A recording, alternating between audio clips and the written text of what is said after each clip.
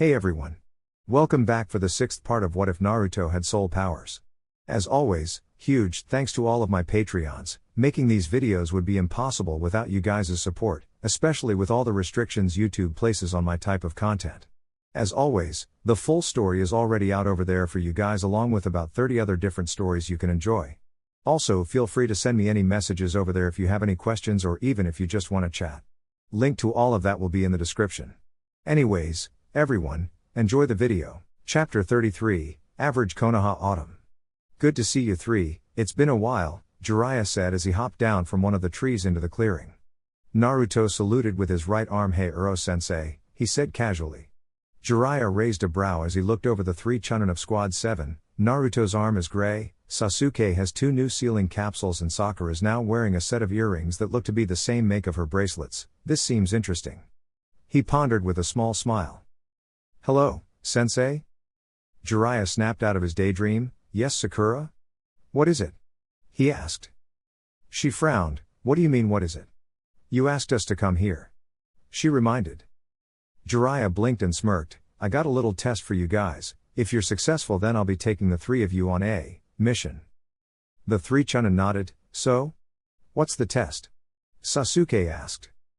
Jiraiya smirked. Fight me one-on-one. I want to see the strength of you guys. No rules, just no killing strikes. Although if you set me up in a spot I would have died, you win. Same for me, who wants to go first? He said with as his smirk turned to a grin.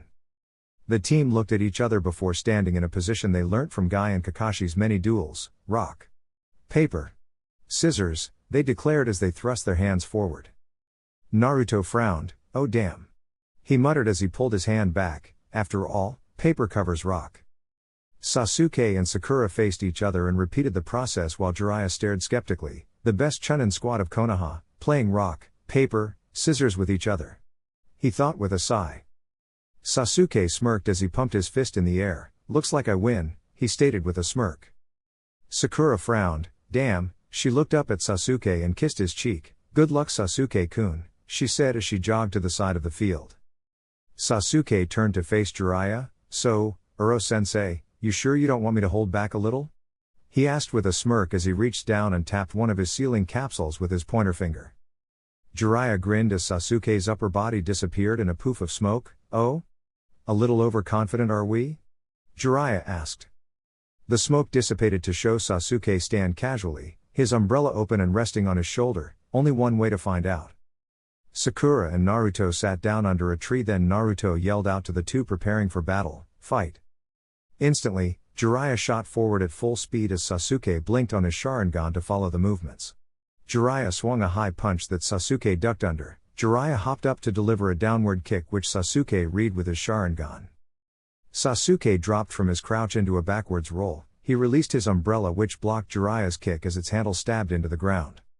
From Jiraiya's vantage point, he couldn't see that Sasuke had moved from under the umbrella, so he was surprised when Sasuke was suddenly leaping over it and towards him. Sasuke's initial kick was blocked by Jiraiya's forearm and the two entered a bout of taijutsu, Sasuke balancing on top of his umbrella as he tilted it back and forth to block and dodge Jiraiya's strikes. Jiraiya was having fun for the first time in a long while. Sasuke. You're actually keeping up, Jiraiya said with a laugh before doubling his speed. Sasuke's Sharingan began to spin as he read Jiraiya's movements. He was now unable to dodge most of the attacks, but his blocking and deflecting still managed to hold off Jiraiya from getting any direct hits in. Sasuke was using almost all of his concentration to just fend off the Sannin, but he still managed to send small suggestions to Jiraiya's mind with his Sharingan.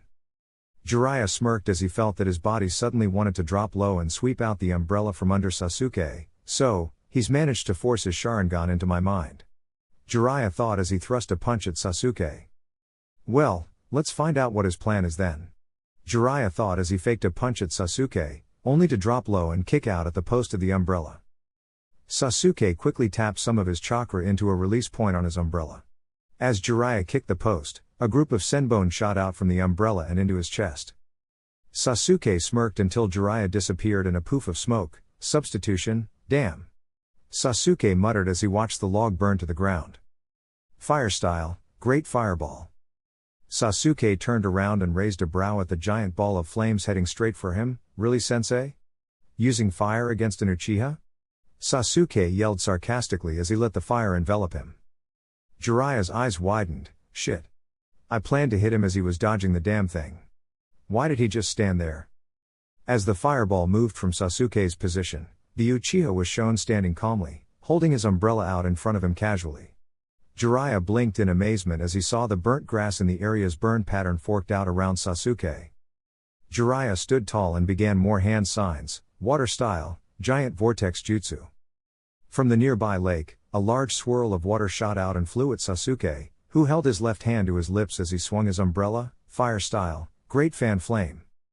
Even though Sasuke used minimal chakra for his fire jutsu, the wind jutsu from his umbrella turned it into a small white-hot tornado which made Jiraiya's jutsu evaporate on impact.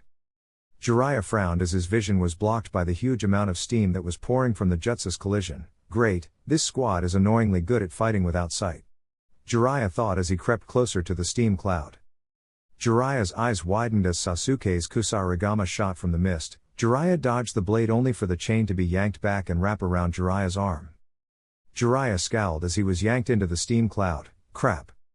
Jiraiya ripped his way free of the chain and span around on guard. Now where would I be attacking from? He muttered. Jiraiya smirked and felt the ground with his earth chakra. He felt someone approaching from behind him. Too easy. He thought as he turned with a Rasengan in his hand. Sasuke dove at Jiraiya head first and connected with the Rasengan. Jiraiya's eyes widened as Sasuke burst into flames. Jiraiya quickly focused on putting the flames on his body out. Finishing that, Jiraiya began to turn only to once again have his upper body wrapped in chains. How did he do this without me feeling him through the earth? Jiraiya thought. Sasuke sped around Jiraiya, wrapping the man in chains even further before stopping in front of Jiraiya, who stared in shock at Sasuke's hoverboard. What the hell? He asked in confusion. Sasuke smirked as chakra pulsed through his weapon, sealing art, chakra absorption. Jiraiya tried to use a substitution, but to his shock, nothing happened. Shit, Jiraiya yelled as he stared at Sasuke, who was holding the tiger seal with a smirk. Jiraiya frowned. All right, you won, Sasuke. Good work, he said as Sasuke suddenly dropped his stance while the steam was beginning to clear. How'd you do that? Jiraiya asked. Sasuke smirked. I have 5 propulsion seals and 2 anti-gravity seals scoured into my board. My personal fusion seals are keeping them together and balanced. Sasuke explained as he shook his chain once, letting Jiraiya free. Jiraiya sighed and turned to face Sakura and Naruto. Alright, Sasuke won his. Who's next? He asked. Sasuke boarded over to his teammates as they finished another round of rock, paper, scissors. I win, Naruto declared as he shot to his feet. Jiraiya sighed. Damn, this may hurt. Jiraiya thought as he walked over to the center of the training field. Naruto grinned as he landed. So sensei, any rules? Jiraiya smirked and began talking before Naruto could change his mind. No actual jutsu allowed from you. Only channeling chakra or chakra control and input. Naruto frowned before his eyes sparkled. Can I use elemental manipulation? Jiraiya shrugged. Sure, but no jutsu. Jiraiya ordered. Naruto nodded. He. Good thing sensei doesn't understand most of my techniques or manipulation itself. He thought as he took a low defensive stance. Sakura yelled out from the sidelines, fight. Seeing that Naruto had taken a defensive stance, Jiraiya attacked first with a straight punch. Naruto smirked as his sight enhancement seal glowed. Universe. Jiraiya suddenly stopped his charge and dove to the side as Naruto's fist impacted the ground where he stood. What the hell, Naruto? I said no jutsu, Jiraiya yelled as he rolled to his feet. Naruto stood in the center of his small crater. Uro-sensei, that was just a punch with a little extra chakra, Naruto said with a smirk as he created a Rasengan, using only one hand, and this is just chakra manipulation. Jiraiya returned the smirk. Yeah, I get it, Jiraiya said as he took a defensive stance. Congrats on finally learning it properly. Naruto's smirk grew as his arm began to turn gray. Rasengan, Naruto yelled as his arm stretched forward just as Jugo's could. Jiraiya's eyes widened at the lengthened appendage. He used a substitution to dodge the attack. Naruto frowned as the log was obliterated. Hey Uro-sensei. You said no jutsu, Naruto yelled. Jiraiya stepped out from the tree line holding a tiger seal. Yeah. No jutsu for you. Jiraiya reiterated with a grin as he spat a fireball at Naruto. Channeling wind chakra to the tubing in his legs, Naruto shot into the air over the fireball before whipping out a giant shuriken in each hand. He spun as he sent wind chakra into them. Come on. I can mimic the upgrade blade. He thought in self-encouragement as the blades began to glow green. Naruto pitched the blades at Jiraiya, who spat 2 mud balls at the blades in response. The wind upgrade on one blade was broken upon impact, but the second shuriken flew strong, cutting right through the mud ball and closing in on Jiraiya. Jiraiya kicked the ground, earth style, earth shore return.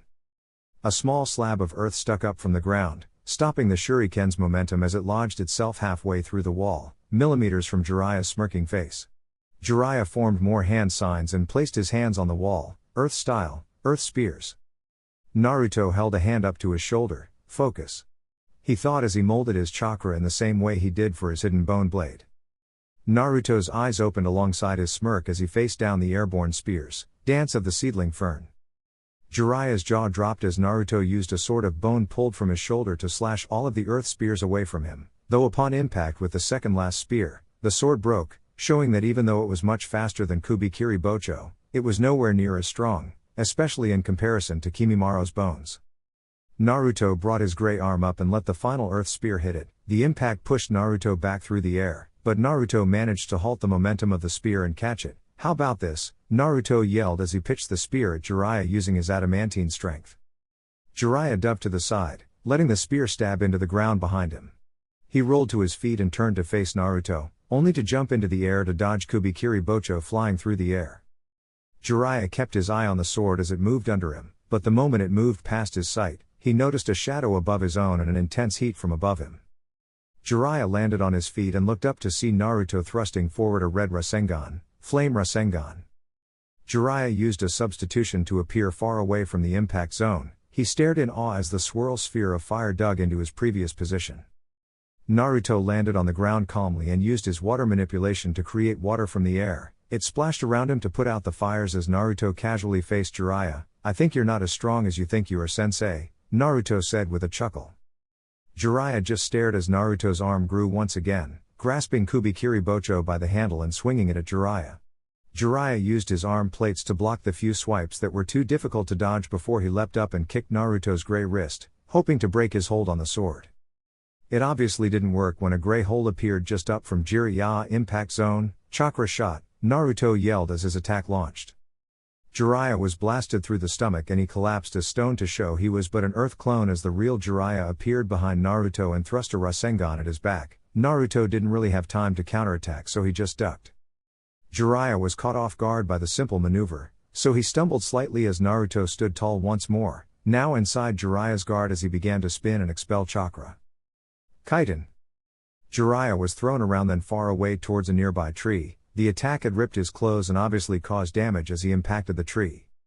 Naruto stared with a frown as Jiraiya got up and earth chunks began to fall from him. Jiraiya smirked as he explained, earth style, stone essence, he said casually as he whipped out a kunai and ran at Naruto.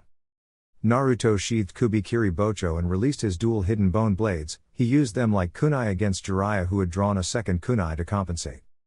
The duel was going well for Naruto, who was using his lack of height to force Jiraiya to have to bend further to defend from the strikes.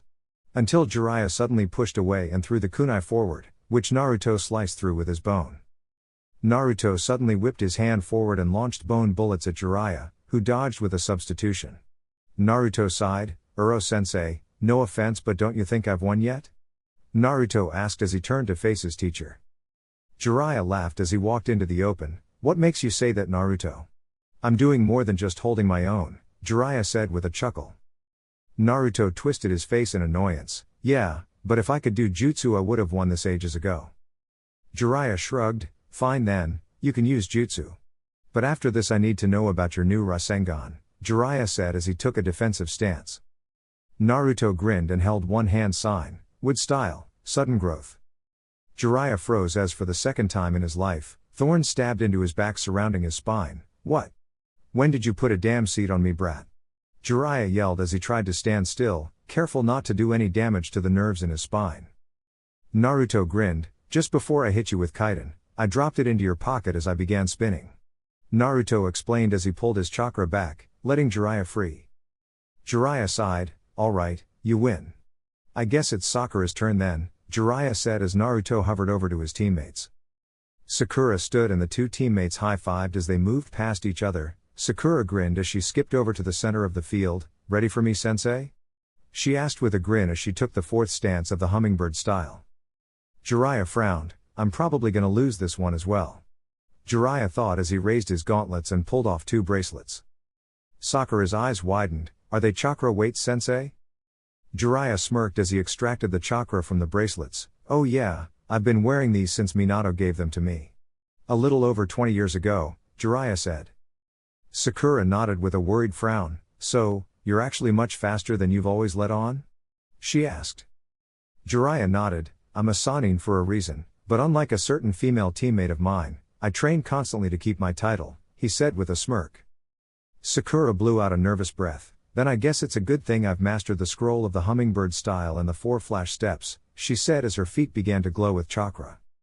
Jiraiya twitched. Well, this'll be interesting, he said before standing defensively. Once again Naruto shouted, go!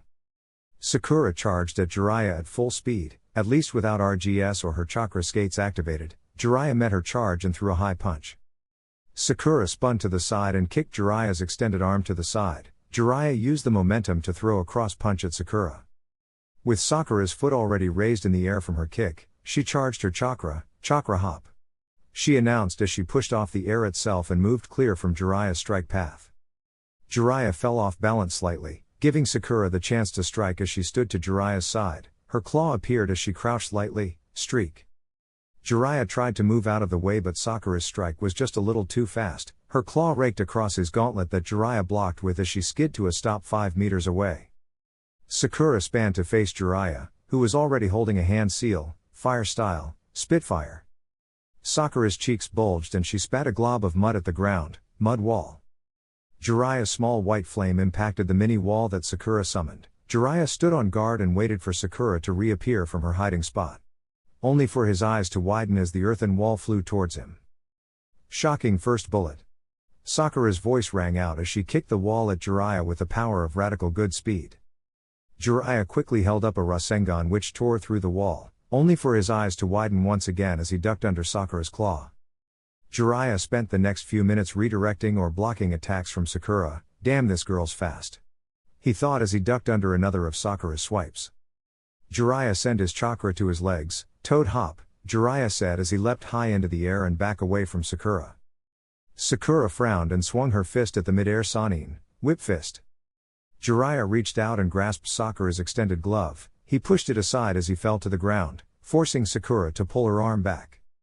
Jiraiya stood across from Sakura. He was panting heavily as he analyzed her stance. She's much faster than I thought she'd be, he thought. Jiraiya took a deep breath while forming hand signs. How about her defense? Toad art, toad oil bullet.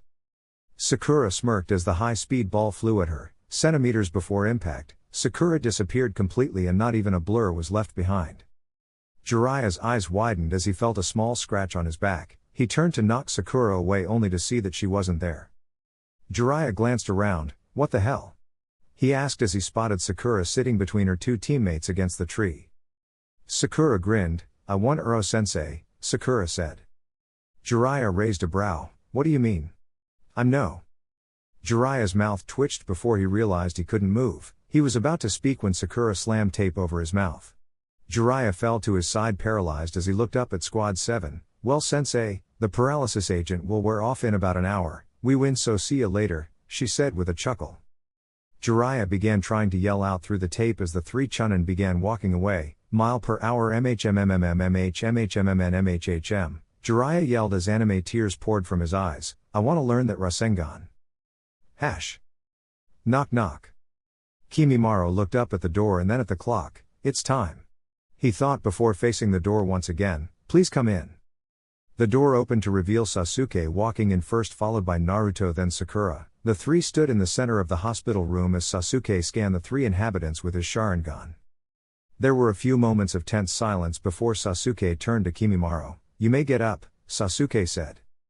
Bones grew from Kimimaro's wrist and shattered the handcuffs. He stood to his feet and bowed, greatly confusing Tayuya and Jirobo, who Kimimaro had told to be quiet unless addressed first. Kimimaro, I know you've made your decision and I thank you. Did you explain what's happening to your teammates? Sasuke asked. Kimimaro nodded and stood in a basic martial stance, causing Sasuke to sigh. Come on Kimimaro, you're one of us now, you can talk freely. Tayuya and Jirobo stared at Kimimaro in shock as he began talking. I apologize Sasuke-sama, but Gaara-san explained that until I leave this room I am nothing more than another prisoner. Kimimaro explained with usual blank expression. Sasuke pinched his nose. Don't call me Sama. He muttered as he walked over and sat down on the chair next to Jirobo's bed as Sakura came over and stood on the orange-haired teen's other side, making him look back and forth between them nervously. He scowled at the two looming over him. What the hell do you want, Leaf? He growled, trying to seem tough though he knew it was less than pointless. Sakura made two hand seals and they began to glow green as she ran them past the stump which was now Jirobo's arm. Well, I managed to make a clean slash, so we might be able to get him one of those puppet prosthetics, Sakura said before leaning back and looking at Jirobo's face with a rueful smile. No hard feelings, right? He looked at her as if she suddenly grew a second head. What the fuck are you talking about? From the other side of the room, Tayuya muttered, a lady shouldn't use such foul language, she mocked. Jirobo's glare was interrupted by Naruto's own. Don't look at her like that. He ordered as his eyes flashed red. Jirobo looked down from Naruto's glare as Sakura began talking. Well, I guess I should start with the offer. Now having grasped Tayuya's and Jirobo's attention successfully, Sakura began with the offer Tsunade had offered Kimimaro. Firstly, we would like to give you both something of trust. Would you let us do that? She asked with a smile. Jirobo glanced at Kimimaro while Tayuya asked the obvious. What did you say to this, Kimimaro? She asked with a nervous frown. Kimimaro smiled softly as Tayuya showed the side of her which got her a place among the sound five. I agreed, and I do believe your earlier analysis upon of these seals of ours were correct. Jirobo raised a brow in question while Tayuya smirked. What analysis? What are you guys talking about? He asked. Tayuya glanced at Jirobo. You wouldn't get it, fat ass. Basically the seal construct used for our curse seals hold at least 2 constructs more than what Orochimaru said they do. She summarized with a pout. I could never get a good look at M because the only one whose curse seal was visible is Kimimaro. And Orochimaru didn't let me near anyone else except Ken. She muttered. Sasuke raised a brow. You know about the seal? Tayuya scoffed. Of course I do. Uzumaki are seal users by blood.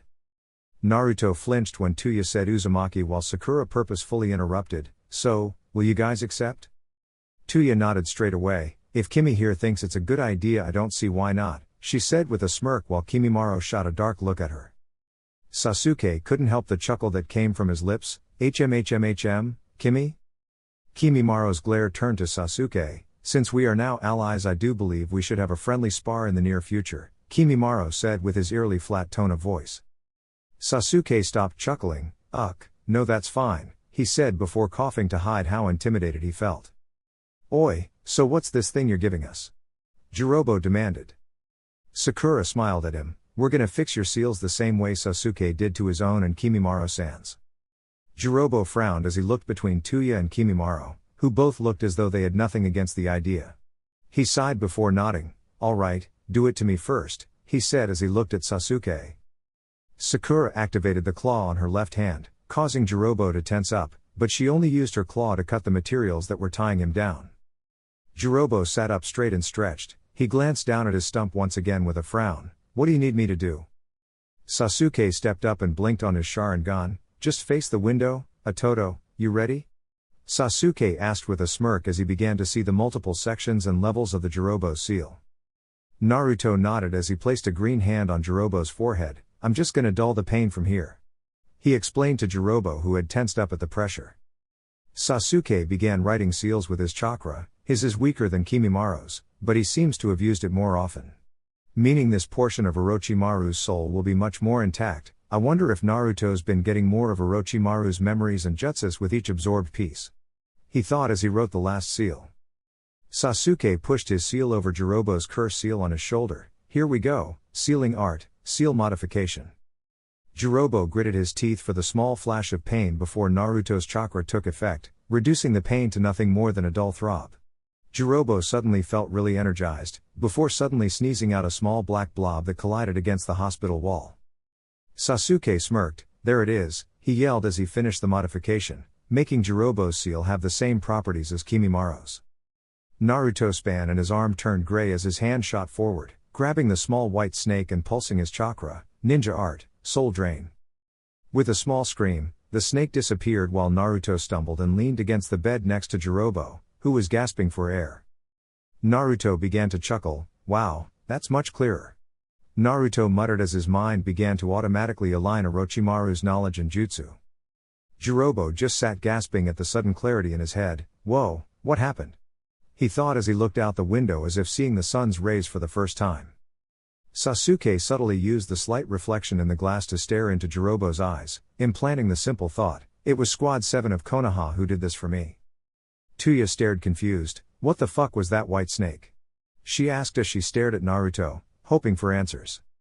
Naruto looked at her and she gasped at the piercing look he gave her. It was in no way threatening, it just felt to her as though he was trying to see everything about her. Sasuke stepped up to Tayuya as Sakura cut her restraints. It was a portion of Orochimaru's soul. He explained calmly as Sakura helped Tayuya sit straight. Tayuya was stuck in her thoughts between the soul piece and Naruto's gaze as Sasuke began his jutsu, sealing art, seal modification. She was about to scream in pain when Naruto appeared in front of her, holding her hand with one of his and covering the pain with his medical chakra from the hand on her forehead. Tayuya stared in silence at Naruto's obviously worried eyes as he stared right back. After a few moments Tayuya began to feel a glob rush up her throat. Naruto ducked to the side and moved his hand from her forehead to the snake in a lightning-fast maneuver. Naruto kept eye contact with her as he crushed the snake in his hand while absorbing it. Ninja art, soul drain.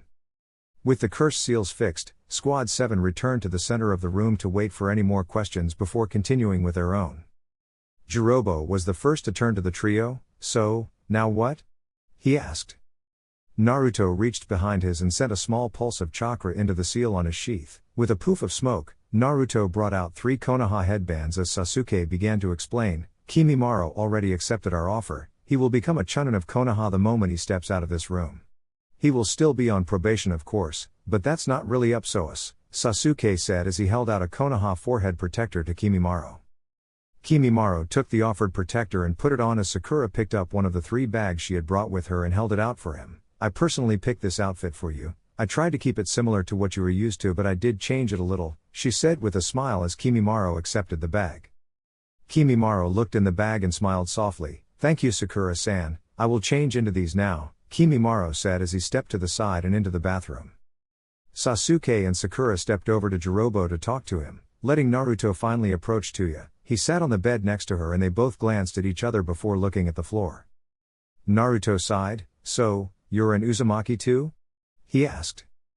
Tayuya's eyes widened and her head snapped to face Naruto. "He really is an Uzumaki?" she thought as Naruto sighed again and finished talking. "Well, my name's Naruto Uzumaki. I inherited my name from my mother, Kushina Uzumaki. She was a survivor of the Whirlpool Massacre and previous host of the QB," he said before turning to match Tayuya's glance. "What's your story Tayuya?" Tayuya swallowed nervously before speaking. "I'm Tayuya Uzumaki. I got my name from my biological father, Tayakushi Uzumaki. He came to the Hidden Sound to try and save his best friend's sister, Kumiko Uzumaki. She was apparently captured and taken to the Sound." She trailed off in thought before returning to the matter at hand. "He traded his life for her freedom. Hoping that someday she'd find her family." Tayuya was crying lightly as she remembered the pain her father must have gone through, but on the day of the trade, they killed her and took him prisoner, trying to force him to create more Uzumaki offspring. Naruto stared, imagining the ramifications of her words with horror. "They, the Sound, you mean they?" He trailed off, unable to say the words.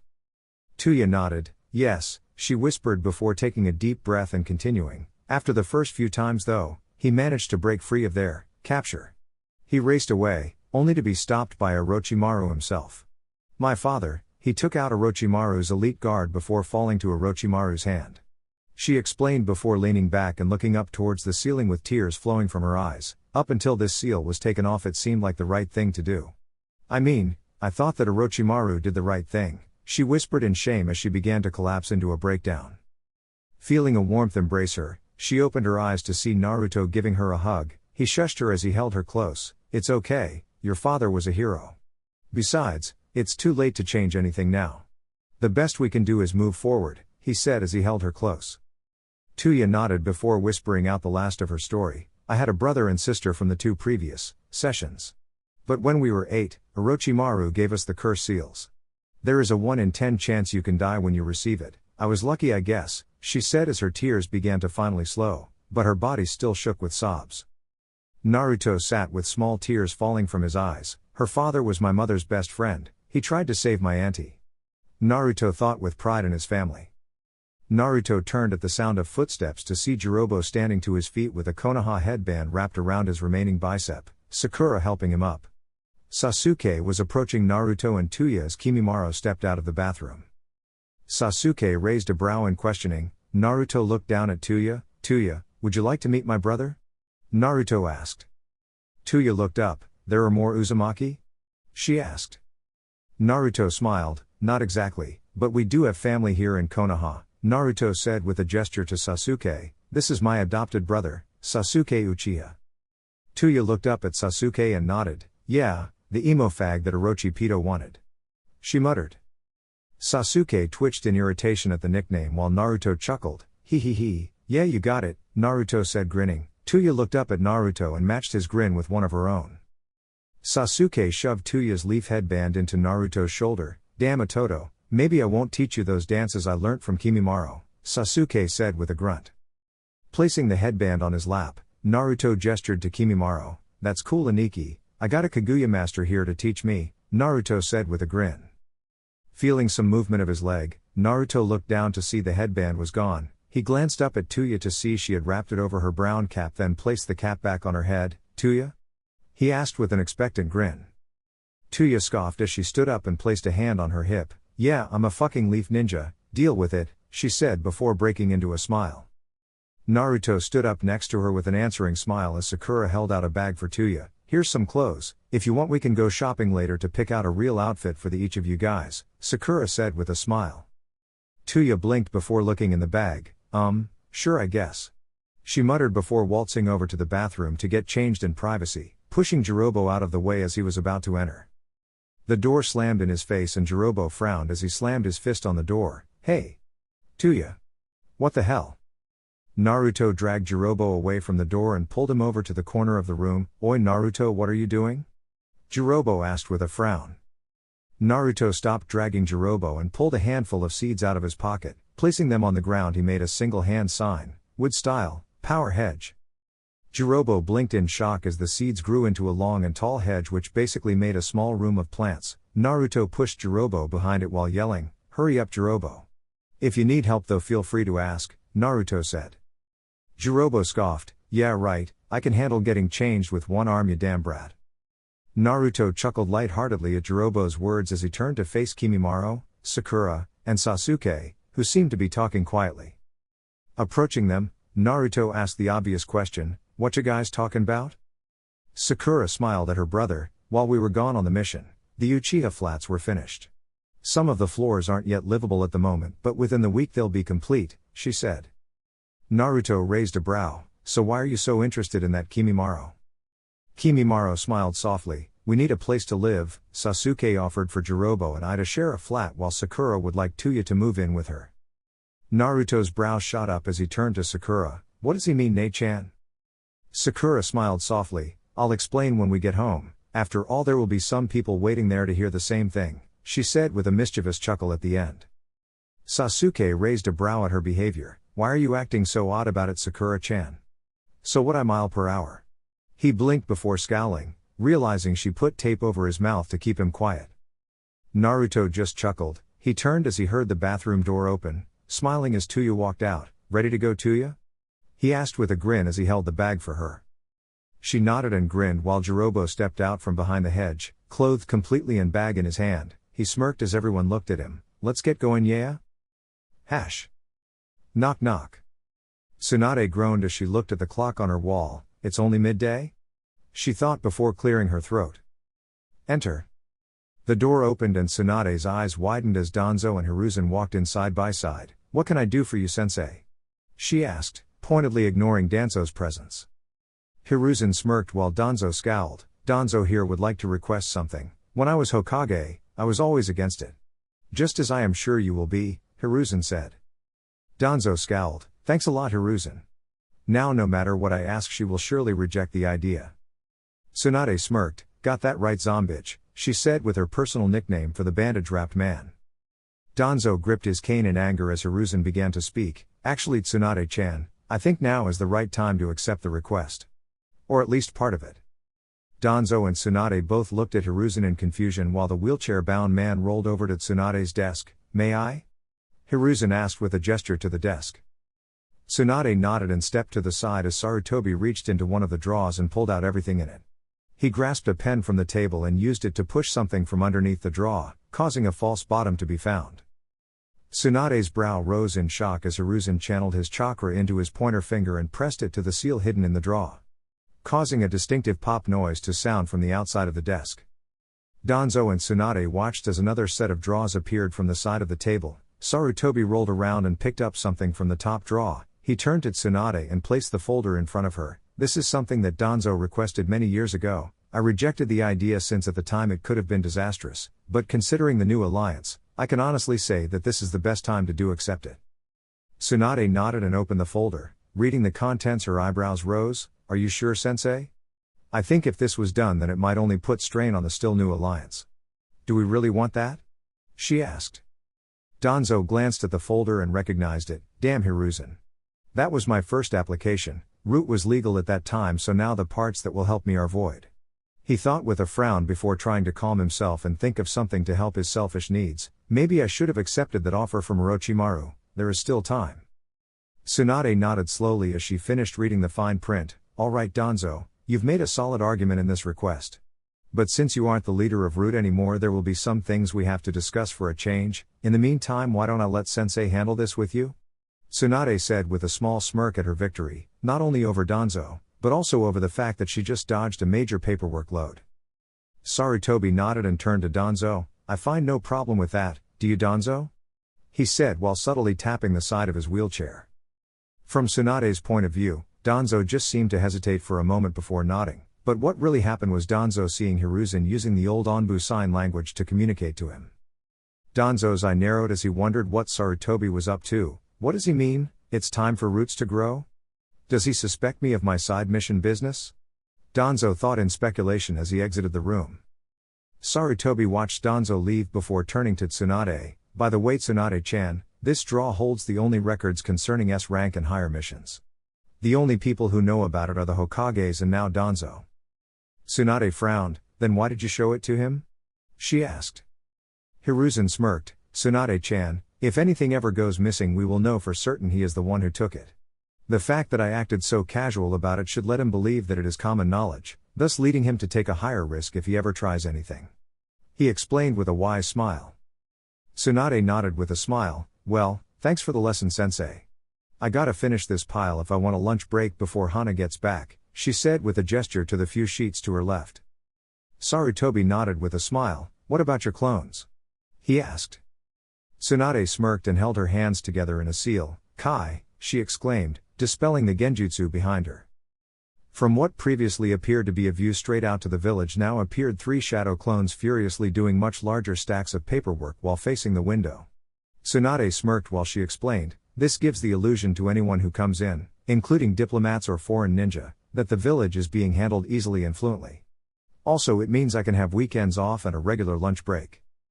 Hiruzen openly laughed at her reasoning as she reactivated the genjutsu. Well, have fun with that Tsunade-chan, I have some missions to assign, he said with a chuckle as he exited the room.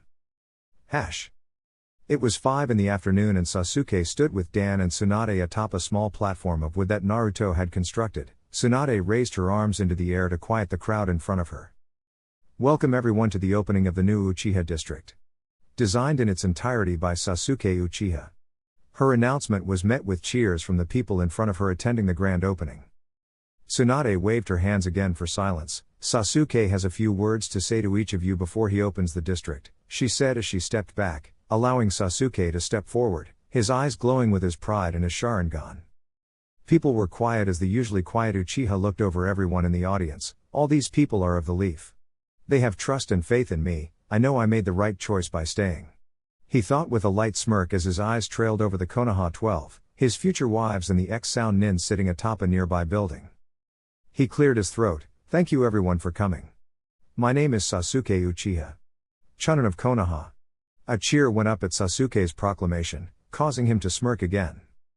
As a Konoha resident, I personally went through some hardships in life that no person should ever have to experience.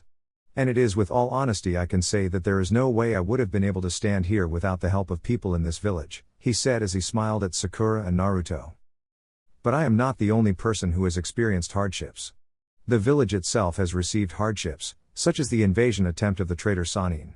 He was met with yells about how bad Orochimaru was. We have come out of the shinobi wars as victor. He was met with cheers again, and I can honestly proclaim that Konoha has seen suffering and has come out on top. Cheers grew louder and louder with each sentence until Sasuke went oddly quiet. Then why is it that I still see people suffering? Sasuke yelled. The crowd went quiet at his sudden change in theme, but Sasuke didn't let that deter him. While I was looked after as the last Uchiha, everyone had their eyes on me as if I was some kind of gift to the world. I had gotten used to the stares, but eventually I learned to see past them. While everyone looked towards me, I noticed the few who didn't. The few who couldn't. Was I the only person to see the homeless be treated like they didn't exist? Was I the only person to look at a child being beaten and see it for what it really is? He yelled as he looked towards Naruto. I saw things that people would sooner die than witness. I witnessed as a person did the impossible. So why couldn't the people who looked for hope, instead share their hope with those around them? Those that needed help? Sasuke raised his arms. That is what I've tried to mold the new Uchiha district to resemble. We Uchiha are the fan that gives power to the will of fire. But right now there is only one of me. I need the help of the village to give life to those who need it. To share hope with those without it. To fight by those who'll accept it. Sasuke paused as he took deep gulps of breath. Just like my new family did for me. Everyone was stunned into silence with Sasuke's speech. Sasuke held a hand up towards Sakura and Naruto. Atoto, Sakura-chan. Please come down. He asked with a soft smile on his face. Naruto stared in shock as everyone's eyes turned to him and Sakura. She grabbed his hand and pulled him to the edge of the building they stood on. Then the two jumped together to land beside Sasuke, who turned to the crowd again. My Sakura was the first woman in my life to remind me of how it is to feel again. I had become all but numb to the world until Squad 7 came together as one, he said as he grasped Sakura's hand, causing her to blush heavily as the crowd awed. Sasuke then turned to Naruto and held out his hand in welcome. Naruto Uzumaki. My brother. Has the strongest will of fire in existence, he said as he waved Naruto closer. If there is anyone in Konoha who has experienced the meaning of the words pain, loss, confidence, power and justice, it is him. Finally, Sasuke stood with a hand on Naruto's shoulder and his other firmly holding Sakura's hand as well. He lifted his head to the crowd and let a true smile show. With their help I have found my path in life. I have found my will of fire. This is why I urge you to reach out to your fellow villagers. You can save them just as they have saved me. My family and I will rise with the fire. We will help the village prosper. We will bring the nations together. We are Konoha. At the end of Sasuke's speech, the whole crowd broke into loud cheers. Ko no ha. Ko no ha. Sasuke turned away from the crowd with a smirk to Naruto as he wrapped his arm around Sakura. How was that?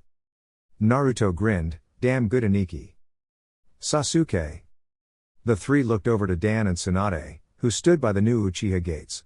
Dan held up an oversized pair of scissors as Tsunade gestured to a big red ribbon. It's all yours, Dan said with a grin. Sasuke walked over and grabbed the scissors. He cut through the ribbon and the crowd cheered loudly as Tsunade stepped forward once again. Sasuke and those he has already selected will enter with him first. In half an hour he has said the district will be open to the public. Especially the new market area. Her announcement was met with cheers as she followed Sasuke and the group into the district. The gate was closed behind the group and Sasuke blew out a deep breath as he turned to face the group he had brought with him for first entrances. Alright, first let's get everyone to their houses and establishments. Then I'll give a tour of the more important spots. But remember, for those of you aren't going to work after, meet us back here in half an hour, Sasuke said with a smirk. Naruto hovered into the air and began flying down the road. This way, he yelled behind him as everyone began to follow. Arriving at the back of the district, everyone got a good view of the Uchiha flats. From a distance, you couldn't notice the flats unless you knew they were there in the first place. They were a matching color to the wall of the village and had 30 stories, with the roof being in line with the wall of the village. Sasuke waved forward the small group of people who will be moving in before he starts leasing houses. Okay, Kakashi-sensei and Anko. You get the one that you requested, it's exactly where it was in the plan sensei, so I'm sure you'll find it, Sasuke said as he gave a set of keys to Kakashi. Kakashi gave an eye smile as Anko latched onto his arm with a huge grin. We won't hold you up, thank you Sasuke, he said before they disappeared in a poof of smoke. Jirobo and Kimimaro stepped up next. Is this the place we'll be staying, Sasuke-sama? Kimimaro asked. Sasuke sighed, stop it with the sama thing. You guys will be on the second from the top floor, room number 2. That's the window right there that leads into the lounge room, he said while pointing to a window on the eastern side of the building. The window is unlocked if you'd prefer that entrance, he said as he placed the set of keys in Kimimaro's hand. The two bowed before running up the side of the building, Kimimaro opening the window so they could climb in. Sasuke smiled as he turned to the next duo. I must say I'm glad you accepted my invite, he said as he dropped the keys. They landed in Tuchi's hand and he smiled. Why wouldn't I accept? It's a great deal, come on Ayame, Tuchi said as he walked over to the main door of the complex. Ayame kissed Sasuke full on the lips. Thanks Sasuke-kun. We'll be working at the new noodle hut in 10 minutes. We just gotta set these things down, Ayame said as she held up the storage scroll that Sasuke made especially for her. Sasuke smiled and stole one more kiss before she walked after her father. He then turned and gave the last set of keys. You get the best one, top floor number 1, he said as he passed the keys to Dan. Dan grinned, really? Tenten-chan and I get one of the 4 penthouse suites? He asked. Sasuke nodded. Hey, you're the acting head until I take up the mantle, you deserve a good place to stay. Tenten nodded, thanks Sasuke. We'll be at the new weapons store as soon as possible, she said before running up to Naruto and giving him a big wet kiss on the lips. This made a lot of people look away with a blush on their face, except for a certain two. Hinata who was blushing bright red but smiling, and Tayuya who was staring wide-eyed. Tenten finally pulled back and laughed at Naruto's dumbstruck expression before running after her uncle. Sasuke coughed lightly, bringing everyone's attention back to him. Right, so now the main houses, Sasuke said as he ninja ran towards the old district. Coming to a stop, everyone noticed there was a strip of 10 houses that were the originals from before the renovation. Sasuke began talking. Alright, these are the largest family houses from the original district. I have kept these so that we may live in them. In this house, he gestured to the first house, will live Paikon, Gaara, Naruto and I, while in this house, he gestured to the house across the road from the first, will live Sakura, Kin, Hinata, and Tayuya. Any questions? Naruto raised his hand. Yeah, when was this done? 'Cause I didn't notice this big of a change. Hinata patted Naruto's shoulder comfortingly. You were gone on a 4-day mission. Most of it was already done before then, but all the final touches were done while you were saving Sasuke. She explained with a smile. Sasuke smirked at Naruto's facial expression. Do you guys want to go in and set the last of your things down? I paid for a D-rank mission for the majority of the stuff to be moved, so now it's only the things you have on you. Quickly, the 7 people Sasuke had pointed out went inside while Sasuke turned to the last people, Tsunade, Jiraiya, and Hiruzen. The shopping district will be equaling approximately 3/4 of the village's main market center's finance on the average month. Thus financing the homeless shelter for generations to come. Sasuke explained as the 4 of them stood at the back of the district and pointed out to the shops. Jiraiya coughed, grasping Sasuke's attention. So what about the shrines, training grounds and the shelter I've been hearing about? Sasuke smirked, and he leapt up to the top of the new lookout tower in the Uchiha district, which could see from wall to wall of the village. Jiraiya and Tsunade grabbed opposite arms of Sarutobi's chair and jumped up behind him, landing safely as Sasuke began pointing out the subject points. The shrines are in the same places they always were, but now they're also suited as a tourist attraction. The training grounds are to the right of the district, and between the shopping district and the grounds is the homeless shelter, Sasuke said whilst the 4 looked around. Hiruzen nodded with a smile. Sasuke, if you ever retire from being a ninja, I would like to hire you for architectural design. Sasuke smirked at the praise before leaping back to the ground, the 3 others following after him. Everyone should be in place by now, and the other shopkeepers and workers are already prepared for tonight's business. Let's head back to the gates, okay Sasuke? Tsunade said with a smile as she placed a comforting hand on the boy's shoulder. Sasuke smiled and nodded. Yeah, let's go. Naruto opened the door and the 3 boys nodded appreciatively at the large size downstairs. Paikon chucked his bag at the bottom of the stairs and looked around as Naruto and Gaara did the same. this is pretty cool. In a single space is the entire living area, he said as he turned in a circle. Naruto sat down on one of the couches and stretched. Man, this is comfy, he explained before yawning. Gaara smiled softly and opened the back door. He looked out over the yard and noticed that this was the house that led directly to the lake. He raised an arm and some of the sand surrounding the lake moved in response. Sasuke really thought of everything, Gaara thought. Hearing a crash inside, Gaara turned around and looked into the house only to sigh. He walked in past Naruto, who was staring at Paikon in shock. What the hell, Paikon? Naruto yelled out. Paikon lay under the fridge, barely holding it off of him. Help, he gasped. Naruto sighed as he easily put the fridge back into place using one hand. What the hell were you doing? He asked. Paikon stood up and smiled sheepishly. Well, I thought I saw a spider, he muttered under his breath. Naruto stared at Paikon incredulously while Gaara just blinked. Paikon, that explains nothing, Gaara said with a frown. Naruto sighed and pinched the bridge of his nose. Paikon, just shut up and let's get going. It's probably time anyway, Naruto said as he walked out the door, Gaara and Paikon with him. Whoa, this place is a fucking palace, Tayuya said as she walked around the large downstairs area, which was a reflection of the boys' house. Hinata flushed bright red. Tayuya-chan, don't you think that's a little, inappropriate? She squeaked out. Tayuya raised a brow. What are you, part mouse? Kin placed a hand on either girl's shoulders. Sorry Hinata, but this is just the way Tayuya has learnt to live. Tayuya-chan, try to tone it down, Kin said with a smile before carrying her small bag filled with sealing scrolls up to her room. Sakura smiled. Want me to take yours up too? She asked, although she already had picked up both Hinata's and Tayuya's bags. Hinata shook her head. No thank you Sakura-chan, I can do it, Hinata said, trying to help out. Sakura was already walking up the stairs. Nah, just relax down there you two, get to know each other, I got this. Sakura and Kin disappeared up the stairs and Hinata felt very awkward around Tayuya, who obviously didn't notice. Hey Hinata, was it? Why don't we talk or some shit? Tayuya said as she dragged the other girl over to one of the couches. Hinata blushed at Tayuya, swearing, what about? The two sat on the couch and Hinata picked up on Tayuya's sudden change in posture. In fact, even her mannerisms have changed. Was that an act before? Hinata thought. Tayuya sighed and leant back. So, Hinata Hyuga. She started, catching Hinata's attention. Yes? Well, Naruto-kun said that I could really trust you, and well that if I should talk to anyone about stuff, it should be you, Tayuya said nervously before growling at herself. Fuck's sake, why is this so damn hard? Hinata blushed again at Tayuya's language, before realizing that Tayuya was trying to be open with her. Oh of course Tayuya-chan, you can talk to me about anything, Hinata said with an angelic smile. Tayuya smiled softly, if not uncomfortably. Yeah, thanks, maybe we can try again next time, Tayuya said as she stood to her feet, back in her tough bravado. Hinata blinked at the sudden change. Okay then? She asked. Tayuya grinned. Good, she yelled as she pulled Hinata to her feet, then began dragging the girl to the front door by the hand. Tayuya stopped by the bottom of the stairs. Oi bitches.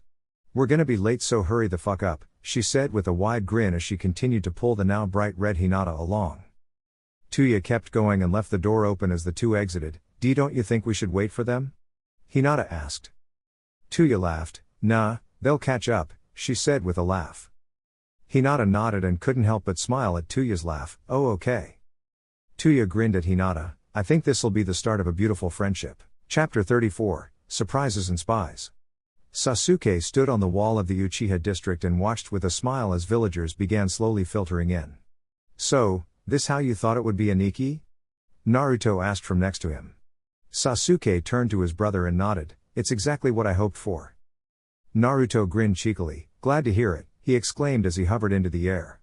Sasuke smirked and threw a sealing capsule to the ground. In a poof of smoke, Sasuke appeared standing on his hoverboard. Then let's go, we got ladies to look after, he said as he and Naruto traveled through the air towards the inner wall. You know, I'm pretty sure Naruto-kun didn't want me to come with you guys, Tayuya said with a frown as Tenten dragged her and Hinata around the outer area of the food stalls. Hinata just smiled as Tenten suddenly ran up to one of the stalls. Even if he didn't plan for you to come, he'd be happy you're here with us, Hinata said softly as Tenten reappeared. Guys. I got Dengo, Tenten said as she held out a handful of sticks to each of them. Tayuya blinked in shock at Tenten's exuberance. Thanks Buns, she said as she grasped her share. Tenten raised a brow. Buns? She asked. Tayuya raised her hand and poked one of Tenten's hair. Buns? Yeah, buns. Tenten blinked a moment before shrugging. I can get used to that, she agreed before munching on her dengo. Hinata smiled. That was lucky, I thought they might get into a fight or something. She thought before taking a small bite from her dengo. Naruto-kun said he'll find us wherever we are, so what do you girls want to do? Tayuya smirked at Hinata's timidness. What's wrong, princess? Hinata blushed. I'm not a pea princess, she said looking down at her feet. Hinata gasped as she suddenly felt someone wrap an arm over her shoulders. She looked up to see Naruto moments before he gave her a kiss. Pulling away, he grinned. You're my princess, Naruto said before giving her another kiss on the head. Tenten pouted. What about me, Naruto-kun? She asked cutely. Naruto smiled and reached out, resting his hand on the back of Tenten's head. He pulled her close and gave her a slow kiss as well. As Naruto let go of her, she stepped back with a smile on her face, only to land in the arms of another Naruto. Tayuya looked between the two Narutos. The fuck is this? She asked before suddenly feeling a weight on her shoulder as well. Tayuya turned around to come face to face with a third Naruto. Alright, I've been mind-fucked or something, I can't tell the clones apart. The Naruto holding Tenten smirked. Yeah, that's the point. You see, a wood clone is in effect another version of me. So I will spend all of tonight with each of you. Hinata smiled and kissed her Naruto on the cheek. That's sweet of you, Naruto-kun, she said quietly. The Naruto with his arm around Tayuya grinned. So, who wants to do what first? Tenten shrugged before wrapping her Naruto in a hug. I thought you had special plans? She asked. Tenten's Naruto hugged her back. We do, we just wanted to know if there was anything in particular you guys wanted, he said with a smirk. I think I speak for the three of us when I say, surprise me. Hinata said with a smile up at her Naruto. Hinata's Naruto smirked. Good plan, alright, we'll see you all later then. The three Narutos walked away with a girl, escorting them to different nights out. I don't get it, Sakura-chan, why are we waiting here? Kin asked as her and Sakura leaned against the outside of the inner wall. Sakura shrugged as she watched all the civilians run around the new shopping district. This is where Sasuke-kun asked us to meet him, said he had some special plans for us. Kin raised a brow and was about to ask when the two heard a humming noise. They looked up to see Sasuke as he was in mid-air sealing his board back into its capsule. Landing in front of them, he turned and smiled softly. Sorry, I took so long. Are you two ready? He said calmly as he held out his hands. Instantly, the two girls were latched onto an arm each. Yes, Sasuke-kun. They chanted in unison, causing Sasuke to chuckle. Within moments, the happy trio were walking towards the north of the Uchiha district, the two girls happily trusting Sasuke and his plan for the night. A bakery? Hinata asked with a blink of her wide eyes. Naruto grinned. Actually, I've got a set up near the roof of the bakery. I just thought since you like cinnamon rolls so much, we can get them warm from here, Naruto said, taking Hinata's hand and leading her into the busy establishment. One of the working attendants smiled. Naruto-san. Come this way, she said with a large smile. Naruto nodded and escorted Hinata after the attendant, who opened a doorway for them as she began talking. Everything is as you requested, we put you on the higher balcony. Is that okay? Naruto nodded. It's perfect. Thanks a ton, Naruto said with a smile as he pulled Hinata up the stairwell. Hinata smiled seeing Naruto so excited. Who was she, Naruto-kun? Naruto paused in front of a door and smiled at Hinata. She used to live on the southern district, she was in the slums since she had no home. Sasuke and I gave her a home and a job, so she's very happy to work here. He explained. Hinata's eyes widened. That's very kind of you too. Naruto grinned and stepped behind Hinata. He hugged her around the waist and placed his chin on her shoulder. Enough about that, tonight is about us, he said as he reached forward with one hand and opened the door. Hinata gasped as her and Naruto stepped out onto the balcony. It was a comfortably sized setup. A small round table with a white cloth covering it sat in the center of the balcony, and on it a single candle was lit, surrounded by covered dishes. The view from the balcony showed the whole of the Uchiha market district and in the distance the sun making its final descent. Naruto walked Hinata over to a chair and pulled it out for her with a smile. Hina-chan. Hinata blushed with a small smile as she sat in the offered chair. Moments later Naruto was sitting opposite to her and he began lifting the covers off some of the plates. Hinata smiled at the wide assortment of foods, and Naruto-kun, how did you get all of this? Naruto smiled as he began serving food to their plates. A lot of the people that are staying at the shelter were offered jobs and almost everyone said yes. They're happy to have a purpose in life so they feel good to give back. They're exactly the kind of people Sasuke was talking about in his speech. Naruto explained with a grin, also, they kinda feel like they owe us a lot so they've gone out of their way for this. Hinata smiled softly as Naruto passed her a set of chopsticks. This is wonderful Naruto-kun, thank you for this, she said before taking the first bite. Naruto smirked, anything for Hina-chan, he said with a wide grin. Hinata smiled in return, I forgot to ask, how is your new sage training going? Naruto's grin became a smirk as his eyes took a slightly dark look. It's nearly perfect, the snake's memories have made it much easier to get used to, he said. Hinata smirked in a very un-Hinata moment, so, have you mastered the snake tongue technique? She asked with a minor blush. Naruto paused in his eating and blinked in astonishment. I think I've been hanging around Uro-sensei too much. He muttered before shaking his head, trying to get the perverted thoughts to exit his mind. Hinata bit her lip nervously and reached to grasp a cinnamon roll from Naruto's plate. He stared as she brought it to her lips. What were you thinking about? She whispered before she licked the top of the roll. Naruto-kun? She asked as she fluttered her eyelids. Naruto flushed as red as Hinata usually did. Hey, don't act like that, you have no idea what you can do to a guy's imagination, he said as he leaned forward to hide his tent.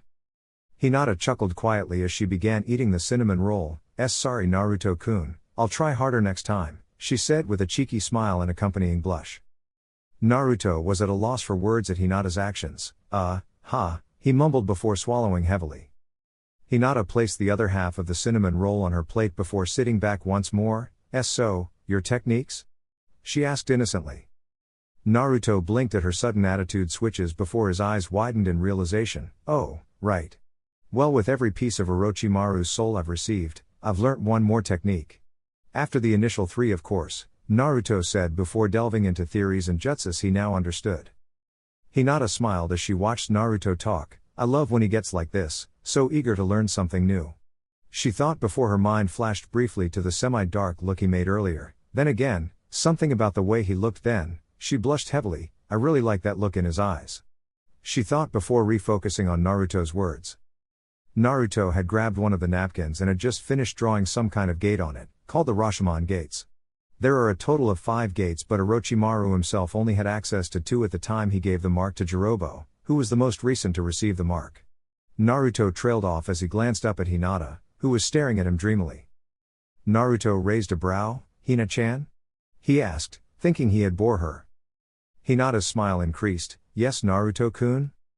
He scratched the back of his head, noticing the odd feeling of not having his sword on him for once. I'm not boring you, am I? Hinata shook her head. And not at all, I am curious about one thing though, she said. Naruto nodded and smiled, ask away. She rested her head on the palm of her hand as she looked at him. It's about the Sea Clan Restoration Act. Since Tayuya is here, does she fall under the act as well? Or is it annulled or something? Naruto sighed, no, the act doesn't affect women of a clan so that they aren't forced into marriages. And since she is a woman the part concerning me is still in effect. Naruto explained, sorry Hinata-chan. Hinata shrugged, please don't apologize, it's not your fault in any way at all. I'm glad that she was saved, Hinata said with a smile before tilting her head curiously. Just how close are you and Tayuya related anyway? Naruto smiled, Tayuya-chan and I talked about that, the father of hers was actually in love with my mother. If he's the person mom mentions in her diary, then they were from opposite branches of the clan. He explained. Hinata blinked in thought. Tayuya-chan? Your mother's diary? She asked. Naruto nodded, didn't I tell you? Her diary was in a containment seal in the back of my dad's journal. Some strange things written in there, Naruto mumbled. Hinata nodded, so, it wouldn't be wrong for Tayuya to like you like Tenten and I do, right? Naruto's eyes widened, Tayuya-chan likes me? He asked. Hinata shook her head, and no, I'm just saying that clans usually do intermarry. We Hyuga do it a lot apparently. Hinata trailed off, nervous of what she was saying. Naruto slowly nodded, I guess I get it, but honestly, I don't know how to go about doing that, he said, unsure of how to phrase what he was thinking. I mean, I'm barely managing to be with 2 women, I don't know what I'd do with a third, he said before rubbing his head, hoping to think of something. Hinata hummed, sorry, I shouldn't have brought it up, she said with a smile before holding Naruto's hand across the table. Let's just focus on us right now, oh okay? Naruto nodded, sure Hina-chan, his eyes lit up, oh, yeah. How has the training with your dad come along? He asked while squeezing her hand. Hinata smiled once more, according to father, I am going a little slower than usual. But I am much more accurate than most. Naruto grinned, that's great. How is he doing anyways? Naruto grinned as Hinata began to talk about her new training. Her father was helping her develop her own style after she had shown him her first original move, Protective 8 trigrams, 64 palms. Tenten blinked and rubbed her eyes, did you put me in a genjutsu? She asked. Naruto grinned, nope. Tenten glanced at him then back towards the restaurant they stood in front of, then how is there an Akamiki barbecue in the Uchiha district? Naruto shrugged, Aniki had some seals to help the Akamiki clan grow stronger. In return all he asked was that they make an agreement with him, he said as he took her hand and the two began to walk towards the restaurant. Tenten raised a brow as Naruto waved to one of the workers, what agreement? Naruto smirked, you know, knowledge on this stuff was traded for knowledge on that. Sasuke gets one of the barbecue franchises and the Akamiki get some stuff in return. The two were being shown to their seats as Tenten frowned, is it possible for you to be more vague? She said sarcastically. Naruto burst into laughter, maybe, he said with a grin. Tenten rolled her eyes while she smiled just as the waiter stopped by a table near the largest window, here's your seat. I'll send someone to come get your order soon, would you like a drink while you wait? He asked. Tenten and Naruto sat opposite each other at the table and she looked out the window with a smile as Naruto ordered, a pot of ginseng tea please, 2 cups? The waiter wrote down the order and nodded before clicking his pen, I'll have that sent over, he said before walking off. Naruto turned to talk to Tenten, but he stopped himself from breaking the silence as he saw her face glowing from the light outside the window. He didn't realize we was caught staring until Tenten nudged his leg under the table, hey Naruto-kun, you in there? She asked playfully. Naruto smiled softly and poked her back with his toe, the two kept their legs entangled as they began to talk. Ten-chan, I got a question I've been meaning to ask you for a while, Naruto said with a smile. Tenten nodded, sure, ask away. The two paused in their chatter as their drinks arrived. Naruto began filling each of their cups as he asked, how did you learn to use pretty much any weapon to near perfection? Tenten pretended to be offended, what do you mean near perfection? Naruto immediately backpedaled, and no I mean, how did you learn to fight with pretty much any weapon you're given? Tenten giggled and picked up a normal knife, she flicked it around in a way which suddenly made it seem very threatening, I'm not sure. Uncle Dan says that my dad had this weird thing too. It's how he met Mum, she ran the Higurashi weapon shop until Dan took over. Tenten explained. Naruto hummed as Tenten set the knife back on the table, do you think you can do it with any weapon? Even one you just got? He asked as his eyes sparkled in mischief. Tenten raised a brow and smiled as Naruto began rub their legs together playfully, it depends really, I can get most ranged weapons straight away. But some close-up weapons take a couple of times to master. Naruto grinned, good to know. He muttered mysteriously before a waitress stepped up to the table. She smiled as she took out a notepad, what can I get you guys? She asked. Tenten was about to order when Naruto placed his hand on the menu, a regular serving of the salted pork belly, and the standard side plate, he said with a wink towards Tenten, and a small serving of the soy beef. Naruto requested as he passed the waitress the menus. The waitress bowed, okay that will be out soon. Call me if you need anything, she said with a gesture to the service button next to the inbuilt stovetop. Naruto smiled as the lady walked away. Tenten turned to him with an inquisitive look, how did you know my favorite was the pork belly? She asked as she took a sip of her drink. Naruto shrugged with a smirk, how did I know your favorite drink was a ginseng tea? He asked, causing Tenten to blink and glance down at her drink. Tenten smiled again, okay. How did you know that? She asked as she placed her drink back on the table. Naruto took a sip from his own drink and played with Tenten's feet again, I know these things Ten-chan. Just trust me when I say something is true or not, he said with a lopsided smile. Tenten pouted cutely and tilted her head to the side. How come I feel like there is more to that than there sounds? She asked. Naruto grinned. Just remember that, alright? He said before leaning back into the cushion of his chair. So Ten-chan, every time we've gone out in the past has either been really short or with Hina-chan, he said before smirking. I'm all yours for the next few hours, so I want to know all about you. Tenten smiled softly and hid behind her cup. Well, what is there to know? She asked. Naruto's smirk held strong. Let's see, what's your favorite color? Tenten smiled and looked at Naruto's eyes, ocean blue. Naruto grinned as he put together her implications, that her favorite color was the color of his eyes. Favorite hobby? Tenten smirked. I thought these were the things that you just knew? She asked playfully. Naruto grinned. Your favorite hobby is sharpening the tools in your uncle's shop, he said. Tenten blinked in shock. How did you? He shrugged. I just know these things, but I like hearing them from you more, he said as he moved his leg up a little higher than before. Tenten blushed lightly, thinking that Naruto was implying something more. Oh really? She gasped. Naruto, not realizing his leg had moved, smirked lowly. Oh yes, Ten-chan, your voice is a melody that little can compete with, he said. I wonder what other sounds your voice can make? He said flirtatiously. Tenten blushed bright red and pulled her leg free of the entanglement, before using it to rub much higher on his inner thigh. Well, we could easily find that out, she said in a sultry voice. After all, ninjas are legally adults, she said. Now it was Naruto's turn to blush as his body started to react to Tenten's words and actions. Ten-chan, he moaned quietly before placing a hand on the leg that Tenten had basically on his lap. You have no idea how much I'd enjoy something like that, but maybe we should wait a few more years until we begin restoring the Uzumaki clan knee? He said as he held Tenten's leg comfortably and lovingly. Tenten blushed, and the look between the two of them was interrupted as the waitress placed their food between them. Is that all for now? The waitress asked. Naruto nodded and glanced at Tenten, who nodded back to him. Yes, that's it for now, thanks. The waitress nodded and left as Naruto flipped the meat onto the barbecue grill. So Ten-chan, how would you like your feast cooked tonight? He said with a toothy grin. Hash. Holy fuck, this is high. Tayuya screamed from her place sitting on Naruto's shoulders. Naruto laughed as he stood in mid-air. He was above the height of the Hokage monument, floating over the center of the village in the near night sky. Do you want to go down, Tayuya?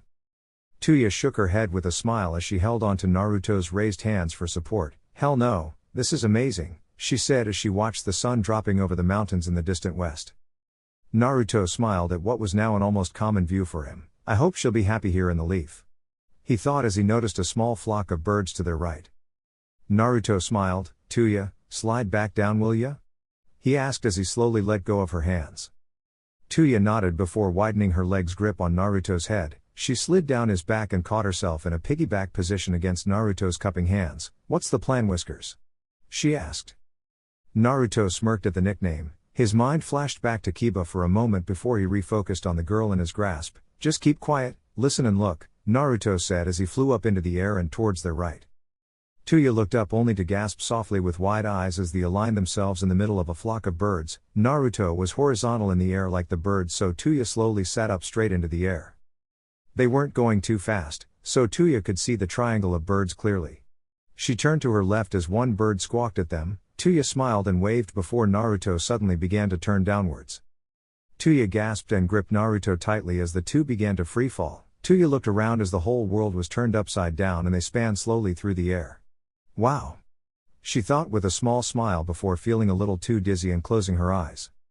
Feeling them balance out again, she opened her eyes to see Naruto looking over his shoulder at her worriedly. Are you okay? I didn't make you sick or anything, did I? He asked. Tayuya shook her head and lessened her grip. Nope, she said, popping her lips on the letter P, just a wave of dizziness. She explained before looking around at their new location. They were in mid-air above a large building with a larger yard. From her point of view, she could see it was a 3 or 4-story building with a basic training grounds and a track field. This is the Konoha Ninja Academy, Naruto explained. This is where I learnt to be a ninja for the leaf, obviously. Tayuya smiled, imagining a tiny Naruto running the track, or training shuriken. Naruto spun in mid-air and began slowly flying forward. Not 20 seconds later, Naruto nodded, indicating a building ahead of them. This was my old apartment. I lived on the top floor. Sandaime Jiji gave it to me so I could always see the Hokage monument through my window, Naruto said while turning in the air so Tayuya could see his old view. Tayuya smiled as the sun's setting rays bounced off the monument, imaging seeing the sunrise over it every morning as Naruto must have many times before. Naruto flew one block before hovering above a small bridge and pointing to a small stand. That's Ichiraku ramen, or at least it used to be, Naruto said with a smile. That was the first place I was accepted for who I am, he said. Tayuya was pulled from her musings of the stand as she heard Naruto's faint words, for who you are? What do you mean? Feeling a sliver of harsh chakra, Naruto turned in mid-air before rising into the air and flying back to the center of the village. He came to a stop and Tayuya was about to ask again when he began talking. I was born on the day of the Kyuubi attack. A lot of the villagers saw me as something to take their anger out on when I was younger, since they thought me to be the reincarnation of the Kyuubi. He explained before sighing, I guess in a way their fears were justified. Tayuya's grip tightened around Naruto's neck as she felt his sadness. Naruto? She asked quietly. He looked up with a rueful smile. I am the Jinchuriki of the Kyuubi no Kitsune, he said simply. Tayuya's eyes widened in shock. You. She trailed off, unable to form a coherent response. Naruto floated in quietness for a second and channeled some chakra into the seal around his eye before continuing. I don't blame them for doing what they did. They were scared, and only wanted the safety of their children, he said with a smile. I probably would have done the same if the situation was reversed. Tayuya's eyes began to soften as Naruto continued his soliloquy, but, I will be taking a more direct route to weeding out the threats of the village, he said with a smirk as he took one hand from holding Tayuya and pointed it towards the distance as his eye seal glowed. I won't hesitate or threaten anyone who tries to harm something precious to me, he said as he shot a wind-upgraded bone bullet into the distance. Tayuya stared with wide eyes at the simple display of power and control as Naruto finished his speech. He stared at the setting sun with red eyes as he could see his bone bullet strike home, straight through the head of a spy sleuthing closer to the village just before an Anbu took the killing blow. I'll just kill them all, he affirmed, watching the corpse bleed out with his enhanced sight. Tayuya sat on Naruto's back in silence for a moment before hugging him as tight as she could from her position. So, that hand of the village thing you were talking about earlier, that's you, isn't it? She asked. Naruto nodded. I am the demonic assassin. People I'm sent to kill will drop dead once I set my sights on them, he declared before looking over his shoulder, making eye contact with Tayuya using his seal glowing red eye. Tayuya merely blinked at the sight before smiling. Well, guess if I'm gonna stick by someone, it may as well be my family eye? She said before hugging him again.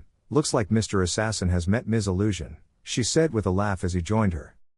After nearly a minute of laughter, Naruto blinked his eyes back to normal and began flying back towards the Uchiha district. Tayuya grinned as they passed through another flock of birds. They soon touched down on the Uchiha lookout tower. Tayuya stood on her own feet for the first time in an hour and was a little wobbly, so Naruto held her hand to steady her. You okay? Tayuya closed her eyes and nodded. Yep, just gimme a moment, she muttered before taking a deep breath. Tayuya had her eyes still closed when she heard the familiar sound of something being summoned. She opened her eyes to see a cobra in front of Naruto, wrapped around a picnic basket. Naruto smiled. Thanks King, he said to the snake, which bowed before leaving in a poof of smoke, leaving the basket behind. Tayuya blinked in confusion. You're a fucking snake summoner too? She asked in shock. Naruto grinned at Tayuya before sitting down, pulling her down with him. Yeah, did you think this tat was just for show? He asked with a laugh. Naruto placed the basket on the floor of the tower's balcony and leant against the main pillar. Have a seat Tayuya-chan, he said as he pat the spot next to him. Tayuya stood with folded arms. How the fuck are you a snake summoner? She demanded.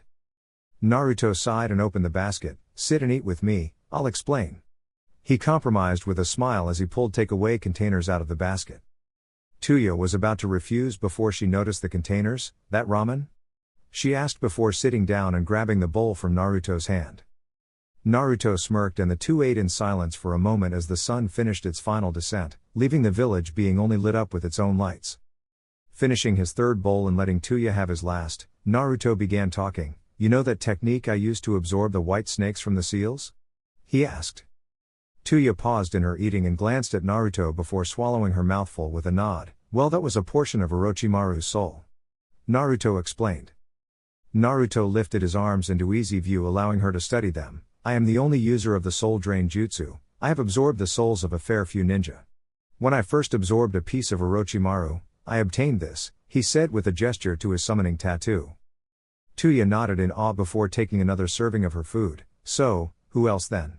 She asked, trying to seem casual about the thought of absorbing someone's essence. Naruto smirked at her behavior before ticking off some of the more recognizable people he absorbed. Well, I got the first Hokage, Zabuza Momochi, a Kaguya, he said casually, grinning at her suddenly shocked expression. Tayuya stared at Naruto, mouth wide in awe and confusion, until Naruto shoved a spoonful of rice in her mouth, regaining her attention. You even listening? He asked. Tayuya chewed once before swallowing all the rice in one go. The first Hokage? The wood user? She asked skeptically, and just how the hell do you expect me to believe that? She asked. Naruto reached into his pouch and pulled out a seed. He closed his hand around it and channeled his chakra. Tayuya watched as Naruto opened his hands to reveal a fully grown rose. This is my power, Naruto said before giving the flower to Tayuya. Tayuya gingerly took the rose. Wow, that was amazing, she exclaimed with a grin before standing up and dropping her containers into the basket again. Naruto stood as well and dusted off the lower portion of his outfit. So, what do you want to do now, Tayuya-chan? He asked as he picked up the basket. Tayuya smirked. Let's play catch, she said as she leapt up onto the balcony rail and raised her arms out. Naruto's eyes widened as Tayuya began to fall back with a laugh. Catch me, Naruto, she said before falling off. Naruto quickly dove over the edge of the balcony and stretched out his cursed arm, grabbing a hold of Tayuya as he straightened into a dive. Tayuya gasped as Naruto's arm wrapped around her waist and she was spun. Within moments, she found herself in Naruto's arms, being carried bridal style as she somehow ended up holding the picnic basket against her stomach. Tayuya laughed at Naruto's exasperated expression as the two continued flying around, sharing their stories and enjoying their time together. The Ichiraku noodle restaurant? Kin asked in confusion as she read the sign of the establishment Sasuke had escorted her and Sakura to. Sasuke smiled as he led the two of them through the open door, being met by a waiter. Sasuke-sama. We have one of the private booths set up as requested. The waiter said. Sasuke nodded with a smirk as Sakura and Kin looked around the establishment. They took in notice of the Uchiha fans posted on the four walls and the large print Ichiraku across the main counter as they were led to the back area. Moments later, the three were sitting in a plush booth, Sakura and Kin sitting opposite Sasuke as they looked over the menu. Whoa, I didn't realize there were so many different flavors of ramen, udon and soba, Sakura said before looking up at Sasuke. So is this the place Ayame-chan's family runs now? Sasuke nodded. Tucci is head chef and Ayame is the staff supervisor. I'm hoping this place will get as much profit as estimated, he said while gesturing back to the main room. As you can see, I think we'll make a fine profit, he said with a smirk. Kin nodded. What a great idea. Did you come up with it, Sasuke-kun? Sasuke shrugged. Well, Dan suggested I remake the Uchiha's market district. I offered a spot to Tucci after Naruto found information from the establishment owner. Sasuke explained just as a waitress appeared. Hi everyone, I'll be your server for tonight. Ayame-san said she'll be free once everyone gets their rhythm going, so about 20 minutes? She estimated with a smile. Sasuke smirked. Thank you, Momori. How do you like working her so far? The girl brushed some hair back and smiled. It's great, I really enjoy it and it pays more than I thought it would. Now have you guys decided what you'd like to order? She said as she pulled out a notepad. Sasuke nodded to the girls, signaling for them to order. I'll have the tempura udon please. Kin-chan? Sakura asked. Kin hummed. I'll have a veggie ramen, she said with a smile. Sasuke passed the menus to Momori without looking. I'll have the chef's special. Momori nodded as she tore the order from her notepad. I'll get that in right away. Any drinks while you wait? She asked as she tucked the menus under her arm. Before either of the girls could answer, Sasuke spoke. A bottle of sake and 4 cups. Momori blinked before shrugging. Well, technically you're the boss. She muttered before walking off towards the back room/kitchen. Sasuke turned to the girls. So, how have the two of you been? He asked with a slight smirk. Sakura and Kin looked at each other before Kin gestured to go ahead. Well, Sasuke-kun, I've pretty much just been part-timing at the hospital and perfecting my control over my new upgrade, she said with a flick of her earrings. Other than that, just the mission to get you back, Sasuke-kun. She finished with a nervous smile. Sasuke leaned forward. You haven't shown me this new upgrade. What is it? He asked. Sakura blushed lightly at the intensity of his interest in her before sending a small amount of chakra to the rings on her ears. Kin and Sasuke's eyes widened as from the rainbow glow of the earrings appeared a pair of pink sunglasses that covered her eyes completely behind the sharp-pointed shades. She smiled as she glanced over the two. "These are called Scouter Sight," she said with a grin. Sasuke blinked on his Sharingan and looked over the seemingly simple glasses. His eyes widened as all he saw was a bright pink light of chakra before he deactivated his jutsu. "What did they do, Sakura-chan?" he asked as he finished rubbing his sore eyes. Sakura smirked. "I can see the strength and skills of a person with but a glance." Kin raised a brow. "How? What do you mean?" Sakura smiled as she glanced at Sasuke and began to analyze him. "These show me the threat level of the people I look at and also gives me tidbits of information that help me get a better guess at their fighting style." "Like you, Sasuke-kun," she said with a grin as numbers began to appear in her view. "The largest chakra pools in your system other than the core is your eyes and fingers. This means most likely you have a dojutsu and are either a puppet master/seal user or something I'm unfamiliar with. And the numbers indicate that your overall threat level is 12, she said before turning to Kin.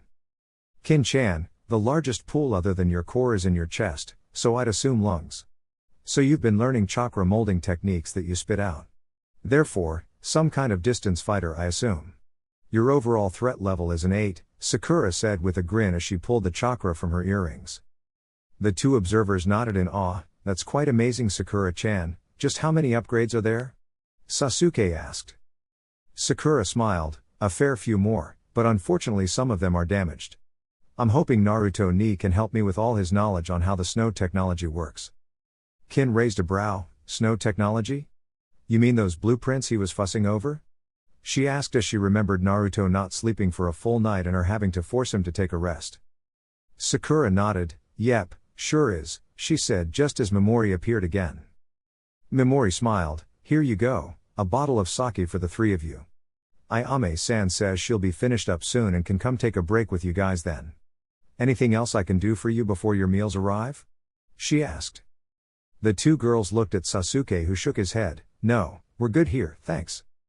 Memori bowed again before walking off as Sasuke turned to Kin. "What about you, Kin-chan? We haven't had time to talk in a while," he said with a soft smile.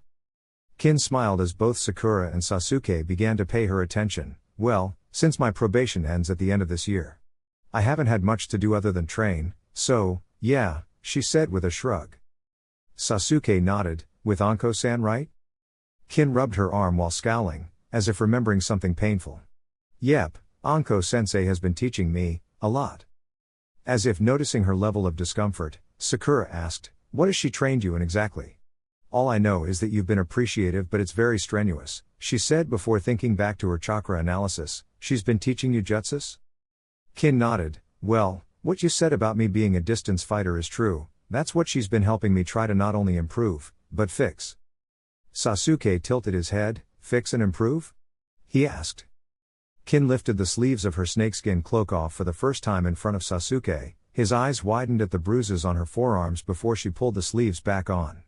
"Please explain before I kill Anko," he said darkly as his Sharingan flared to life. Kin reached over the table and grasped his hands to calm him down. Sakura, who had already had this conversation with Kin when she spotted the bruises in the shower, busied herself with filling each of their cups with sake. "These bruises are from me learning the Venom style.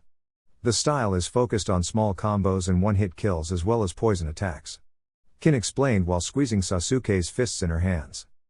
Sasuke's grip lessened. "And what methods are she teaching you with?" he asked. Kin breathed in quickly, knowing he probably wouldn't like the answer. "She's given me the scrolls of the whole style and every day we spar, until one of us loses," she explained. Sasuke's eyes narrowed. "And what counts as a loss?" Kin frowned. "Either capture the other person in a position where they can't exit, or render them unconscious." She felt Sasuke's fists clench at the word unconscious. "But I like the way Anko-sensei is treating me." At her odd proclamation, Sasuke's anger disappeared. "What?" he asked. Kin held Sasuke's hands in hers. "Now, she treats me like an actual student, she cares about me, and every time you guys go out on missions, she's been staying with me," she explained before shrugging. "She gets lonely without Kakashi around, and I don't like being alone," she said while staring at her hands, entwined as they were with Sasuke's. Feeling a grip on her chin, She looked up to see Sasuke leaned over the table just before he kissed her forehead. She sat in silence with wide eyes as Sasuke sat back. "Kin-chan, I wish you had told me earlier. I could have set up somewhere for her to sleep peacefully," he said with a soft smile. Kin grinned at Sasuke's acceptance. "Thanks, Sasuke-kun." She cheered. Hearing steps near them, the three turned to see Ayame walking out. She looked exhausted but her face was set in a wide smile. The three sat back with a smile as Ayame fell into the cushiony seat next to Sasuke. "Hey guys," she muttered before leaning against Sasuke and kissing his cheek. "You like it?" Sasuke nodded. "Everything about Ichiraku's is a success." "I love it, Ayame-chan," he said. Ayame smiled again and sat up straight. "What about you guys? Do you like it?" she asked. Kin nodded. "Yeah, I do." "And you're in charge of the staff, right?" she asked. Ayame nodded nervously. "Why, is there a problem?" "Oh no, I told Dad I was too young to do this," she said, obviously mere seconds from having a nervous breakdown. Kin stared in shock, unsure what to do. Luckily Sakura saved the day by placing the sake shots in front of everyone. "Of course you can do this, Ayame-chan." Kin was just curious about how long Momori has worked in this business, because she seems to be really good at it. Ayame held the cup and nodded, her breathing slowing down. "Really? That's good." She was one of the two I was most worried about. Rather than worry Ayame's thoughts about the second person, Sasuke lifted his cup into the air. The other three followed his lead as he toasted. "I want to thank you three for accepting me as Sasuke. It's thanks to your kindness that I've been able to make some hard decisions in my life. Honestly," he took a deep breath, "I love you," he muttered before lifting his cup and sculling the contents before sitting down. Ayame, Kin and Sakura stared wide-eyed at Sasuke, completely shocked at his sudden and quite random proclamation of love. Kin was the first to speak. "Sasuke-kun, She blushed, feeling a little uncomfortable saying this in a public space. "I love you too." Not to be outdone, Ayame leaned over to Sasuke, hand hugged his arm to her chest. "Me too, Sasuke-kun, I love you," she proclaimed loudly. Sakura smiled as Sasuke glanced from Ayame to her. "You know my feelings already, Sasuke-kun, I love you." Sasuke's smile stretched across his face as he lifted his cup again that Ayame had refilled. "To us then, the bringers of the next generation of the new Uchiha clan," he said with a smirk. All three girls blushed bright red at his proclamation and Kin flat out fainted, leaning unconsciously against Sakura who was struggling to keep her thoughts from reaching the bedroom. Sasuke smirked before thinking about what he just said. Maybe this sake is affecting me already," he thought before glancing at Ayame, who shot her drink then hugged his arm. Though less tightly as before. "Nah, it's probably just cause it's true. I mean, why else would I say it?" he thought with a smile before frowning. "What were we talking about again?" he thought before narrowing his eyes in concentration. Excuse me." The three conscious people turned to Momori, who had 3 dinner plates in her grasp. "Your meals are ready, also Nami needs your help, Ayame-chan," she said a little nervously. Ayame instantly shot to her feet. "Well, back to work for me," she said before turning and leaning over to kiss Sasuke on the face. "I'll see you tomorrow for breakfast, okay?" she said with a wink. Sasuke smirked at what she had accidentally implied. "That I will, Ayame-chan. Good luck tonight," he said before she waved and walked off. Turning to his meal, Sasuke chuckled at Sakura, who was holding up the unconscious Kin. Sakura returned his laugh, letting the awkward moment from before be forgotten. Sakura formed 2 hand signs and placed a green finger on Kin's forehead, causing Kin to wake up in a few seconds. "You okay, Kin-chan?" she asked with a smile. Kin nodded as her blurry memory cleared up. "Yep. Fantastic," she said with an awkward chuckle before taking her sake in a single gulp and began devouring her food in a very Naruto-like fashion. Sakura openly laughed while Sasuke watched Kin's blushing face with a smile. "By log, I love these women," he thought before beginning to eat his own meal. Well, I must say this isn't what I was expecting when you wanted to go somewhere via Sunshine. Usually I end up on my back," Anko said with wide eyes as she looked at the picnic mat set atop Hokage Mountain. Kakashi smiled and took Anko's hand. Leading her over to the mat he began talking. "Well, tonight's a special occasion, Anko-chan. My students have made major steps in their lives, and given me the courage to take some major steps in mine," he explained. Anko grinned at his statement and pushed him into a laying position. She took off her coat and lay flush against his side. "You sound really proud," she said before sighing. "I know Sasuke has redone his district, but what have your other 2 kids done?" Kakashi lifted his chest for a moment and began taking off his flak jacket. Well, Naruto has recently led a successful A-rank mission to save Sasuke, and his team captured 3 A-rank ninjas.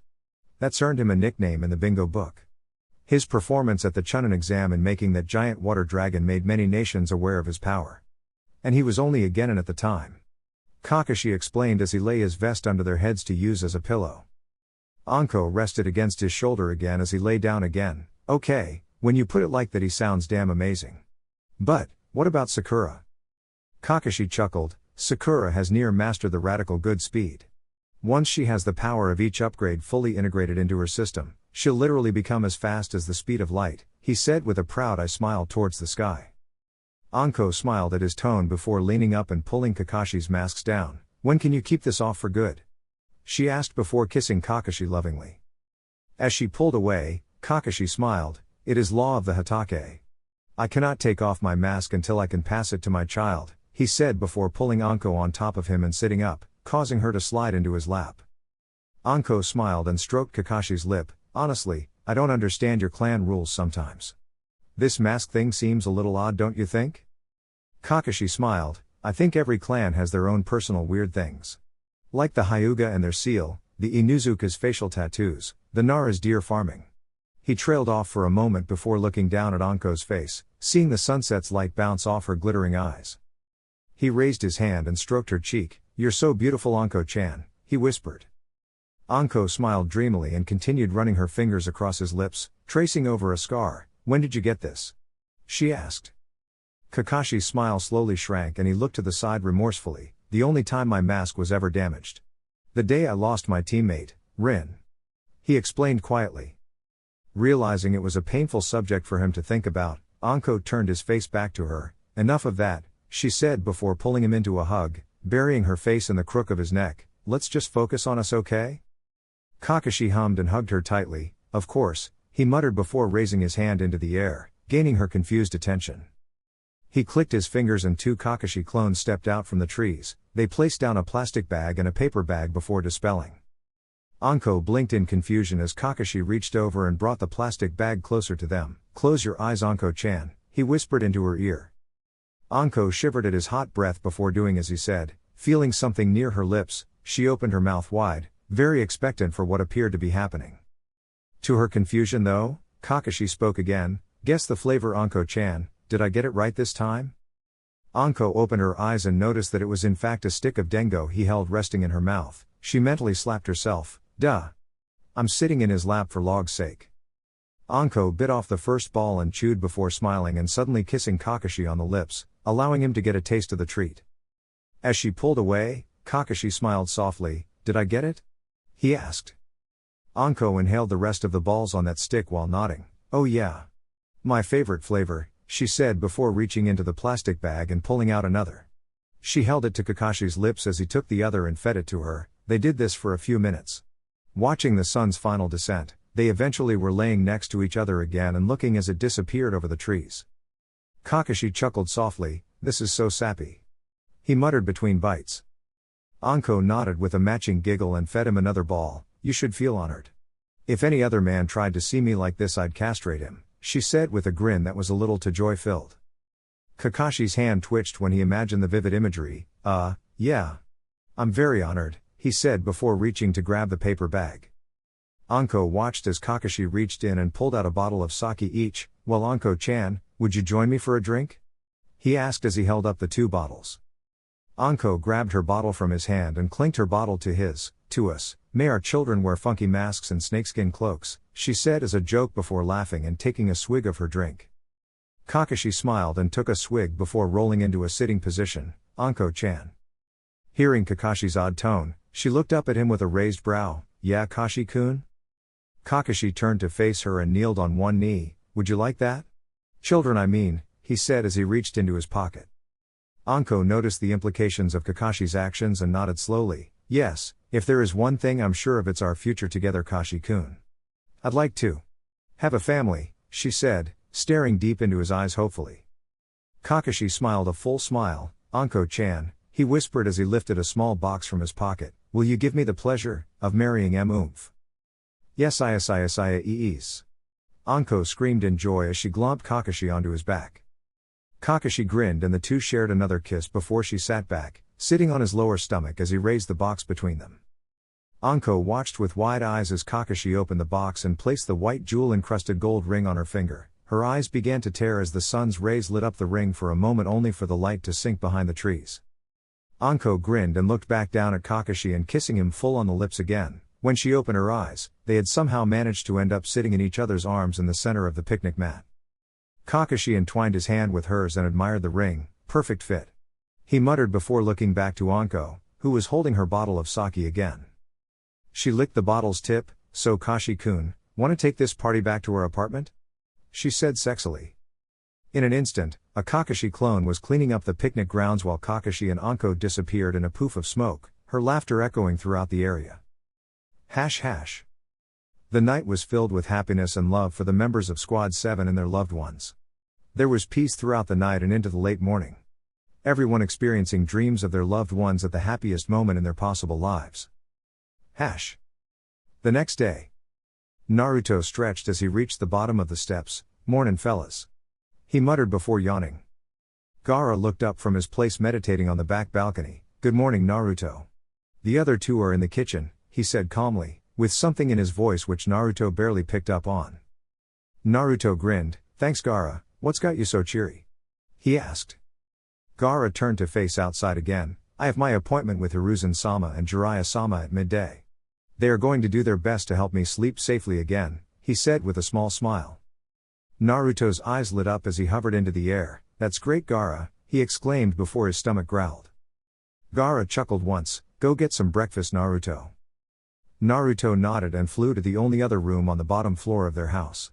Opening the door, he grinned at Paikon who was walking placing his dishes into the sink to rinse. "Morning, Paikon," he said before sitting in his place next to Sasuke and began helping himself to some of the rice sitting in the table's middle. Paikon smirked. "Good morning, Naruto, what's your plans for today?" Naruto grinned. "Well, around 10 Kimimaro-san said he'll help me with learning the dances of his clan. Apparently some of them are really painful when ripping the bones out," he said with a shudder before inhaling his share of food. Sasuke raised a brow. "And this afternoon? Do you remember what Uro-sensei said?" Sasuke said sternly. Naruto frowned and nodded. "Yeah, I will tell everyone together, yeah?" he asked.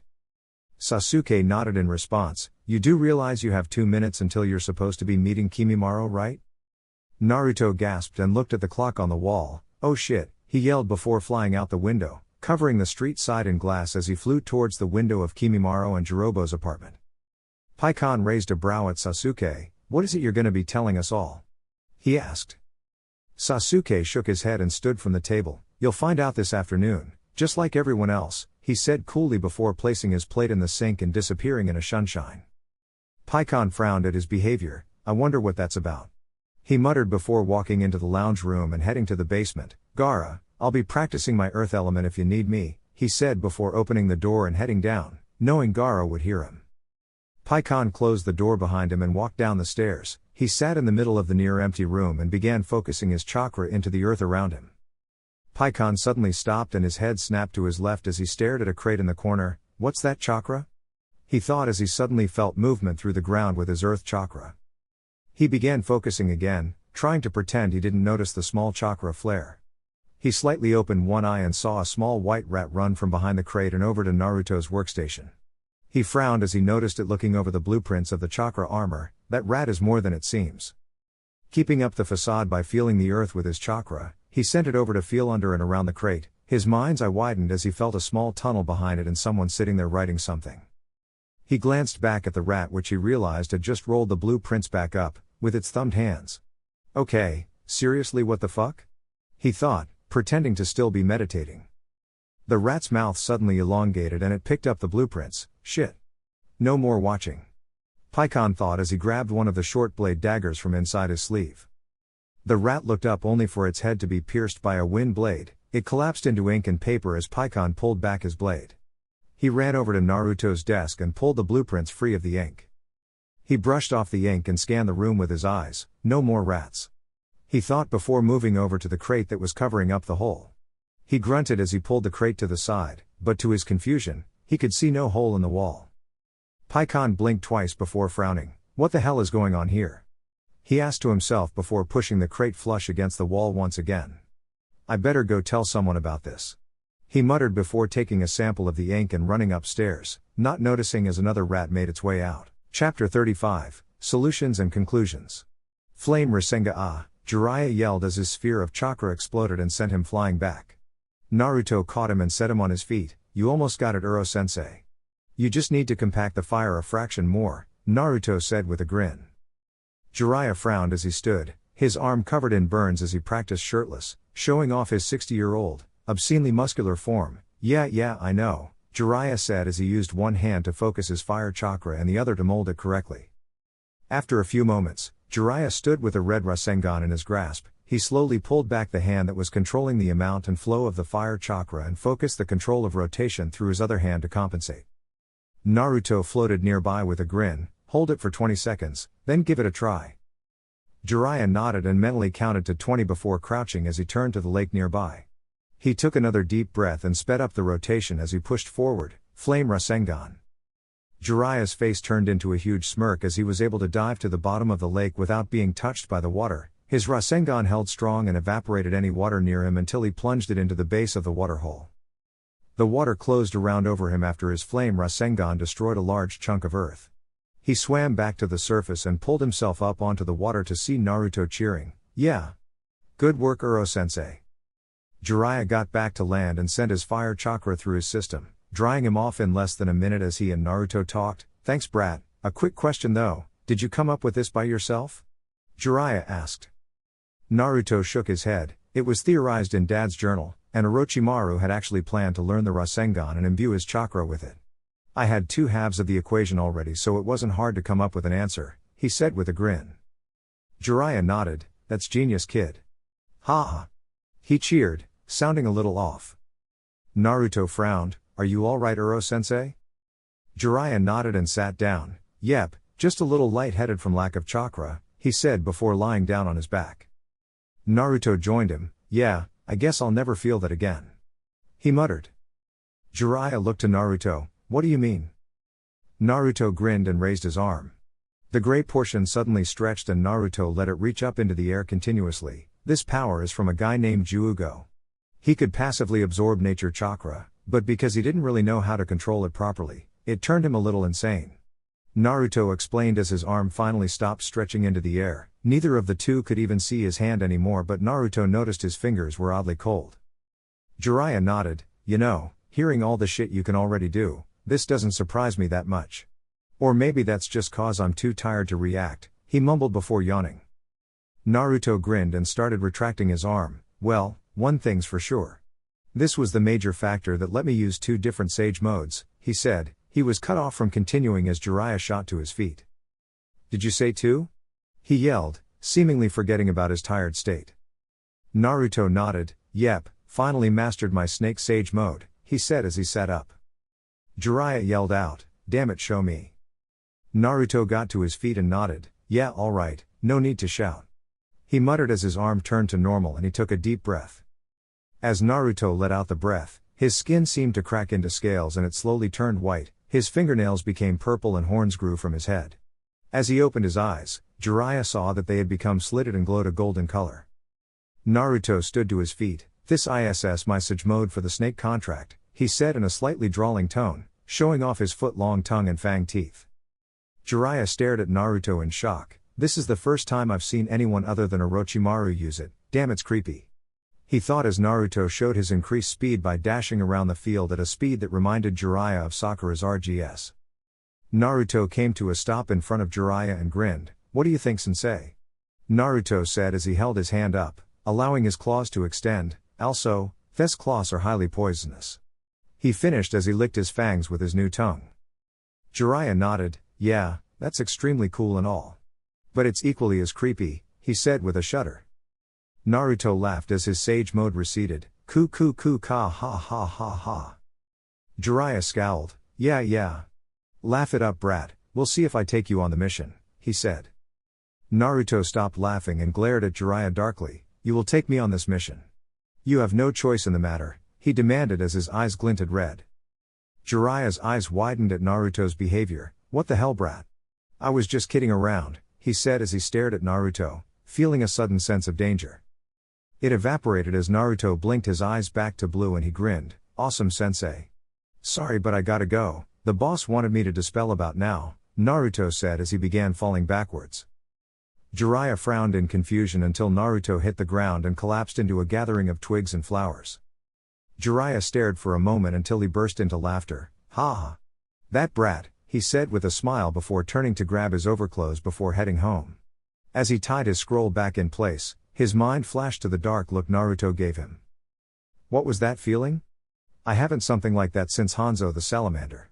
He thought before shaking his head and walking off. Jiraiya-sama. Jiraiya turned and raised an eyebrow. What's wrong, Paikon? Hash. Naruto stumbled as his mind flashed with memories of teaching Jiraiya the flame Rasengan, which caused him to lose this spar as Kimimaro paused millimeters from stabbing multiple vital organs on his body. Kimimaro stepped back and folded his ribcage back into his chest. What is wrong, Naruto-san? He asked.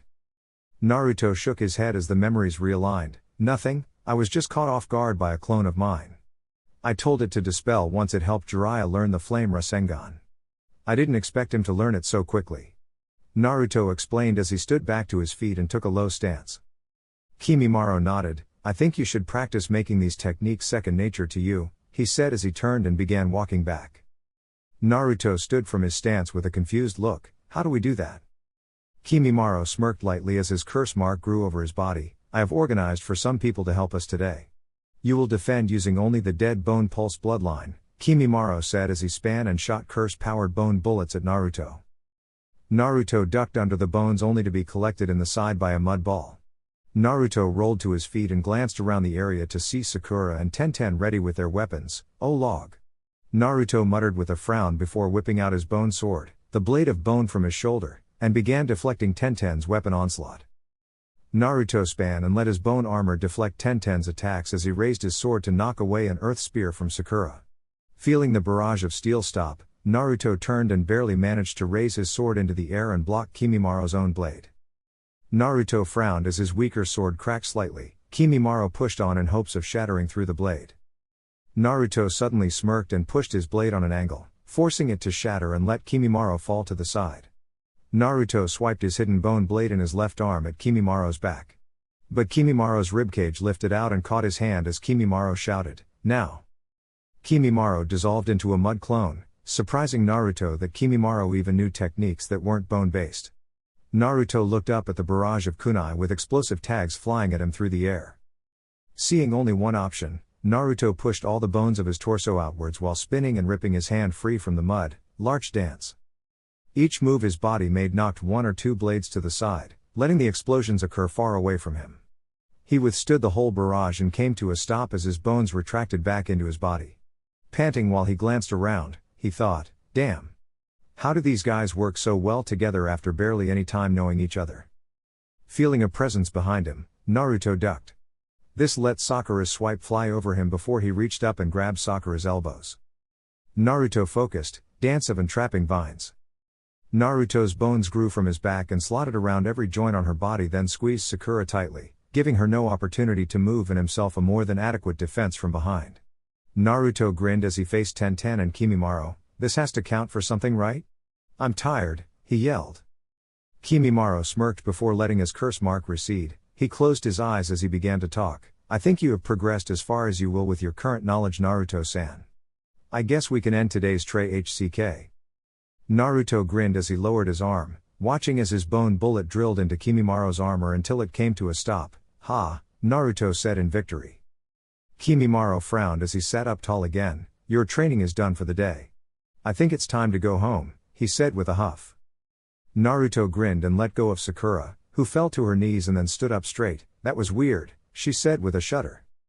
Tenten leapt down to Naruto and grinned. Sorry for the sudden attack, Naruto-kun. But, did I do well? She asked. Naruto nodded. Very well. For a moment there I honestly thought I was going to be killed, he said with an intimidated smirk. Tenten laughed. It seemed contagious since within a minute Naruto and Sakura were laughing along with her. Naruto. Sakura. The laughter stopped and the four in the clearing turned to see Sasuke boarding into the clearing. We need to go back to the house now. Paikon found something odd. Kakashi-sensei is meeting us there with Anko since Jiraiya-sensei is busy with Gaara's seal. He explained as he came to a stop. Naruto's eyes widened. At our house? He asked. Sasuke nodded as he pulled Sakura into his arms on the board. Let's go, he yelled before shooting off at high speeds. Tenten jumped onto Naruto's back and he flew off as curse seal LV.2. Kimimaro leapt after them at full sprint. Alright, is everyone here? Kakashi asked to the crowd. Naruto, Sasuke, Sakura, Paikon, Tenten and Kimimaro nodded. This is everyone, Kashi-kun. Anko confirmed. The group stood around the corner from the boys' household as Kakashi took charge. Pay attention everyone. Someone has tried to steal village secrets from a clan home. This is a very serious matter and if we don't shut it down immediately, people will blame either the Sound refugees, Gaara or Paikon. This has the potential to destroy the alliance, Kakashi said, showing the seriousness of the situation. Kakashi turned to Sasuke. Firstly, before anyone hears what exactly Paikon witnessed, I want you to tell us everything about this house, Sasuke. Sasuke nodded. Well, I've lived there since after the massacre. As far as I know there hasn't been anything weird in the house, he said before tilting his head to the side in thought, though now that you mention it, something about the basement has always been a little off. Kakashi nodded. So it's the same house, just refurbished as per your instructions, right? He asked. Sasuke nodded. Yeah, that's right. He confirmed. Kakashi nodded and turned to Paikon. The basement. I guess this fits in with what you said, Paikon. No one would have noticed this unless they were training like you were. Explain what you witnessed to those here, then we'll devise a plan. Paikon nodded. Well, I remember my sensei saying that he found it easier to connect with his earth chakra when he sat in a cave. So, I thought a basement would work just as well. Since the mission to get Sasuke back to the leaf, I've been training to strengthen my connection in the earth. Paikon explained as he gestured to the basement on the blueprints Kakashi held up. He pointed to the same crate that was covering the hole. I was meditating with my earth chakra, trying to feel the rats, mice and bugs through the ground. When I felt a hole in the wall with my chakra, I didn't think anything of it. Until I visually saw rats come from the same area. I couldn't even feel it on the floor though, and I was confused as to why every other animal in its path stayed clear, he said with a gesture to the corner. Sasuke spoke up. Was it near the crates? He asked. Paikon nodded. Yeah, anyways I observed the rat as it climbed up onto Naruto's workstation. To my shock its jaw grew and it began to swallow the rolled up blueprints. I waited a moment before killing it, only for it to collapse into ink and paper. He finished before gesturing to Kakashi. I told Jiraiya-sama and he contacted Kakashi to handle it. Kakashi placed his hand on Paikon's shoulder and stepped forward. Thanks Paikon, he said before facing the group. The way Paikon has described the situation makes me believe this might actually be a spy from within Konoha. Although I've never seen someone make animals from paper and ink, he said before laying the blueprints on the ground in front of him. Sakura, Kimimaro, and Paikon. You three are our earth users, so I want you to analyze the opening in the wall from above ground with your chakra. The rat appears to have not noticed Paikon until he moved, so I don't think it can feel chakra being manipulated.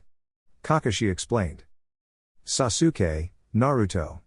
It would seem normal for you two to go down there since it is Sasuke's basement and it's your blueprint workshop, Naruto. I want you to go down there and see if you can spot any of these paper rats. If you do, just pay attention to it. Do nothing else unless it's necessary. We don't want to alert the user of the technique that we found out until we've caught them. Kakashi ordered. Naruto asked, what are we meant to do down there? Kakashi shrugged, pretend you're discussing the blueprints of a new design or something. But at some point try to casually work in looking inside and around the crates. He ordered.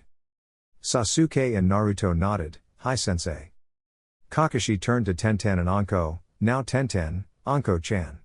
I want you guys to canvass the rest of the house for white rats of any description. Try to make it look like Tenten has convinced you to help her look for a present Naruto has gotten for her. The two nodded. Sounds kinda lame but alright, Anko said with a shrug. Kakashi I smiled, but remember, you two aren't supposed to know that Sasuke and Naruto are in the basement looking. So if you do see them or hear them, act surprised. Sasuke, just place a sound seal on the room so that you won't hear them at all. Kakashi stood tall. Am I understood? Hi sensei / Kashi-kun. Kakashi nodded. Alright. Sasuke, pass out the seals. He ordered. Sasuke nodded and reached into his pouch and pulled out a pile of seals and began passing them around as Kakashi explained their uses. These seals Sasuke designed work like a basic microphone will. I will be here listening in to what everyone is saying or talking about. If I tell you to do something, do it. Like I said earlier, this mission is a dangerous one. Are you ready? Kakashi asked as he took the corresponding seals and held them out as Sasuke tied them together on a fusion seal so Kakashi had total control. Hi Sensei/Kashi-kun. Kakashi, I smiled. Well then, move out. I'm telling you Aniki, something is wrong with this design, Naruto said as he hovered into the basement. Sasuke entered after him and activated the sound seal on the door, and I asked you, how is that my problem? He asked as he slid down the stair rail and landed at the bottom, scanning every surface with his Sharingan. Naruto hovered over to his desk and hit the table light. What the hell? He asked as he stared at the large ink splotch on his desk. Sasuke raised a brow. What happened here? Naruto frowned. How should I know? He blinked in fake realization. I bet Paikon did it. That's the last time we let him meditate down here, Naruto said with a sigh before cleaning up the mess. Sasuke helped him and for a few minutes, both had taken a full canvas of the room by looking over each other's shoulders as they walked around the table. Sasuke stepped back. I don't think we can use this anymore, he said with a gesture to the large mess of ruined paper in his and Naruto's hands. Naruto glanced around. Chuck 'em in those crates then, Naruto said with a shrug. Sasuke walked over to the same crate he had looked over a long time ago and opened the lid. This time though, he used his Sharingan to perfectly remember every curve and mark in the crate. His eyes widened in shock as his Sharingan picked up a sound recording seal in the bottom of the empty crate. After throwing his share of wasted paper into it, Sasuke calmly placed the crate's lid down and turned to Naruto, who was openly staring into his crate. Sasuke frowned, thinking that Naruto had blown their cover. Atoto, what are you? Aniki, didn't you say the Mangekyo Sharingan is the next level in your eye techniques? Naruto asked. Sasuke's eyes widened as he stepped over to Naruto and looked into the crate. There were 3 scrolls, one of which was titled Mangekyo Sharingan. The second was labeled EMS, the third was Sharingan Master Techniques. The two stared in silence for a moment before Naruto's eyes snapped to their right. Seeing his brother tense, Sasuke glanced as well with his Sharingan. On the lid of the crate stood a small paper rat. It was looking at the scrolls with more intent than any rat should have. Sasuke quickly took action. We should take these upstairs Atoto, they'll be easier to study in the light. Naruto nodded and lifted 2 scrolls in either arm. He focused his chakra into his sword on his back and drew upon the water clone jutsu. 2 water clones seemingly poured out of the seal and formed the clones which took 2 scrolls each and quickly moved up the stairs. As Naruto kept his eyes on the rat, which stared past them up to the clones, he placed the lid back on the crate. Sasuke nudged Naruto's shoulder. I wonder if there is anything in this other crate, he said as he gestured to the 3rd crate. Naruto nodded. Only one way to find out, he said as they stepped over to the crate. How are you boys doing? Just say something either positive or negative. Kakashi's voice said into their minds. Sasuke gestured over to the crate for Naruto's sake. This is very good, I wonder what I could learn from that scroll. Do you want to open this crate, Naruto? Sasuke asked. Naruto nodded, sure. Very good? That's good to hear. Sasuke, have you seen those rats yet? Knowing Sasuke needed a chance to answer either positively or negatively, Naruto asked, do you think there will be more technique scrolls? He said as he began lifting the lid. Sasuke nodded, yes. It's likely. Do you have the jutsu user's chakra signature? Sasuke mumbled to himself, it's highly likely. Good, come back out as soon as you can. Sakura and the others have found the tunnel. Kakashi out. Naruto finally finished lifting the lid and his eyes widened. Whoa, Aniki look. Sasuke looked into the crate and stared at the contents. Chakra fusion and fission? He asked in a confused tone. Naruto nodded, yeah, and look at these books. Indeed, the crate held a handful of books. What's so great about these books? They look like people's journals, he said as he picked up the first one and read the title out loud, Chronicles of Madara Uchiha, Part 1. Naruto took the book from Sasuke's grasp. Don't you know who Madara Uchiha is? The only man to go head-to-head with Hashirama Senju and nearly win. He was the only person able to summon and control the Kyuubi, Naruto said hysterically, completely forgetting the purpose of their mission for a moment. Sasuke, realizing how big this information actually is, quickly scanned the room for any rats. He caught a glimpse of one as it disappeared behind the crate again. Toto, grab the crate and your things. We have to get out of here now. Use the quick cleanup combination, Sasuke said as he leapt back to the steps. Realizing that the spy was either gone, or their cover was blown, Naruto instantly sprang into action, wind style, full suction. Everything in the room, from the crates to a loose brick to Naruto's work desk, was pulled towards Naruto, who was standing on a step above Sasuke. Sasuke raised his seal between Naruto's hands, sealing art, instant storage seal. Within seconds the room was cleared and the two exited the basement. As they ran out, Sasuke glanced behind him and noticed as a section of the wall began opening up. They closed the door behind them and Sasuke passed the seal to Naruto. I saw something as we were leaving. I don't know if it was someone coming in or something leaving. But I'm not taking any chances, Sasuke said as he drew a multi-level seal across the door with his chakra. Naruto turned to Anko and Tenten, who had just ran down the stairs. No time to explain. Grab a scroll and get out of here. The four of them grabbed a scroll each as Sasuke cradled the instant storage seal to his chest. The four of them ran from the building and turned the corner, arriving at Kakashi's location in less than 30 seconds. Kakashi blinked in confusion at their hasty arrival. What's wrong? He asked out loud. Sensei. There's movement in the tunnel. There's someone running through it. Sakura's voice rang out from the sealing array. Kakashi nodded and pressed his chakra to Sakura's corresponding seal. On our way, keep track of them, he said before turning to the others. Naruto and I will go to the others. Sasuke, since this has been happening in your house, it's safe to assume you may be a target of some kind, so you stay here and sort out things. Anko, you're in charge. Kakashi ordered and passed the master seal to Anko, and Naruto kissed Tenten before they leapt off. Sasuke scowled before getting to work in resealing everything in the instant seal into proper seal so that they were stable. What the hell is going on? He thought. Tenten touched her lips softly, holding on to the memory of Naruto's lips on hers. Be careful, Naruto-kun. She thought. I've lost it, Paikon said in frustration. Found it, Kimimaro said as he squeezed through a narrow alley. Sakura and Paikon followed behind him on the building rooftops. Kimimaro stomped with his earth chakra and felt the tunnel turn and the person running around the corner. Sakura-san. You're 10 o'clock, Kimimaro yelled as he focused on getting out of the dead-end alley. Sakura leapt down from the building into the center of the Uchiha market district and pulsed her earth chakra, feeling it resonate through the ground and into the tunnel and off of the person's footsteps. Got it. Earth style, headhunter jutsu, she said as she held a seal and dove underground, leaving the hole open behind her. People looked on confused and worried as one of the village ninja used a jutsu in the middle of the streets. Their confusion grew as Paikon and Kimimaro arrived above the hole. Sakura dug into the roof of the tunnel and landed just behind the person she was chasing. Due to the tunnel's darkness, she couldn't see their face. She reached out to grab the person with one of her claws, only for her arm to be battered aside by a small blade. Sakura focused on her earth chakra to feel where her opponent was, but there was almost no maneuverability in the cramped space. Stuck in this situation, all Sakura could do was slash widely to dissuade her opponent from getting too close. She was slowly driven into the darkness of the tunnel from the attacker's swipes until she saw Paikon fall down from the hole behind the attacker. He instantly took action, attacking loudly to draw the attacker's attention.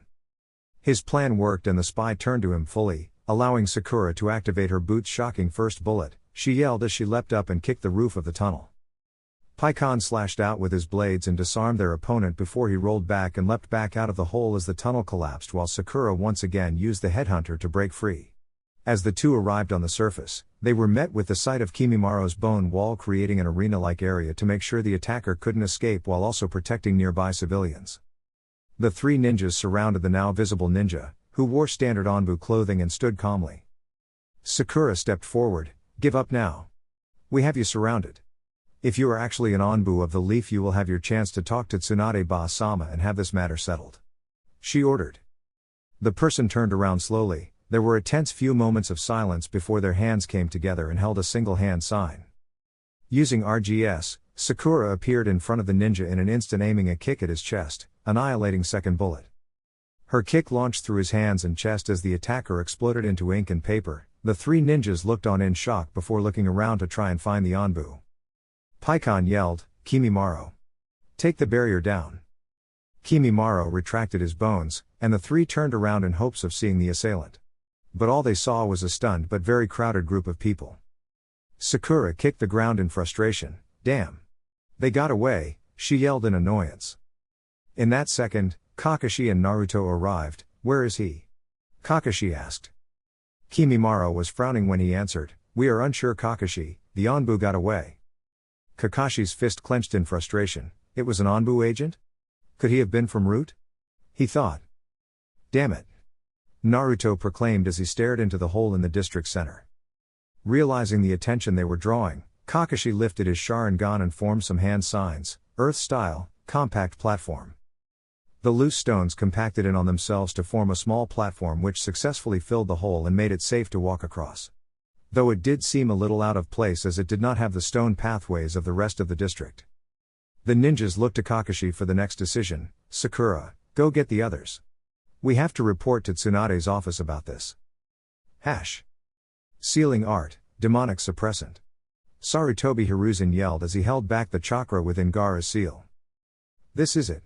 Sealing art, multi-platform sealing method, 8 trigrams conversion, demonic chakra transference seal, Jiraiya yelled as he pushed his chakra through the large sealing array on the ground surrounding Gaara.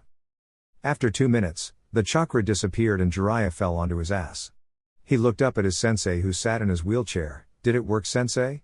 He asked. Old habits die hard. Sarutobi smiled. I'd say it did, and quite well too, he said as he pointed to Gaara, who was sleeping soundly on the stone floor. His sand swirling calmly around him. The One Tail is now fully under control. The best part is now Gaara can sleep with his defense naturally activated, Hiruzen said with a smile as Jiraiya pushed him into Tsunade's office. Tsunade stamped a sheet and looked up at the two. Great news, thanks a lot for that, guys. Where is he now? She asked. Jiraiya smirked, sleeping his ass off. Tsunade laughed, only for her forehead to be hit by a ruler. Back to work, Tsunade-chan, your break isn't for another hour, Hani said with a sweet smile, while stroking her ruler of pain. Tsunade grumbled, yeah, okay then business, she said with a sigh before looking at Jiraiya. Did they agree to go on the training trip with you? She asked. Jiraiya nodded and was about to reply when Kakashi and Anko appeared in her office in a poof of smoke. Tsunade-sama, Kakashi said before a quick bow, there was a spy in Sasuke's house. They've been watching the house and Sasuke ever since he moved to the house. Kakashi explained. Suddenly, the door slammed open and there stood Sakura who had dragged Tenten along behind her. Ba-sama. The spy got away. They were in an Anbu outfit, she said. In through the window came Naruto and Sasuke. Did you hear the news, Bakken? Naruto yelled. Everyone began talking at once until Tsunade stood up and slammed her hands on her desk. Everybody quiet. Once everyone was quiet, they stared at Tsunade for a moment before a knock was heard on the door. Everyone turned to the door as Anko opened it. In walked Paikon and Kimimaro. They glanced around the room before Paikon spoke. So, I'm guessing everyone knows then? Tsunade sighed. Alright, I want the situation explained to me by. She glanced around, looking for the least hyperactive person to give her a straight answer. Kimimaro, she said with a smile.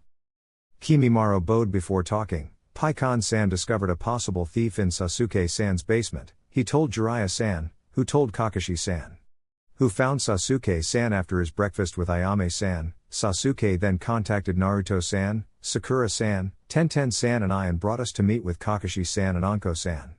We made contact with who was discovered to be a spy and tracked them through the district until Sakura-san, Paikon-san and I confronted them.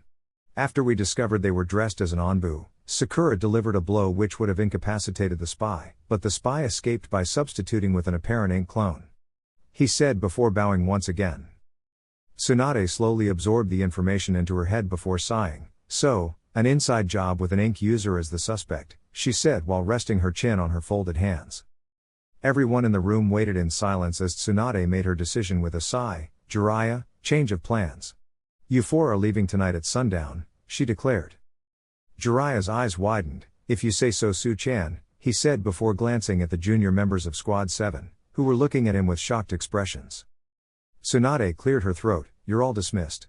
I want a full report by both Kakashi and Kimimaro within the next few days, she said before turning to look out her window. The room slowly emptied except for Jiraiya, Tsunade, and Hani. Jiraiya spoke to explain the plan in full. They'll come with me for 3 years. It'll mainly be for training, but we will be fleeing from Akatsuki since they'll be after Naruto. Also, this'll give us a chance to keep Sasuke from being watched from inside the village as well as avoid Orochimaru. And I just know that Sakura won't let me take the two of them without her, he said with a sigh. Tsunade nodded and stared at Jiraiya with love in her eyes, feeling sad that she wouldn't see him for another 3 years. Feeling the tension in the room, Hani placed her hand on Tsunade's shoulder in a comforting gesture. I will be back in 2 hours, she said before leaving the two to spend their last day together for the next 3 years. As soon as people left Tsunade's office, Naruto picked up Tenten bridal style and flew up to the bird messenger balcony. He had flown out into the afternoon air before Tenten even had her bearings again. Naruto-kun, where are we going? She asked as she looked up at his sad face. Naruto looked down at the girl in his arms and smiled ruefully. I just wanted to spend some time with you in my arms, Naruto said as they flew high into the air, far enough that they were less than a dot in the sky over Konoha. Naruto set Tenten on his feet. The two stood in mid-air, embraced in a hug as Naruto smelled Tenten's nectar-like scent. Ten-chan. He muttered before kissing her neck lightly. Tenten held Naruto's face to her own and stared into his eyes as they rested their foreheads against each other. Naruto-kun, please tell me what's wrong, she whispered. Naruto leaned forward and kissed her softly on the lips. They stayed together for over a minute in a loving embrace before he pulled back and talked. Sasuke, Sakura and I are going on another mission with Jiraiya-sensei. Tenten knew something was definitely wrong since Naruto called Jiraiya by his name. What's so bad about that? It's our job as ninja to do missions. I'll see you when you get back, she said as she lifted his head to face hers again. She gasped as she saw tears in his eyes. It's a long mission, Ten-chan, he whispered. She just stared at his tear-stricken eyes, feeling her own tears fill up her eyes as she waited for the obvious answer to her unasked question. About 3 years, he mumbled.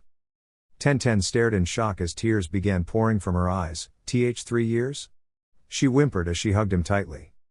He nodded. By what Ba-chan said in her office, we'll be leaving tonight instead of next week, he said sadly as he returned the hug. Tenten and Naruto just floated in the air in silence. She let him cry out his pain while she shed her own tears. Almost a full hour later the two could finally pull themselves away from each other. They embraced in another series of kisses as Naruto began to lower them to the ground once again. It was 5 minutes before the two stopped kissing and another 10 before they landed on top of the Uchiha lookout tower. Naruto set Tenten on the balcony as he stood in mid-air on the other side of the rails. Tenten pulled him in for one last kiss. This will be the last I see you then?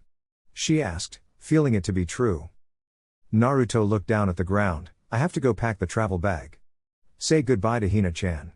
His mind flashed to Tayuya, my family. He finished as he hovered backwards once again, holding onto Tenten's hand.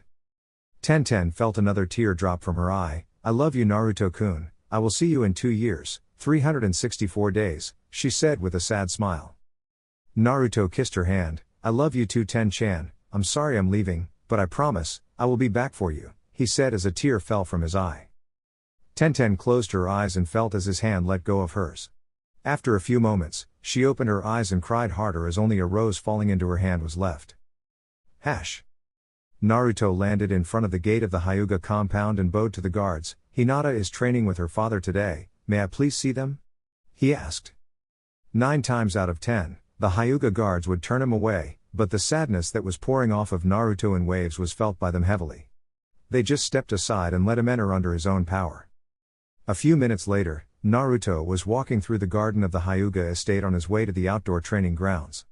He smiled as he heard Hinata's shouts of effort followed by Hyashi's encouragement. Stepping onto the bridge, Naruto paused as he watched Hinata strike at her father. Hyashi pushed the attack to the side and caught her next thrust with his hand. Enough for now, your fiancé is waiting for you, he said as he turned away. Hinata span around and her mouth turned into a wide grin as she saw Naruto. Naruto-kun, she exclaimed as she ran up and glomped him. Naruto caught her easily and span her around before sitting her on the railing of the bridge. She kissed him on the lips and smiled as they parted. Why you here, Naruto-kun? She asked happily. Naruto couldn't help it, he smiled along with her. I wanted to see my Hina-chan, is that so wrong of me? He asked rhetorically. Hinata's smile faltered and she tilted her head to the side. And Naruto-kun, what's wrong? She asked, being able to read him easily. Naruto's smile stayed. but it became small as he leant into her collarbone. Jiraiya-sensei's mission, it's been pushed forward. Naruto explained. Hinata sighed. I thought would be something L like that, she said sadly as she kissed the side of Naruto's head. She slid down off the rail and into Naruto's arms. She saw the sadness in his eyes and wanted to fix it, so she lifted her hood up and put her face to his. Naruto looked up in confusion as Hinata lifted his hood as well. She held their hoods over them, covering them from view as she kissed him slowly and lovingly on his lips. When she pulled away, he couldn't help but smile. Thank you, Hina-chan. She smiled. Even if the M mission was moved all the way to tomorrow morning, it would be a good thing, Naruto-kun. It means you'd be back sooner, she said from under their hoods. Naruto twitched. So, tonight would be even better, yeah? He asked. Hinata stared at Naruto, her wide lavender eye meeting his sad blue orbs. She swallowed her sadness and wore a brave face for her soulmate. Oh, of course, and Naruto-kun, she said. Naruto smiled softly and hugged her tightly to his chest. Their hoods fell back slightly, letting some light into their privacy and lighting up Naruto's tear-filled eyes, though they were not flowing yet. Seeing the true sadness on his face, she muscled up her smile and kissed the crook of his brow. Naruto-kun, please don't cry, look at me, she said as she lifted his head. Naruto's eyes met Hinata's again and he smiled as they shared another kiss. You should get going, Naruto-kun. I don't want you to be late because of me, she said as she pushed him back lightly. Naruto stepped back with her push. Will you wait for me, Hina-chan? I don't know what I'd do without you in my life, he said softly. Hinata smiled at the emotions he was showing. You know the answer to that, Naruto-kun. Why you are my life as much as I am a part of why yours. I love you, Naruto-kun, she said as he began rising into the air. Naruto smiled and turned horizontal in the air, kissing her one more time on the forehead. He flew up. I love you too, Hinata-chan. See you in 3 years, he said before bulleting up into the air, back towards the Uchiha complex as he threw a seed into the air behind him. Hinata watched him fly off and smiled as a flower floated down to her. She caught it and took a deep breath to get the smell. She smiled and raised a hand and waved. Bye, Naruto-kun, she yelled happily. Naruto touched down in the Uchiha district next to Sasuke as he walked in slowly with his hands buried deep in his pockets. Hey Aniki, Naruto said with a sad smile as Sasuke walked up to him. Sasuke grunted. HN. Have you said goodbye to everyone at Todo? He asked as the two walked along next to each other past the homeless shelters of the district, which were very full of appreciative people while most of them were out working in the market of the district. Naruto nodded. I guess so. You're lucky, Aniki, at least Sakura-ne-chan is coming along with us. You'll have some company, he said with a sigh. Sasuke looked up and noticed Tayuya was walking back from the shops with a bag in each arm. Toto, I'm going to go pack and leave a note for Gaara and Paikon. Why don't you go and help Tayuya over there? He asked as he nodded ahead. Naruto looked up and smiled. Sure thing, Aniki, I won't be long, he said as he stepped forward with an air stomp, propelling him to land next to the shocked Tayuya. What the fuck, Naru-kun? She yelled as she almost dropped her groceries. Naruto swiftly grabbed the bags from her and hooked his arm with hers. Since when am I Naru-kun? Tayuya-chan? He said with a chuckle. Tayuya smirked lightly. Yeah, whatever, you are now, she said as she pulled him lightly to slow down his walking pace. Naruto noticed this and raised a brow. You okay? He asked. Tayuya nodded. Yeah, I guess, I heard the news from Kin. She muttered. Naruto sighed. Damn, I wanted a not-so-serious moment, he said as he smiled down at Tayuya. Tayuya decided to drop pretense and rested her head on Naruto's shoulder. I'll miss you, Naru-kun, she said softly. Naruto's brow rose at her behavior. Tayuya-chan? Tayuya looked up at Naruto from her place on his shoulder. The reason I joined this village was because of you, Naru-kun. Well, it's pretty fucked up that you're leaving so soon. She complained. He laughed at her behavior before wrapping her in a one-armed hug. Tayuya-chan, I'll be back. We Uzumaki have to stick together, yeah? He said with a grin. Tayuya stood back tall and leaned into his hug to return it. That we do, Naru-kun, she said before smirking. I didn't realize since you're usually flying all the time. I'm taller than you, she said. Naruto frowned as Tayuya laughed. Yeah, so what? You're like 2 years older than me, he said, causing Tayuya to just laugh louder. They stopped outside the steps to the girl's house and turned to face each other. Naruto held out the shopping bags with a wide smile. Well, I'll see you in 3 years, Tayuya-chan, he said happily. Tayuya's heart skipped a beat at his open-armed stance and his smile. She just let instinct take over her as she stepped between his arms and the shopping bags and kissed him full on the lips. Naruto's eyes widened as her arms closed around his neck, deepening the kiss without any movement on his part. Tayuya stepped away and took the bags from Naruto's outstretched arms. She began walking up the steps to the house as she called over her shoulder, "When you come back to me you'll get much more than that, Naru-kun." She called as she disappeared into the entryway of the house. Naruto stood in silence for a moment and blinked owlishly. "TT Tayuya-chan?" He stuttered out before turning to look at the house. Unknown to him, she was watching him through a gap in the main door. Naruto jumped into the air with a cheer and cupped his hands to his mouth. "Just you wait, Tayuya-chan. I swear I'll be back. We'll bring the next generation of Uzumaki," he said with a loud laugh before flying over to the boy's house and entering. Not noticing Tayuya's blushing but grinning face as she finally closed the door fully and walked to the kitchen. "You guys ready?" Jiraiya asked as he stood in front of the main gates of Konoha, the sun setting behind the trees. Naruto, Sasuke and Sakura nodded. "Hi sensei," they said in unison. Jiraiya smirked lightly. "Did you guys say all of your goodbyes? I don't want you to be all mopey for the whole of the trip." Naruto nodded. "Yeah, I said my goodbyes," he said as he turned and looked from one side of the village to the other, thinking of his two now three girls. He smiled. "I'll be back for you," he thought happily as he turned to his brother and sister. They were holding hands as they turned from the village. "We're ready to go, sensei," Sakura said with a smile while Sasuke just grunted in agreement. Jiraiya turned and knocked on the massive gate. Creaking was heard and the gate began to open. He raised an arm. "Ready?" Sakura's legs glowed rainbow before radical good speed appeared. She stood on one leg as the other foot bounced from the pent-up energy. "Ready?" Sasuke unclipped a capsule from his belt and threw it on the ground. He was covered in a poof of smoke only to appear standing with one foot on his hoverboard. "Ready?"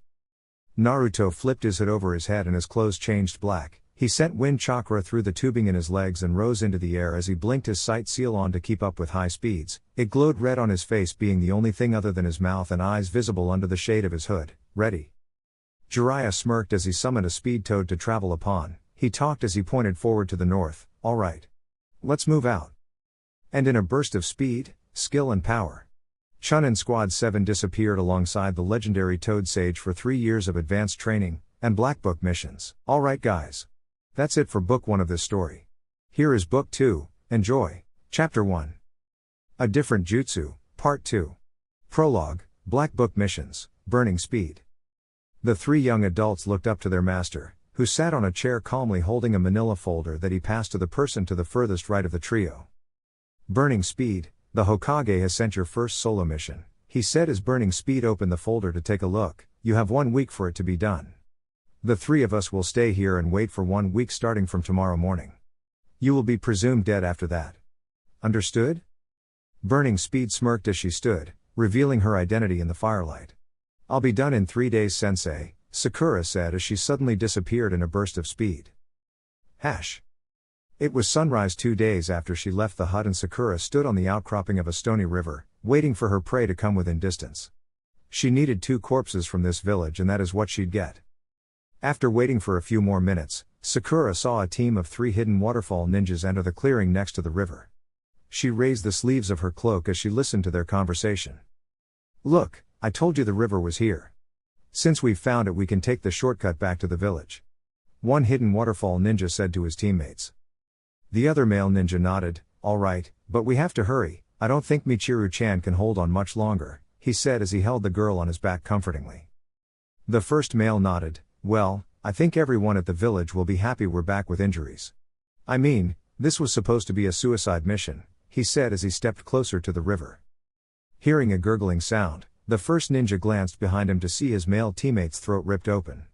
He paused in fear as he saw a cloaked figure walk out from the tree line. The figure pointed at him and he saw the man's red eyes. Itachi spoke in his smooth and threatening voice, "Where is your village's Jinchuriki?"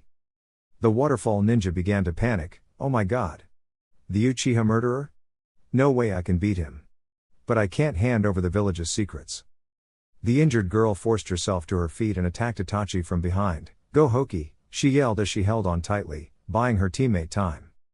Hoki began crying at his teammate's sacrifice before diving into the river behind him and forming hand signs, water style, landscape waterfall.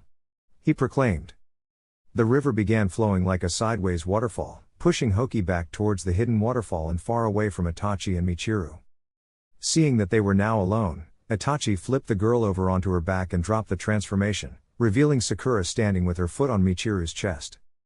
The girl's eyes widened as Sakura finished her hand signs and held a hand to her mouth, fire style, searing flames. Sakura's attack burned the screaming girl's head until her brain was cooked. Sakura held the jutsu until the girl's head was nothing more than hot bones and ashen muscle. Stepping away, Sakura frowned at the way she killed her opponent, accurate slice and super hot fire. Signatures of the Uchiha clan. She thought as she turned away and set off to finish her mission as fast as she can.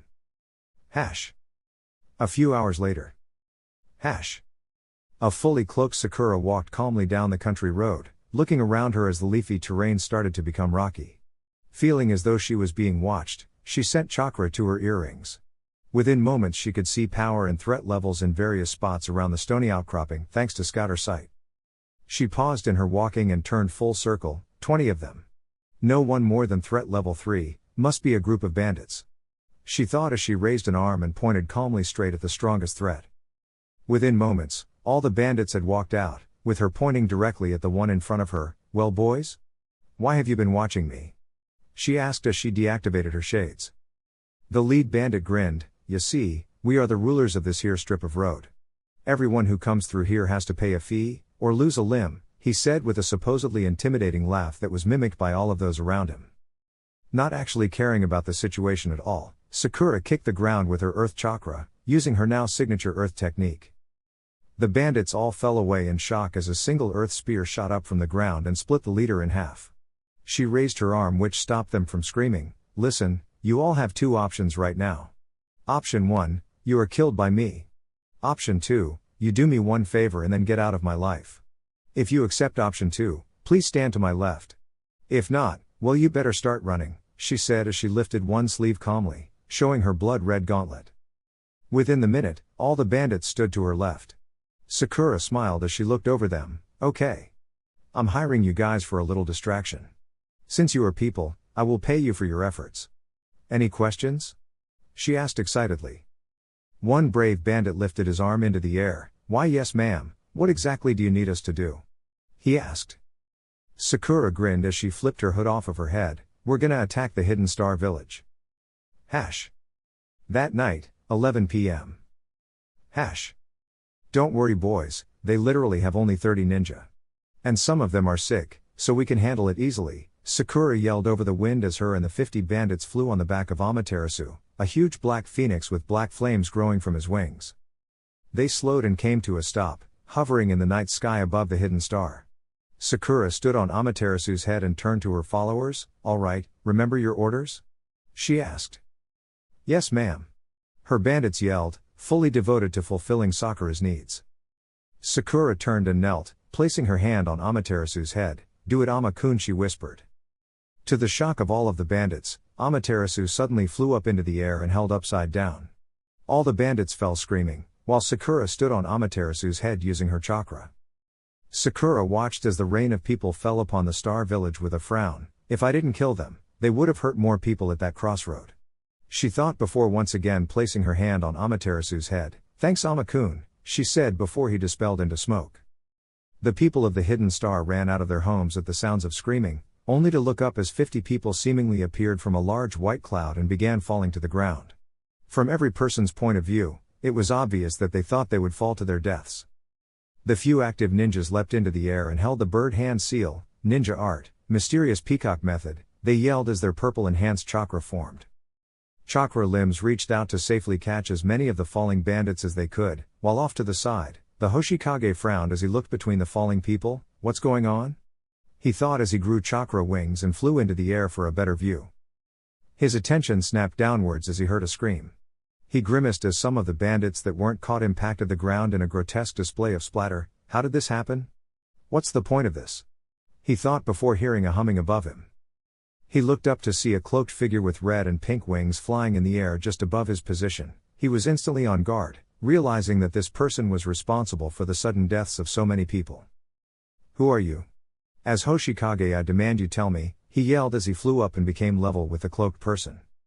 Sakura smirked as she tore off her cloak, showing her new appearance. She had the body of a young woman, dressed in a white tunic over a light red singlet.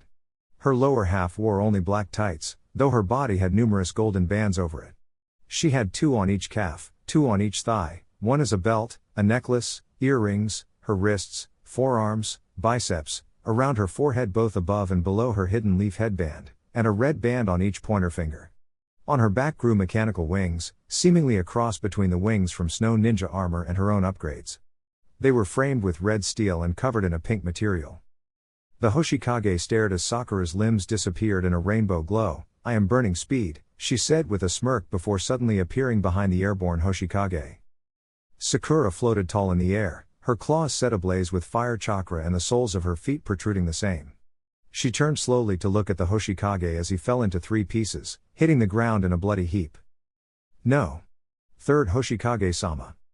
Sakura looked down to see a ninja with a rock embedded in his chest. Sakura's eyes narrowed as her scouter sight glasses appeared over her eyes. She grinned, "Hello little star." She muttered as she stared at the meteorite in the man's chest. The man held the bird hand seal as he gave out orders. "Shisu. Iotaka. This bitch killed the third. We must be careful," he shouted before the chakra in the meteorite flared. The 2-star village jonin next to the one who yelled nodded. "Hi Akahoshi-sama," they shouted in unison. Mysterious peacock method, 3 beasts. Sakura frowned as she watched Akahoshi send out an overwhelming amount of chakra which Shisu and Iotaka formed into 3 airborne lions. Sakura formed hand signs in response as the beasts charged up at her. "Phoenix style, burning feather rain," she yelled as she sent chakra to her wings which caught alight. Sakura shot literally thousands of feathers made of fire at the approaching beasts. Her chakra battled fiercely with the chakra of the beasts but was slowly pushed back. The 3-star ninjas yelled as they pushed the beasts up to Sakura's previous position. Note: previous position. The beasts continued into the air uninterrupted, causing the 3-star jonin to look around in confusion. Fire style, shocking first bullet. Iotaka's chest literally exploded and a burst of fire destroyed the rest of his body from behind as Sakura stood in a high kick position. She was now surrounded by 20 or so chunin and higher ranked ninja who were staring at her in determination and fear. Sakura slowly lowered her leg as her wings disappeared in a rainbow glow, reforming a golden ring that was sitting on her back surrounding an Uchiha clan symbol. She turned in a circle and analyzed everyone with her scouter sight. "With these guys working together, this may be a hard one," she thought as her right gauntlet began to glow a faint red around the wrist. Akahoshi took a step forward. "Everyone. We can beat her if we work together. Don't hold back," he said as he held the bird sign once again. Everyone began to follow his lead, though they stopped as Sakura calmly raised her left arm in the air. Excuse me ninja-san," she said cute and innocently, "wouldn't it be more appropriate to find out why I attacked so suddenly? Because if I get what I want I have no more reason to waste you all," she said with a wink. The ninja of the hidden star glanced at Akahoshi, looking for leadership. He lowered his chakra a little and nodded slowly. "It would be, but I'd rather not risk it since you just killed our leader," he said with a frown. Sakura raised a brow. "What? You mean the old guy I hacked in 3? She asked as she pointed to the remains of the 3rd Hoshikage. Akahoshi nodded, causing Sakura to raise a brow in shock, "But his threat level was almost twice as weak as yours. Why aren't you the cage?" she asked. Akahoshi frowned, trying to keep Sakura's attention on him while his comrades formed an attack at her from behind. He spoke, "By the looks of things I may become the 4th now that the 3rd has passed on." "Fine then, tell me what you came here for," he said, trying to keep Sakura's eyes trained on his. Sakura shrugged with a smirk, feeling the ground with her earth chakra. She easily noticed Shisu walking up behind her as quietly as he could. "Well that's easy, I need the meteorite," she said while pointing at Akahoshi's chest. He took a step back, as did many ninja who suddenly leapt between Sakura and Akahoshi. "I have been named the Star's Keeper. I am the ultimate weapon on the Hidden Star Village and I will not fall," he said as he took a stance.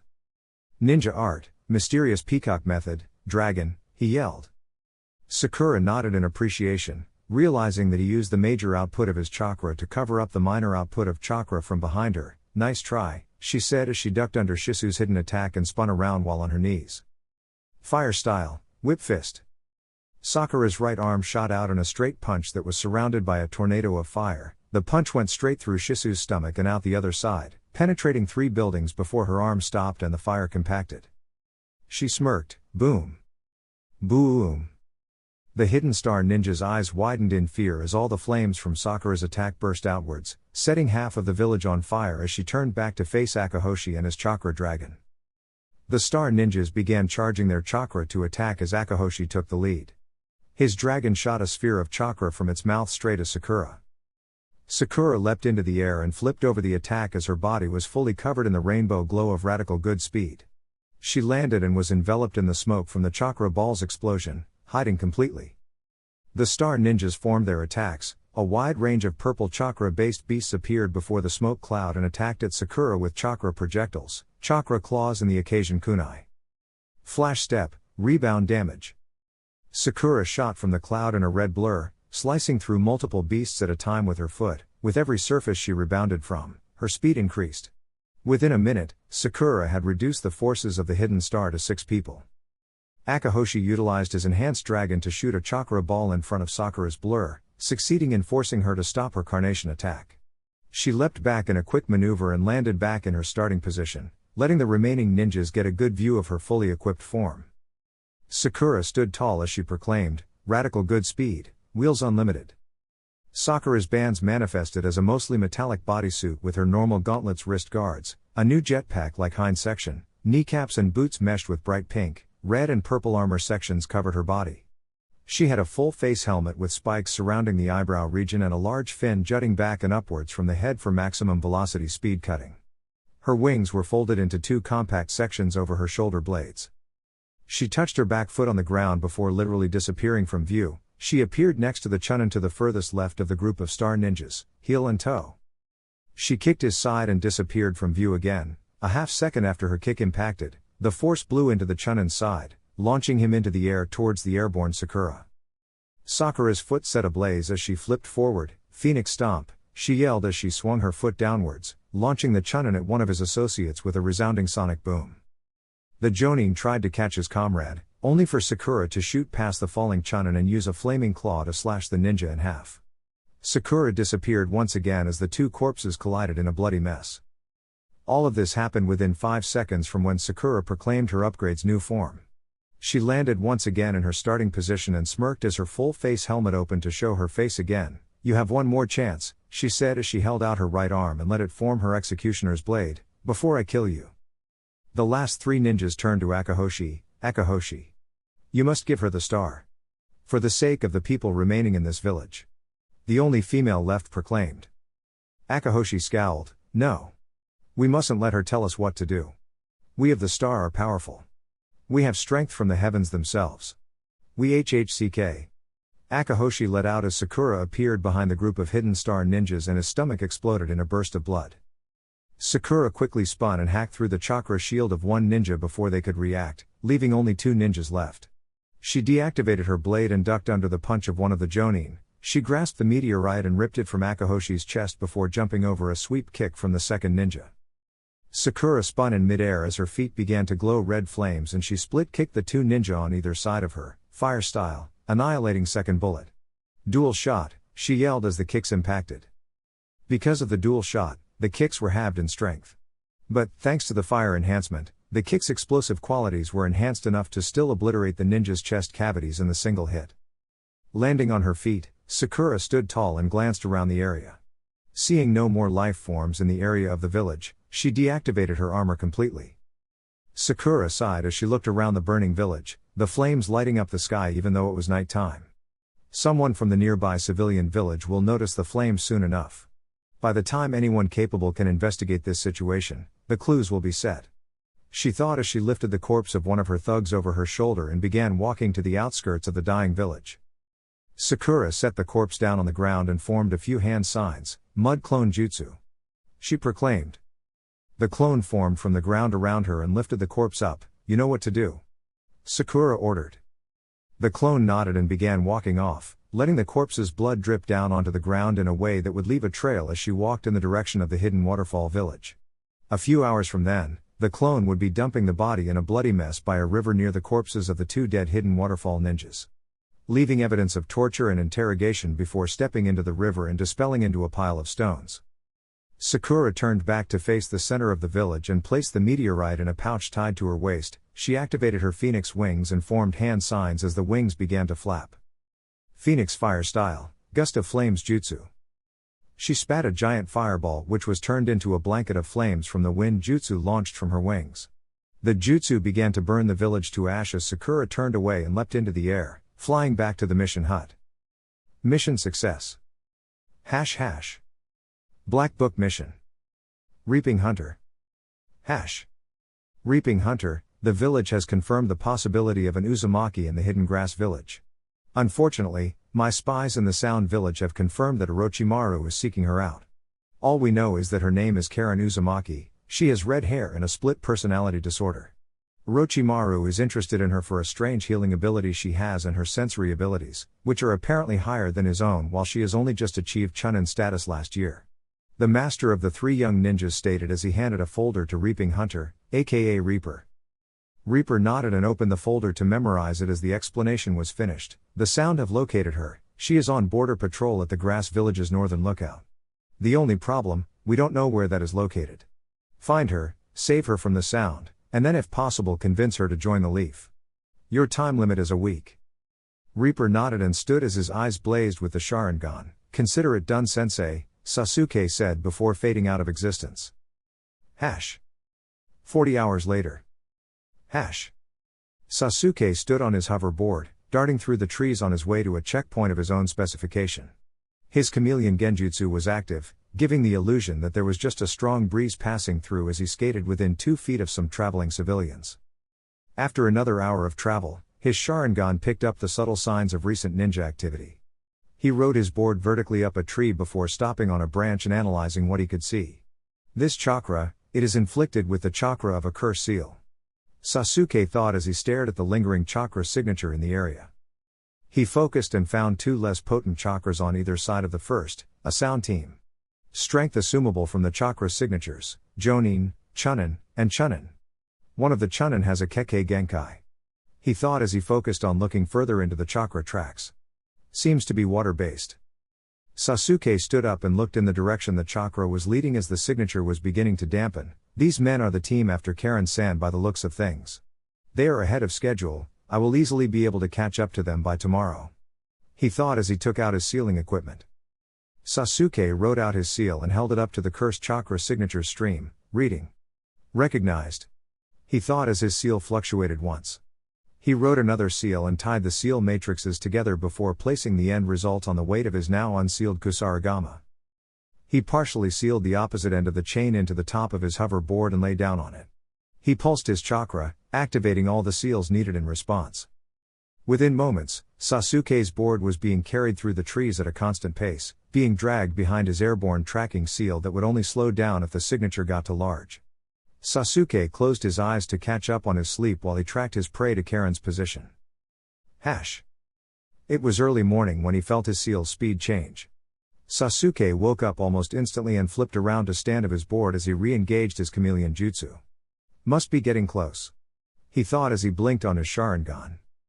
He deactivated his seals and wrapped his weapon on like a belt while resealing his board back into its sealing capsule that he clicked onto his belt line, just below his chain weapon.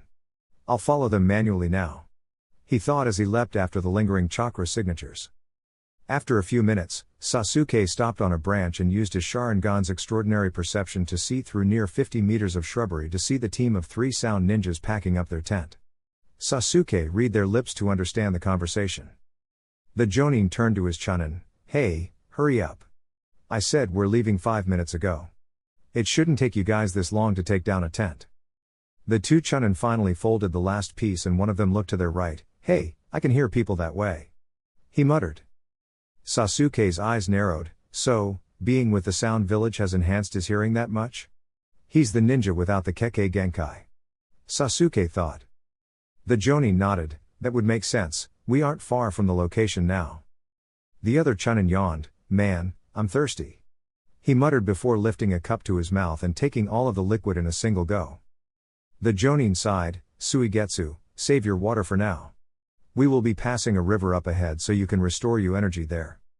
Suigetsu nodded. Sweet, he said with a grin. As the 3 stood to their feet and got ready to move, Sasuke's eyes widened. That Suigetsu guy, he's got one of the 7 swords of the mist. Sasuke thought. Indeed, Just before the ninjas leapt off, Sasuke got a good look at the sword. It was Nuabari, the sewing needle longsword. Sasuke activated his chameleon jutsu and used his Sharingan to follow the trio. He managed to time his steps perfectly with Suigetsu so that as he grew closer he wouldn't be noticed by the sound-enhanced ninja.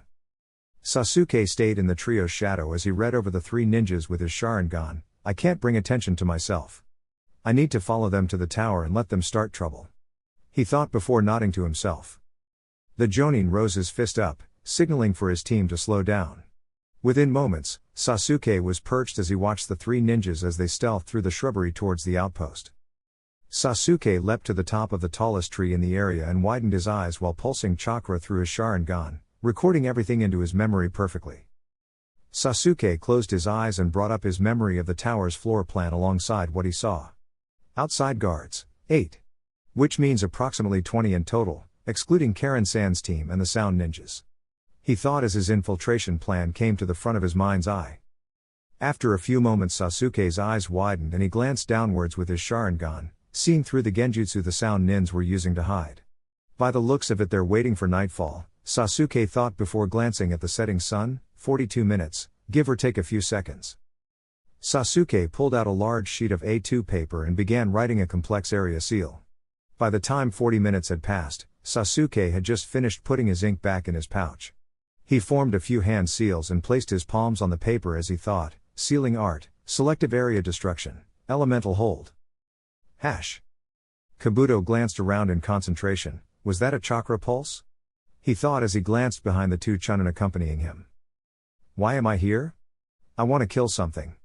Tsunade thought with a sigh. Suigetsu yawned, completely oblivious to either of his teammates. Man, I hate this shit. I already have Nuabari, I need to go find the other swords. He thought. Kabuto stood tall, breaking the genjutsu he had around his team. It's time. Suigetsu, take out these guards.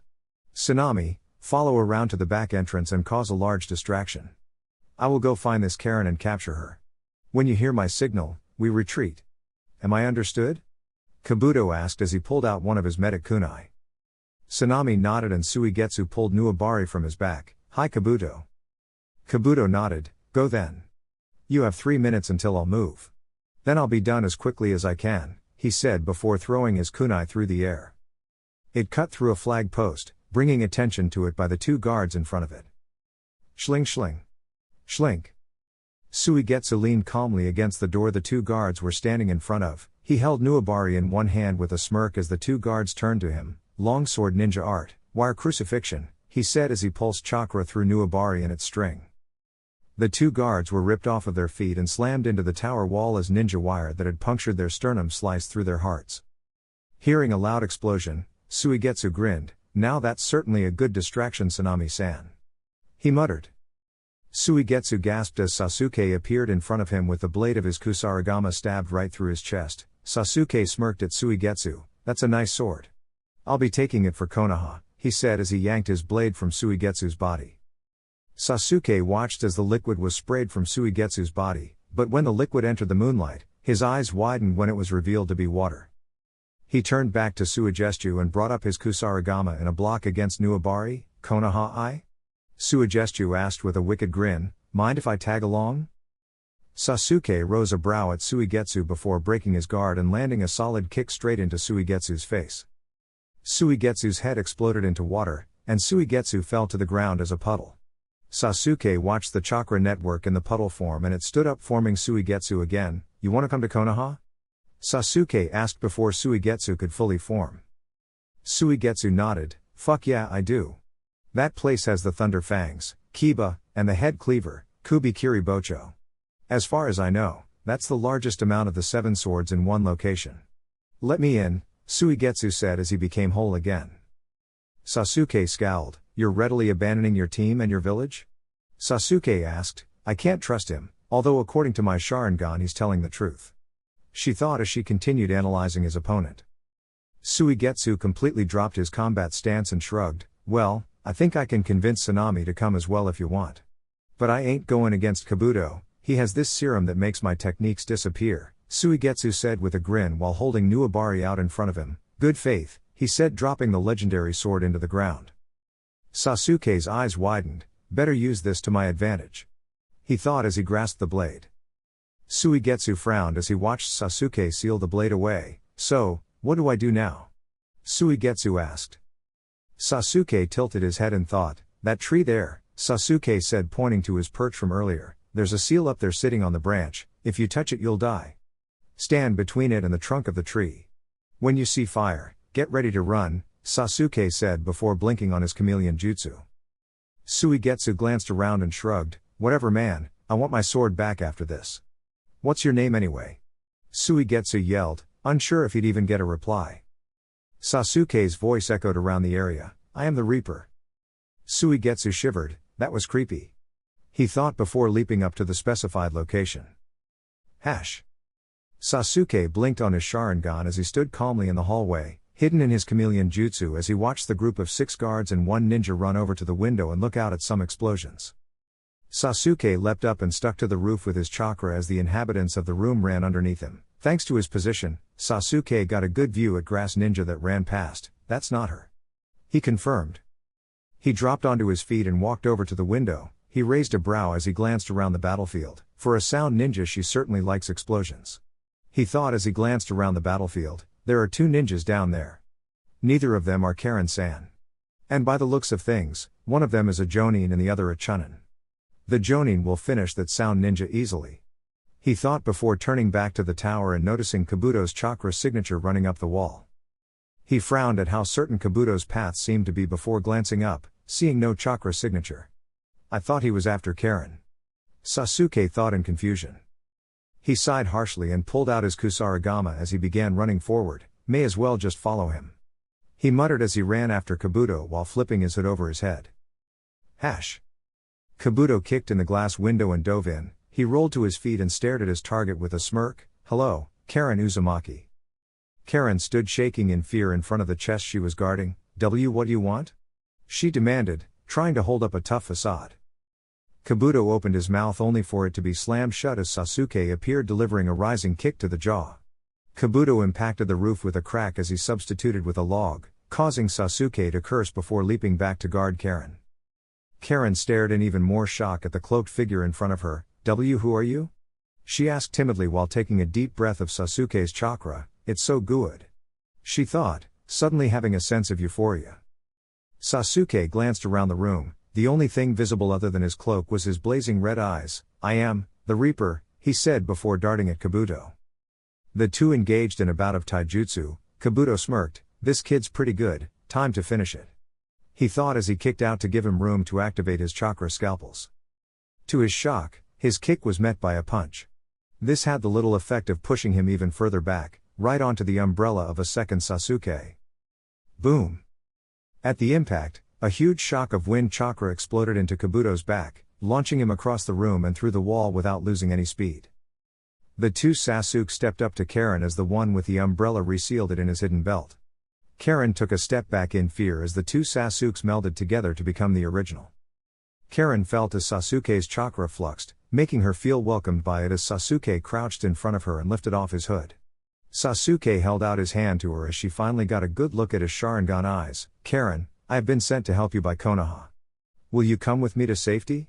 He asked calmly, while implanting the association of the words safety and Konoha. Karin stared into his crimson eyes before slowly nodding. Wow! She thought as they locked hands. Sasuke pulled Karin to her feet and together, they walked towards the window as Sasuke pointed up into the highest trees. Do you see that? He asked. Karin looked where Sasuke was pointing, but couldn't see anything. She felt outwards with her chakra and felt a damp chakra. I feel it, she whispered. Sasuke reached up and pulled off her headband. Go to that feeling. Tell the guy there that I sent you. Make sure to sit as near to him as you can, Sasuke said hypnotically as Karin stared at his eyes. Karin nodded with a smile. Hi Reaper-san, she said before jumping off to Suigetsu happily. Sasuke smirked, too easy. He thought before flipping his hood back on and turning around. His eyes widened when Kabuto re-entered the room via the hole his body created earlier. How are you alive? Sasuke asked as he rolled forward his shoulders, letting a metallic crinkling sound of chain links come from under his robes.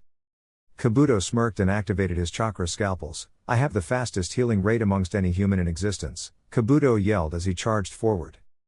Using his Sharingan, Sasuke was able to dodge all of Kabuto's palm strikes, though it was difficult. Sasuke stumbled over a loose floorboard and Kabuto seized the chance to thrust into Sasuke's chest with his scalpels. Sasuke pumped his chest and focused chakra to the hidden seal just as Kabuto's hit landed. Boom! Kabuto was blown back, the burst of flames that shot from Sasuke's chest as a last resort. Kabuto rolled to his feet and stood defensively while healing his burns while Sasuke rebalanced himself and tore off his flaming cloak. Kabuto's eyes widened. "Sasuke?" he exclaimed in shock. Sasuke smirked. "I go by Reaping Hunter nowadays," Sasuke said as Kabuto looked over his new outfit. Sasuke now wore a black bodysuit that covered up to his chin. The suit had white seals apparent all over it and white sandals, leaving the only thing to be uncovered his upper face and fingertips. Kabuto stared in confusion before a grin formed on his face. "You're much more valuable to Orochimaru-sama than this Uzumaki is. I'll take you to him now," he yelled as he spat a cloud of poison smoke.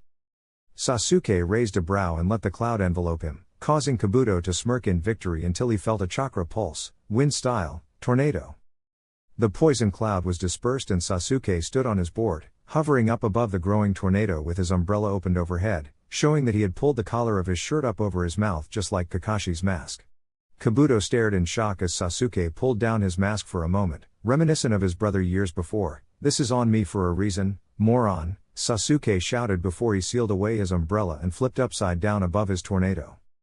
Sealing art, pulse shot. A seal on the bottom of Sasuke's board began glowing and it shot out a strong ball of chakra, which pushed Sasuke downwards while forming a perfect hole in the ceiling. Sasuke used chakra to hold himself to the ground as he quickly resealed his board and placed both hands behind his head. Kabuto watched in awe as Sasuke quite simply pulled another cloak into position from seemingly nowhere. Sasuke waved before letting go with his chakra and being thrown into the air. "Hash! Who are you?" Suigetsu asked as he stood guard over Sasuke's seal. Karin frowned. "Reaper-san sent me. He said to just sit as close to you as I can," she said, breathing heavily. Suigetsu scowled. "Stay close to me? Oh right." Suigetsu remembered clearly as he stepped behind the seal again. "Well then better come air. Shit's bout to go down," Suigetsu said. Karin's frown deepened. "I don't like his chakra," she thought before sitting as close to Suigetsu as she could without actually touching him.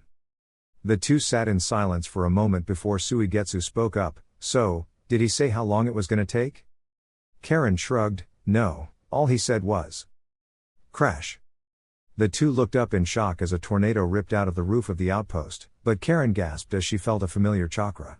She pointed above the tornado. "Look." Suigetsu's eyes widened as he saw a cloaked Sasuke hovering in midair above the increasingly large tornado. Suigetsu wiped his eyes to clear them before asking, "What is he?" "Sealing art, selective area destruction, elemental release." Suigetsu and Karin looked down as Sasuke's seal glowed in front of them. A line shot out around the tower in the four corners of the seal, coming into a pyramid shape above Sasuke's airborne form. They stared as Sasuke's silhouette was highlighted, his fully hooded form holding his kusarigama in the air, seals holding it in the shape of an elongated scythe, which he swung through the air. Ka-ab-o-o-o-o-o-oom. The entire area up to mere centimeters in front of Suigetsu and Karin burst into white flames for a brief second before sucking back into Sasuke's position. The silence was palpable as Karin and Suigetsu stared in shock and fear of the amazing display of power. Karin finally left out a breath as she saw Sasuke casually walking from the site of the explosion. His scythe stabbed through Kabuto's right shoulder as he dragged him along behind him. Suigetsu and Karin jumped down to Sasuke, who dropped a crispy Kabuto onto the ground harshly, causing him to cough up blood and cry out in pain. Sasuke smirked and opened his cloak again, unsealing Suigetsu's sword and his board. "Suigetsu, attach yourself to my board in some way," Sasuke said before kicking Kabuto onto his back and kneeling over him. Kabuto barely managed to open his slowly healing eyes as Sasuke glared into his eyes with his Sharingan. "You will tell Orochimaru everything that happened here. And tell him one more thing," he said with a dark grin, "he is the ultimate prize in the bingo book. I will be after him someday." Kabuto's eyes widened as Sasuke turned and held his arm out to Karin. "You ready to go?" he asked. Suigetsu sheathed his sword in its long sheath and held it in front of him similar to a wakeboarding stance. Karin took Sasuke's hand and stepped onto the board with him. Suigetsu raised a brow. So, what now? He asked. Sasuke smirked as he and Karin rose into the air and a buildup of chakra generated underneath it. Now? Just hold on tight, Sasuke exclaimed before the three of them shot off in a blur towards the mission hut, Suigetsu screaming in fear all the way. Hash. Black Book Mission. Final Flash. Hash. Alright, we've received word from Konoha. The village hidden in the waterfall has contacted the Leaf requesting for help. The master said as he passed a folder to his last disciple. They want protection from the Akatsuki. They've found evidence that Akatsuki knows they have the seven-tailed beetle, and that they will fight their way through the village just to get to it. The master explained as he leant forward, lighting his face up with the firelight. He smiled and placed a hand on his disciple's shoulder. You will stage an attack, and then save the village. All you want in return is a green-haired girl called Fu. If they won't go for it, ask her directly, Jiraiya said with a grin. Got that, Final Flash? Jiraiya asked as Final Flash closed his folder and nodded. Hi Uro-sensei, Naruto said with an invisible grin. Jiraiya let go of Naruto's shoulder. Off you go then. And with a yellow flash, Naruto was gone. Hash. 50 hours later. Hash. Naruto approached the hidden waterfall with a smirk on his face. Once he came within view, a ninja dropped out. Hey, I was sent from the Lee. The Chunin interrupted. I know. The Akatsuki are here. We need your help now. The Chunin cried in fear. Naruto's eyes widened in shock. What? My clones shouldn't be here yet. He thought before snapping into action. Describe them to me, what do they look like? He asked as he was led by the Chunin into the hidden entrance. The Chunin didn't answer and dove into the water, forcing Naruto to follow him. The two came up to the sound of an explosion. Naruto instantly rose out of the water and stood on it as he glared at the two Akatsuki that stopped to watch him. Hello Kisame, Itachi. Kisame grinned. Well, if it isn't little Naruto, he said with a chuckle. Itachi, why don't you go find the girl? I'll take care of this one, he said as he pulled Seimata off of his back. Itachi stared at Naruto for a long moment. His chakra, it's completely different. Itachi thought before nodding. Be on guard Kisame, don't hesitate to go all out. He ordered, disappearing in a sunshine. Naruto reached behind his lower back and pulled out Kubikiri Bocho, holding it in a reverse guard like one would a kunai. Everyone. Take down the Uchiha. I will handle the shark, Naruto yelled out. People of the village followed his command, except for a young Jonin. Why should we listen to you, Leaf Ninja? He demanded as he stood off to the side. Naruto and Kisame disappeared in a blur, only for Naruto to appear in front of the waterfall ninja blocking one of Kisame's downward strikes. I said go, Naruto yelled before forcefully pushing Kisame's blow aside. As the waterfall Jonin ran away, Kisame smirked. Well, little Naruto, you have certainly become stronger, and faster, he said as he and Naruto stood opposite each other on the lake of the hidden waterfall village. Naruto stood in his new sword stance as Kisame analyzed Naruto's new attire.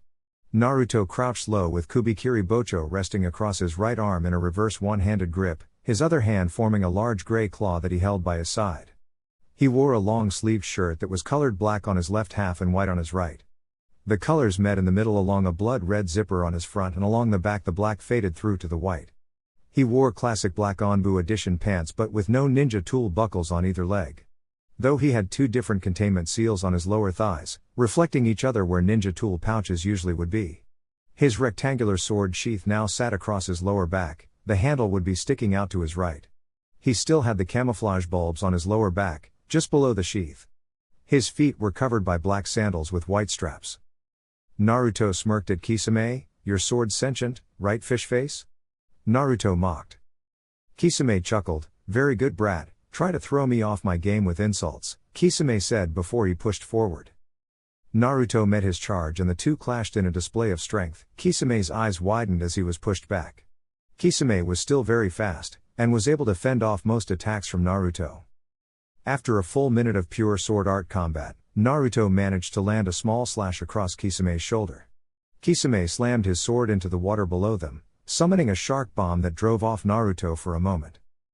Naruto brought his own sword up and slashed through the shark bomb before leaping back as it exploded.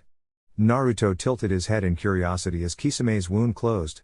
I didn't know you were a medic, Naruto said. Kisame grinned. I'm no medic, This is what happens when you obtain as much chakra as one of the tailed beasts, Kisame said as he began forming hand seals after throwing his sword into the air. Naruto watched on with a smirk as Kisame pushed his arms into the water below him, water style, 5 feeding sharks. Seeing the 5 sharks of water approach him, Naruto quickly tossed his sword up into the air and pushed his arms forward, wind style, fury bullets. 6 bullets of wind shot from the palms of his hands, destroying a shark each and sending another directly at Kisame.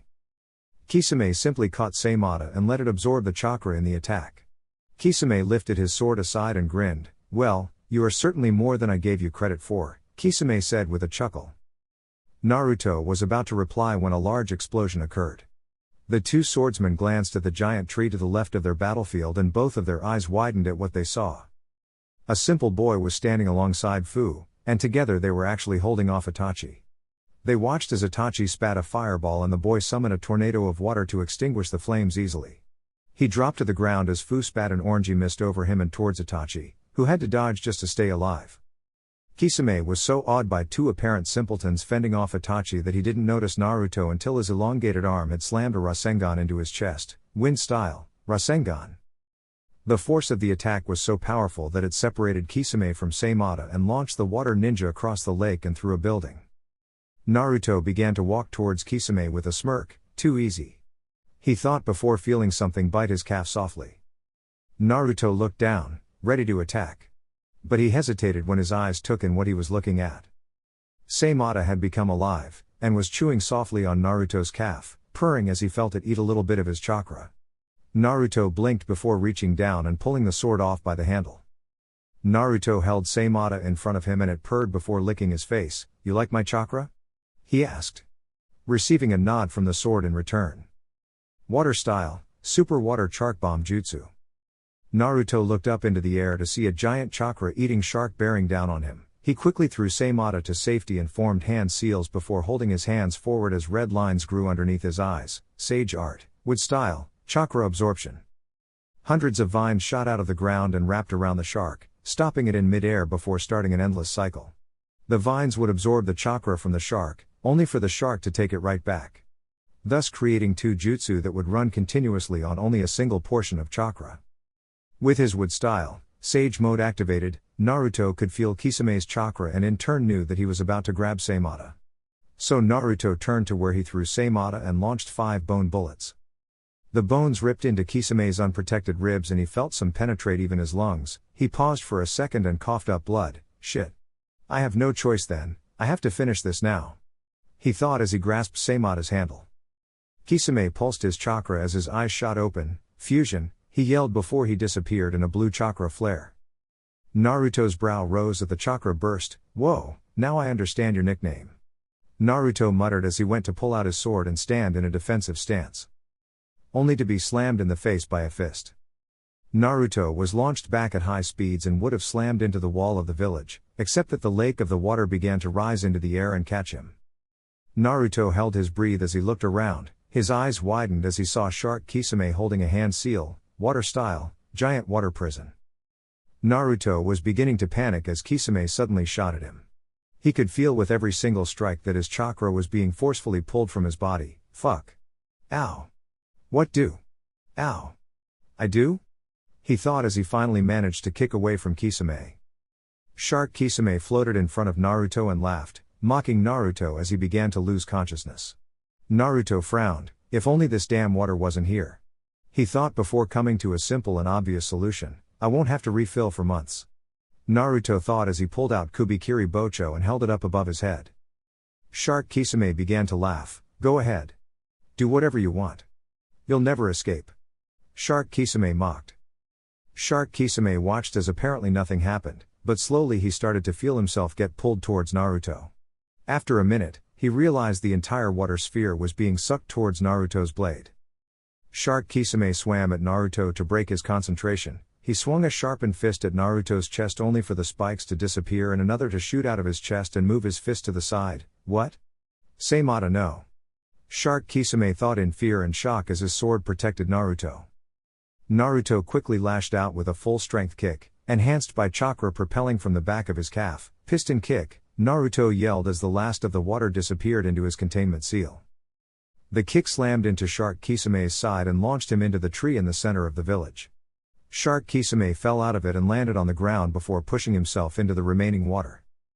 Naruto hovered in mid-air in the spot he kicked Shark Kisame from as he deactivated his Sage mode and spotted Kisame with his sight enhancement seal. He sheathed his sword and waved his hands past the seals on his thighs. In a poof of smoke, Naruto held in his left hand one of his battle shuriken and in his right a tri-pronged kunai. Shark Kisame glared at Naruto from his position as Naruto threw his battle shuriken at full tilt. Ninja art, shuriken shadow clone jutsu, he yelled, turning the single shuriken into 1,000. Shark Kisame held up his arms and formed a jutsu, water style, raining sharks. Exactly 1,000 shark bombs formed from the water and met Naruto's shuriken in a clash of water explosions. Shark Kisame's eyes widened as the final shuriken had a second in its shadow, the shadow shuriken technique? He thought as he moved to the side, barely avoiding the blade. He looked down at the blade as it impacted the ground. His eyes widened as he saw another ninja tool hidden in the shadow of the shadowed shuriken. Shark Kisame stared at the tri-pronged kunai for a second too long, and paid for it dearly. In a yellow flash, Naruto appeared with one hand grasping the kunai and his other hand pointing directly at Shark Kisame's unprotected chest. Decapitating airwaves. With a mighty push of wind chakra, Shark Kisame was lifted into the air and his sword used its remaining chakra to heal the massive gouges in Shark Kisame's chest. Saving his life, but reverting him back to his normal form, Saimata lying next to him. Naruto grabbed his battle shuriken and resealed it as he blew air onto his kunai, right as Kisame grabbed Saimata and stood on shaky legs. Naruto pitched his wind-upgraded blade at Kisame, who blocked the blade with his own. As the kunai fell from normal chest height to the ground, Naruto appeared in a flash inside Kisame's guard and threw a punch at his jaw. Universe. Crack. The punch was powerful enough to launch Kisame so far into the air that Naruto could only see a dot. He lifted the running on empty Saimata onto his shoulder as he activated his sight seal to focus on Kisame, who was barely holding on to consciousness as he began falling through the air. Kisame opened his hazy eyes to find himself plummeting to his death. So, this is it? He thought as he looked up towards the ground. Well, I hope the brat treats Saimata with care. At least she seems to like him. He thought with a sigh as he closed his eyes. Feeling a stabbing pain in his stomach, Kisame's eyes snapped open to see Naruto appearing in a yellow flash and placing his palm on Kisame's forehead. Ninja art, soul drain. Kisame didn't even have time to scream as he was compressed into chakra and sucked into Naruto's mind. Naruto flipped around and used his leg propulsion to come to a stop mere millimeters from the ground. He floated into a standing position and lifted Saimata in front of himself. Are you crying? He asked in shock as Saimata shook sadly in his grasp. Saimata swung its massive head side to side. Gigigi. It muttered before reverting to its standard size, still shaking as it cried. Naruto frowned and ran his hand along the blade. I'm sorry, but you can feel chakra, right? Then you should be able to feel him still, Naruto comforted it. Saimata opened its mouth slightly and bit softly on Naruto's shoulder. After a few moments it began purring happily again. Naruto chuckled at her behavior. I have to go help against Itachi, will you be okay? He asked. Saimata returned to her standard form again and spoke softly, Gigigi.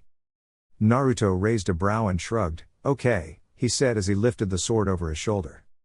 Naruto felt chakra suction and suddenly, Saimata was holding itself on Naruto's back using his chakra like a grip. Naruto grinned as he twisted slightly, checking his maneuverability. Perfect fit, he declared happily. Ah. Naruto span to face Itachi's battle just as Itachi stabbed a kunai into his male opponent's shoulder. He followed up with a kick that launched the guy towards Naruto. Naruto caught the guy easily as Fu landed next to him. Shibuki. Are you okay? She yelled as she took a defensive position in front of Naruto and her wounded friend. Shibuki shuddered in pain. I'll be fine. Fu glanced over her shoulder at his yell, which was caused by Naruto ripping the kunai out. What the hell? I thought you were on our side, Fu yelled as she turned to punch Naruto.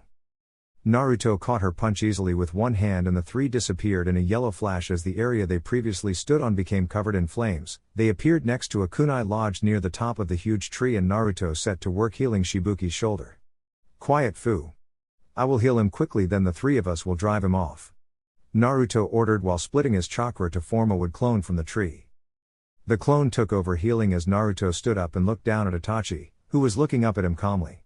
We won't beat him today, Naruto said before forming hand seals. Fu stared at him. Why not?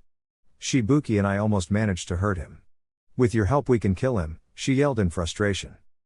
Naruto shook his head. No, he's not our opponent to kill, Naruto said as he clapped his hands together and his cheeks bulged. Water style, explosive water shockwave. From Itachi's point of view, Naruto spat out a waterfall heading directly for him. Milliseconds before the attack landed, Itachi burst into crows. Naruto frowned and turned to the two with him, only to quickly grab Fu's arm and disappear in another yellow flash, his wood clone following after with fully healed Shibuki in its grasp. The clone dispersed as Shibuki got to his feet, just in time for the three ninjas to leap up over the wave of water that Naruto summoned earlier. Naruto used his enhanced sight seal to look up into the tree, seeing Itachi there with a kunai stabbed into the wood where Shibuki was lying a few seconds earlier. Naruto and Itachi made eye contact and Itachi tried to affect Naruto's mind through his Sharingan. Only to be hit with a Rasengan from behind.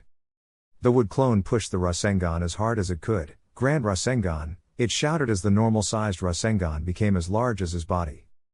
Itachi was painfully launched across the sky of the hidden waterfall village. He managed to block out the pain for a moment and open his eyes, only to see an airborne Naruto and Fu launching a dual attack at him. Wind style, tornado. Bug style, explosive mist. Naruto's horizontal tornado picked up Fu's mist and moved towards the defenseless Itachi.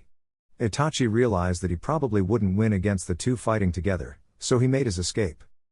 Itachi encased himself in a glowing orange ribcage as the attack hit, causing a huge explosion that was forced along the neck of the tornado, thus pushing Itachi completely out of sight of the village. Naruto smirked and turned to his left to congratulate Fu, only to see her fainting and falling from the sky. Naruto quickly dove down after her and caught her in a bridal grasp. Her last view was Naruto's worried ocean blue eyes as she sunk into darkness. Thank you, Kyubi-sama. Naruto stood alongside Shibuki as they faced the Hidden Waterfall's leaders. The one in the center slammed his hands on the table in frustration. No. We cannot give away our weapon. It is ours and it needs to be refined for war. Shibuki held out his hands pleadingly. Stop treating her as if she's nothing more than a weapon. This is one of the reasons I think she should go with him to Konoha. He argued. The leader furthest to the right waved his arm, demanding attention and dismissing the leader who spoke first. Logically speaking, what do we gain from this agreement? He asked. At a loss for words, Shibuki turned to Naruto, who had been silent up until then. He smirked as he took a step forward. You get safety from Akatsuki for one. Also, an alliance with one of the 5 great nations, Naruto said. The leader nodded as the others began to mutter, that is indeed something precious. But without the demon here, we will be very weakened, he said. Naruto nodded and held a hand over the seal on his leg. How about a personal promise? He asked rhetorically before unsealing a weapon. The leaders all gasped in unison as Naruto threw his tri-pronged kunai into the long desk of the room. I swear on the legend of my father, the yellow flash, that I will forever be on call to defend the hidden waterfall from invasion or attack, Naruto said before flashing over to stand on the desk. I swear on my honor as the final flash of Konoha, he said with red-slitted eyes and a smirk. The leaders didn't even stop to think. Go ahead. Take her. The leader in front of Naruto yelled in excitement, with the other leaders agreeing happily. Naruto smirked and leapt back to land next to Shibuki. We will leave tomorrow. Konoha is expecting your terms for the treaty sometime next week. If you ever need me, just have Shibuki here send chakra into that kunai. I'll be here in a flash. He promised before patting Shibuki on the back and flashing away. 5 months later. The sun slowly rose over the mountain, shining morning light onto the village hidden in the leaves, letting a sliver of light hit Izumo's snoring face. Kotetsu sighed, geez, I can't believe we're still here. I mean, it's like no one could even find another use for us. Just the damned gate guards of Konoha. He thought with a sigh before frowning, what's stopping me from changing that? Maybe I should go for Jonin exams. He thought before hearing footsteps approach them. Kotetsu turned and instantly shot to his feet, knocking Izumo off of his chair. Jiraiya-sama. Welcome back, he said with a bow. Jiraiya smirked as Izumo climbed to his feet. Hello you two, how's the gate been treating ya? He asked as he reached into his jacket and pulled out his ninja identification. Izumo groaned, it's gate guard duty. At this point I think I'd prefer to go find the damn cat Tora, he said before reading over Jiraiya's team information.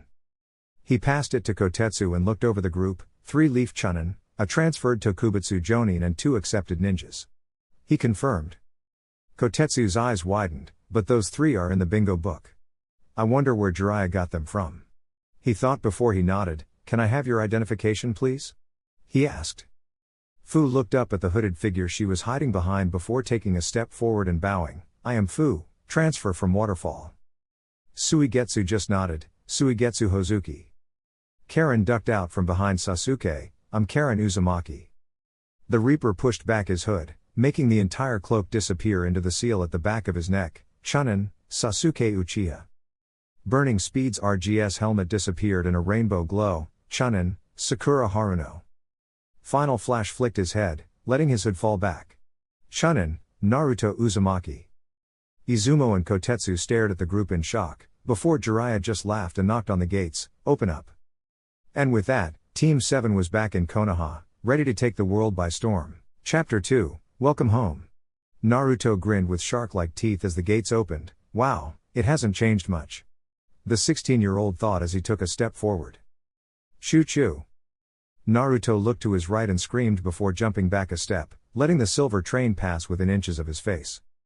The group stared as the train receded into the distance, their jaws dropped as it seemingly melted through a portion of the village's wall and out into the wild.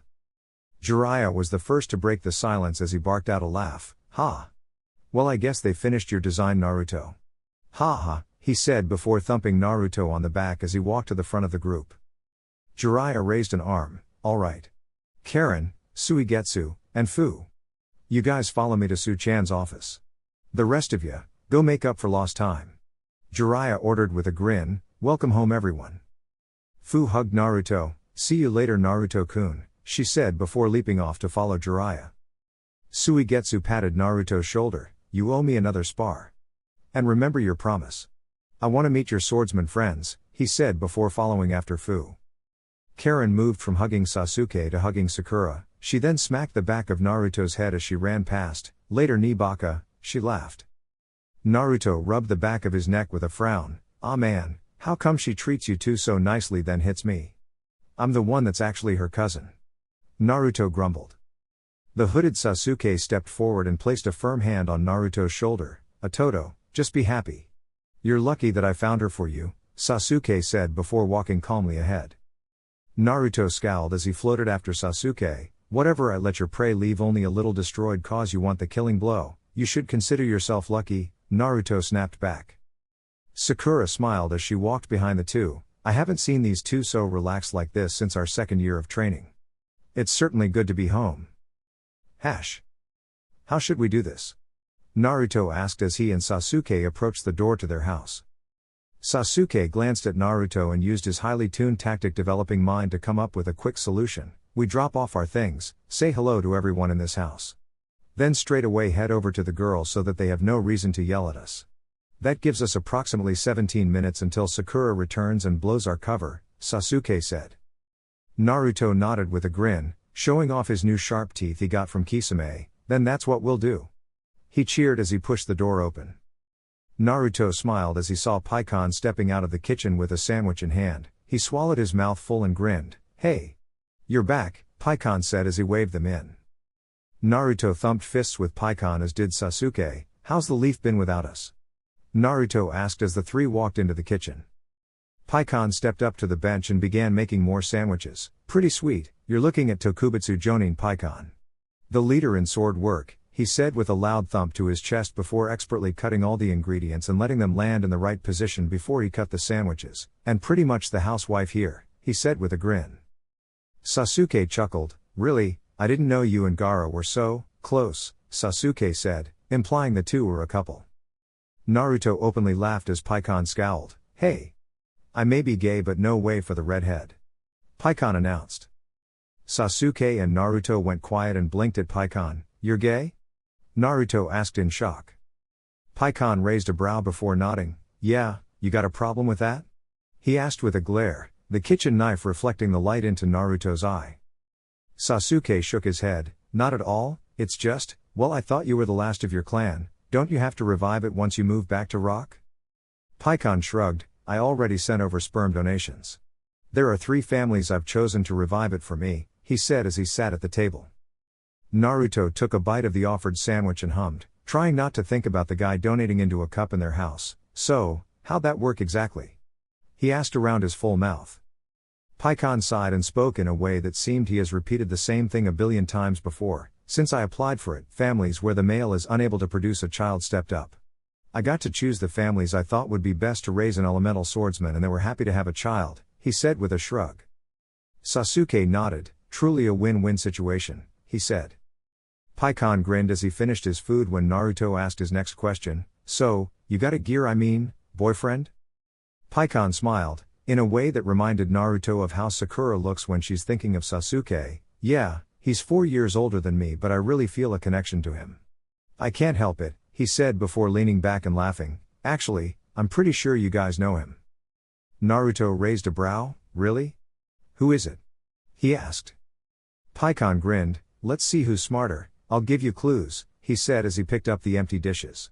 I'm 4 years older than you guys, so if he's 4 years older than me. He is 24. My main job as a Tokubutsu Jonin is teaching sword skills. I met him through work. Finally, he's spent about 40 times more money on ramen than what he's actually eaten, Paikon said as he finished with the empty plates and turned to the 2. So, who do you think? He asked with a smirk. Naruto frowned in thought. A full generation older than us, teaching. And ramen. Naruto muttered as he tried to piece it together. Sasuke simply raised a brow. I had no idea Iruka-sensei liked men. Paikon smiled happily as Naruto's jaw hit the table. Iruka-sensei? He yelled in shock. Paikon nodded. Yeah, we met when I went for the course I teach Wednesday and Friday afternoons. I asked if he wanted to come by to discuss proper teaching time since one of my lessons clashed with his sealing lessons. It just escalated from there, Paikon said with a happy smile. Naruto was still processing that Iruka was gay, so he was near unresponsive. Sasuke just nodded as he stood. Congratulations are in order then, we don't have long though. We should go see the girls. Sasuke explained as he patted Paikon's shoulder. Paikon grinned. Thanks Sasuke, and you should get going. You don't want them finding out you didn't go there first, he said. Hearing that snapped Naruto out of his daze. Ah. You're right Paikon. They'll kill us, he said before jumping to his feet and flying out. Congrats Paikon. Look after sensei or else, Naruto yelled behind him. Paikon blinked in confusion before glancing at Sasuke. Was he threatening me? Paikon asked. Sasuke nodded. Oh yeah, Itoto thinks very highly of Iruka-sensei. If you do hurt him Naruto may break your face, he said with a smirk. Catch you later, Sasuke said as he faded out of existence. Paikon took a deep breath and blew it out harshly as he left the room. I better go see Iruka-kun, make sure I haven't screwed anything up. He muttered as he adjusted his 3 swords and headed out. Naruto and Sasuke stood on the roof of the girl's house. Naruto used Akamaru's abilities to determine the state of the house. I can smell Tayuya-chan and Kin-chan and a lot of cleaning stuff. Hina-chan isn't here yet and Sakura-ne-chan is on her way. Naruto reported. Sasuke nodded. Entrances? Naruto took a deep whiff. You, go kitchen window. I'll take stairwell window. Naruto confirmed. Sasuke smirked. Catch you inside, he said before leaping down to the side of the house. Naruto hovered to the back of the house and glanced in the window, seeing a glimpse of Tayuya yawning as she stretched her back, pausing as she walked down the stairs to do so. Naruto smirked as he tossed a kunai behind her. Her shinobi instincts kicked in and she turned towards the thud, only to raise a brow at the weird shape of the knife. Flash. Tayuya covered her eyes from the bright light only to feel a pair of soft hands hold hers. Tayuya-chan, are you cleaning? Tayuya's eyes snapped open and she stared wide-eyed at the smiling Naruto. Naru-kun? She asked quietly as she blinked widely. Naruto grinned. I'm back, he said with a chuckle. Next thing he knew, Tayuya had tackled him to the stairs in a hug as she kissed him full on the lips. Unfortunately, the two couldn't enjoy their reunion as their legs tangled and they began falling down the stairs. Naruto hit the ground on his back and Tayuya landed on his chest. They looked at each other before bursting into laughter as Naruto hugged her tightly. Get a room you two. Naruto and Tayuya looked up from their position to see Kin in the arms of Sasuke, sitting on the love seat facing the back balcony. What about you two? You're already in his arms, why can't I be in my man's home? Tayuya said with a chuckle before she squealed as Naruto flashed the two of them back up to the top of the stairs. Tayuya blinked and glanced around as she found herself sitting in Naruto's lap on the top step. "How'd you do that?" she asked. Naruto reached up and pulled his kunai from the handrail before placing it against the seal on his pants. It easily morphed in as he began explaining. "Aniki finished remaking my father's seal. It was odd, I've never really understood seals that much, but when he started explaining them to me, it just clicked in my head," he said with a shrug. "I'm no master, but just by looking at my dad's seals I can almost just, I dunno, feel it," he explained while grinning. Tayuya nodded. "That's how I felt when I started looking through the Uzumaki seals," she said with a matching grin. Naruto raised a brow. "Hey Tayuya-chan, I can't help but notice you're not swearing like you used to," he said. Tayuya nodded. "Yeah, Kin-chan kept flicking her dengo sticks at me every time I swore. It pissed me off to cut down a lot, but I'm managing," she said as she hugged herself closer to him. Naruto chuckled before picking her up bridal style, causing her to squeak as he laughed. "I kinda miss the potty-mouthed redhead I left behind. What's happened to change you so much? You're not even yelling at me," he said as he began walking around upstairs.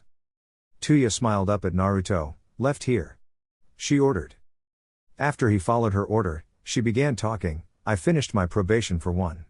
I'm lined up for the next Jonin exams once I'm put on a team," she said as she pointed to their left again. Naruto moved to push open the glass door with his foot. They stepped onto the upstairs balcony as she continued talking. "I've been learning from Kurenai-sensei about genjutsu. Mixed with my new fighting style I've become as good as her in the field. I even broke her ultimate technique with a mirroring," she said. Naruto raised a brow. "Mirroring?" he asked as he sat down on the seat, resting her on his lap in the process. Tayuya nodded. It's when a genjutsu is taken over by the target and pushed back on the user," she explained. Naruto nodded. "Wow, so you're the top genjutsu user in Konoha?" he asked with wide eyes. Tayuya grinned as she stood up. "Yep, you didn't even notice this one, have you?" she asked with a cheeky grin. Naruto raised a brow. "Huh?"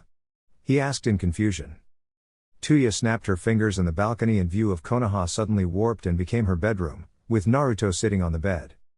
Naruto looked around in shock. "Whoa!" he proclaimed. Tayuya leaned forward and held his head in her hands. "Naru-kun, I want you," she whispered before kissing him deeply. Naruto's eyes widened as he returned the kiss. As she slowly pulled away he began stuttering. "TT Tayu-ch-chan. We can't do that," he proclaimed. Tayuya sighed and sat on the bed next to him. "Yeah, I know," she said with a cheeky smirk before bursting into laughter at Naruto's scared but excited face. The blushing blonde frowned. "Oi. You tease," he said before pouncing on her and tickling her. The two laughed in happiness as they rolled around on the bed, ending up in a position of her pinned under his arms. Tayuya looked up at Naruto with a smile and pulled him in for another kiss. As they pulled away the two grinned at each other. "Naru-kun, when are you gonna propose to the three of us?" she asked. Naruto laughed uncomfortably. I hadn't really thought about it," he confessed. Tayuya pouted. "Well, start thinking about it." Her eyes widened and she blinked owlishly. "Are you a clone?" Naruto tilted his head in confusion before sitting back. "No, why would I be a clone?" he asked. She sighed. "If you're here with me, have you even seen the other two yet?" she asked as she sat up next to him. Naruto's eyes bugged out. "Oh shit. You're right," he said as he stood. He was about to run out when he turned to Tayuya. She smiled and waved him off. "Go get him, Naru-kun, we still have the rest of our lives, right?" she asked. Naruto grinned widely. "Always and forever Tayuya-chan," he yelled before running out. Tayuya grinned happily before hearing his footsteps return. She looked up to see him poking his head in the door. He scratched his head sheepishly. She sighed. "Hinata is training with her father and Tenten should be running her uncle's shop right now," she said before throwing her pillow at him. "Now go loser," she teased. Naruto ducked out of the way of the pillow and ran out again. "Thanks Tayuya-chan. Love you," he yelled as he ran to the real upstairs balcony and leapt into the air, flying off to see Tenten. Ding-a-ling. Tenten turned with a smile to the hooded customer. "Hello. Welcome to Higurashi's weapon store. Please have a look around and feel free to ask me any questions," she said with a smile before going back to cleaning a katana. Naruto blinked in shock that Tenten didn't recognize him, so he decided to play a little game. "Actually, I bought a sheath from here a long time ago. I would a second made similar to it, he said in a misleadingly deep voice. Tenten looked up from the katana and placed it aside as she stood. Please, show me the sheath and I'll see what we can do. Naruto reached down and unbuckled Kubikiri's sheath from his belt. He turned and placed it on the bench, making Tenten pause as she looked at it in recognition.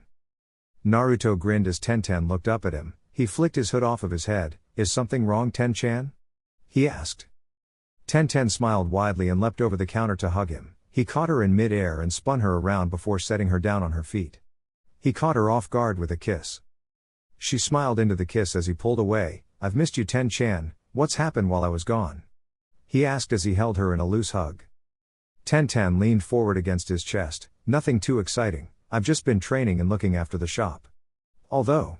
She looked around the shop, ensuring no one was around before she stood on her toes to whisper in his ear. In a few days I have my first mission as an Anbu agent. She informed him with a smile.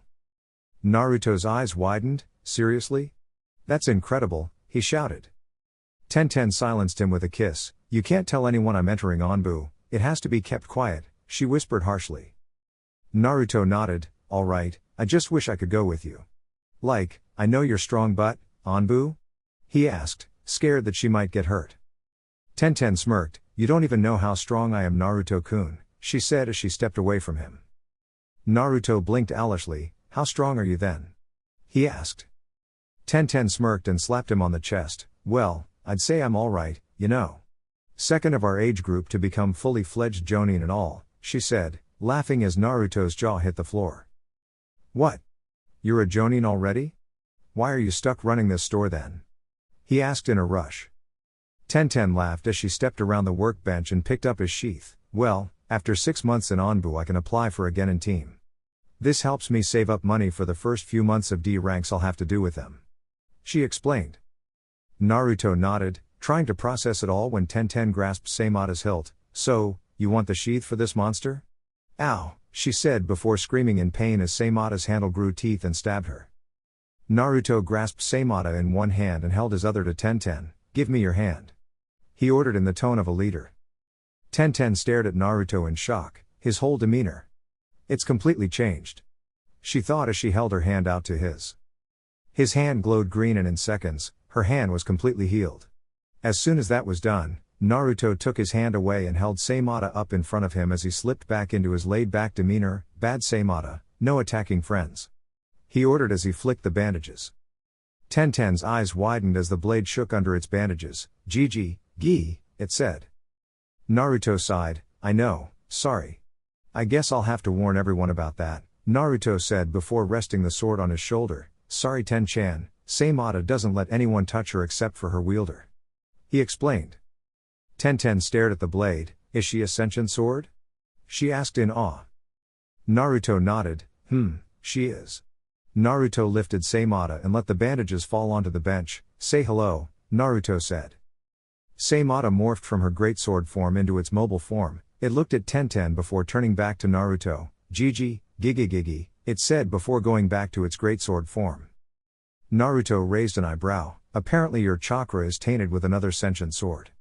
Naruto explained before he rested Seimata on the bench and began rewrapping her. Tenten frowned. You're back not even 10 minutes and your sword is accusing me of cheating on it? She said while folding her arms. Naruto grinned and leant over the bench. She's just a picky eater, Naruto said, talking about the sword while cupping Tenten's face with his hand. I've missed you Ten-chan. A lot, he said softly. Tenten smiled and leaned into his hand. I've missed you too Naruto-kun. Thank you for coming back safely, she said before kissing his palm. Naruto grinned before he noticed the time. Sorry for leaving so early, but I think Hinata-chan's training is ending about now, right? Her dad'll kill me if he thinks she's not one of my priorities, he said with an apologetic smile. Tenten nodded. It's okay, I get it. Could you leave me a wood clone please? I want to hear about your training mission. She asked. Naruto nodded and made a wood clone from his chakra. I'll be off then, should I take these with me? Or do you want to look at them?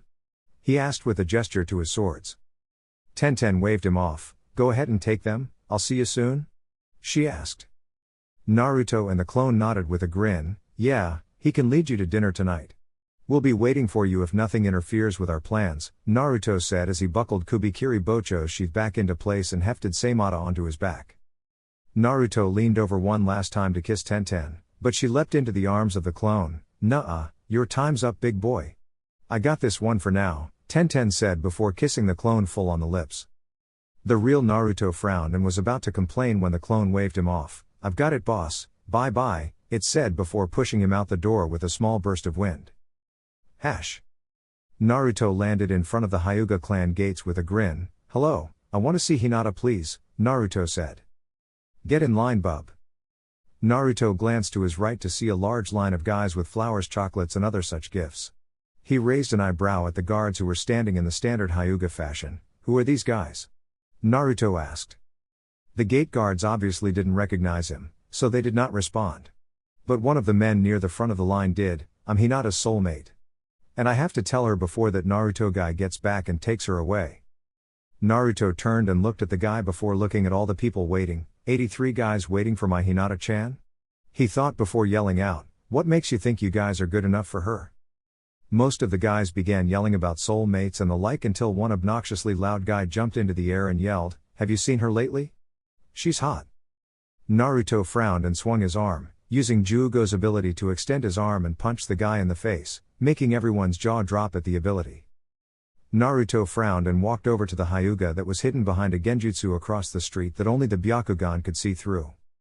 The Hyuga scowled as Naruto squatted in front of him. He obviously couldn't see the guy, but his sense of smell had set him up so he was almost looking at him. "Oi, Hinata-chan," said the Hyuga that was given your job as a top-notch censor, "so you can tell who I am, right?"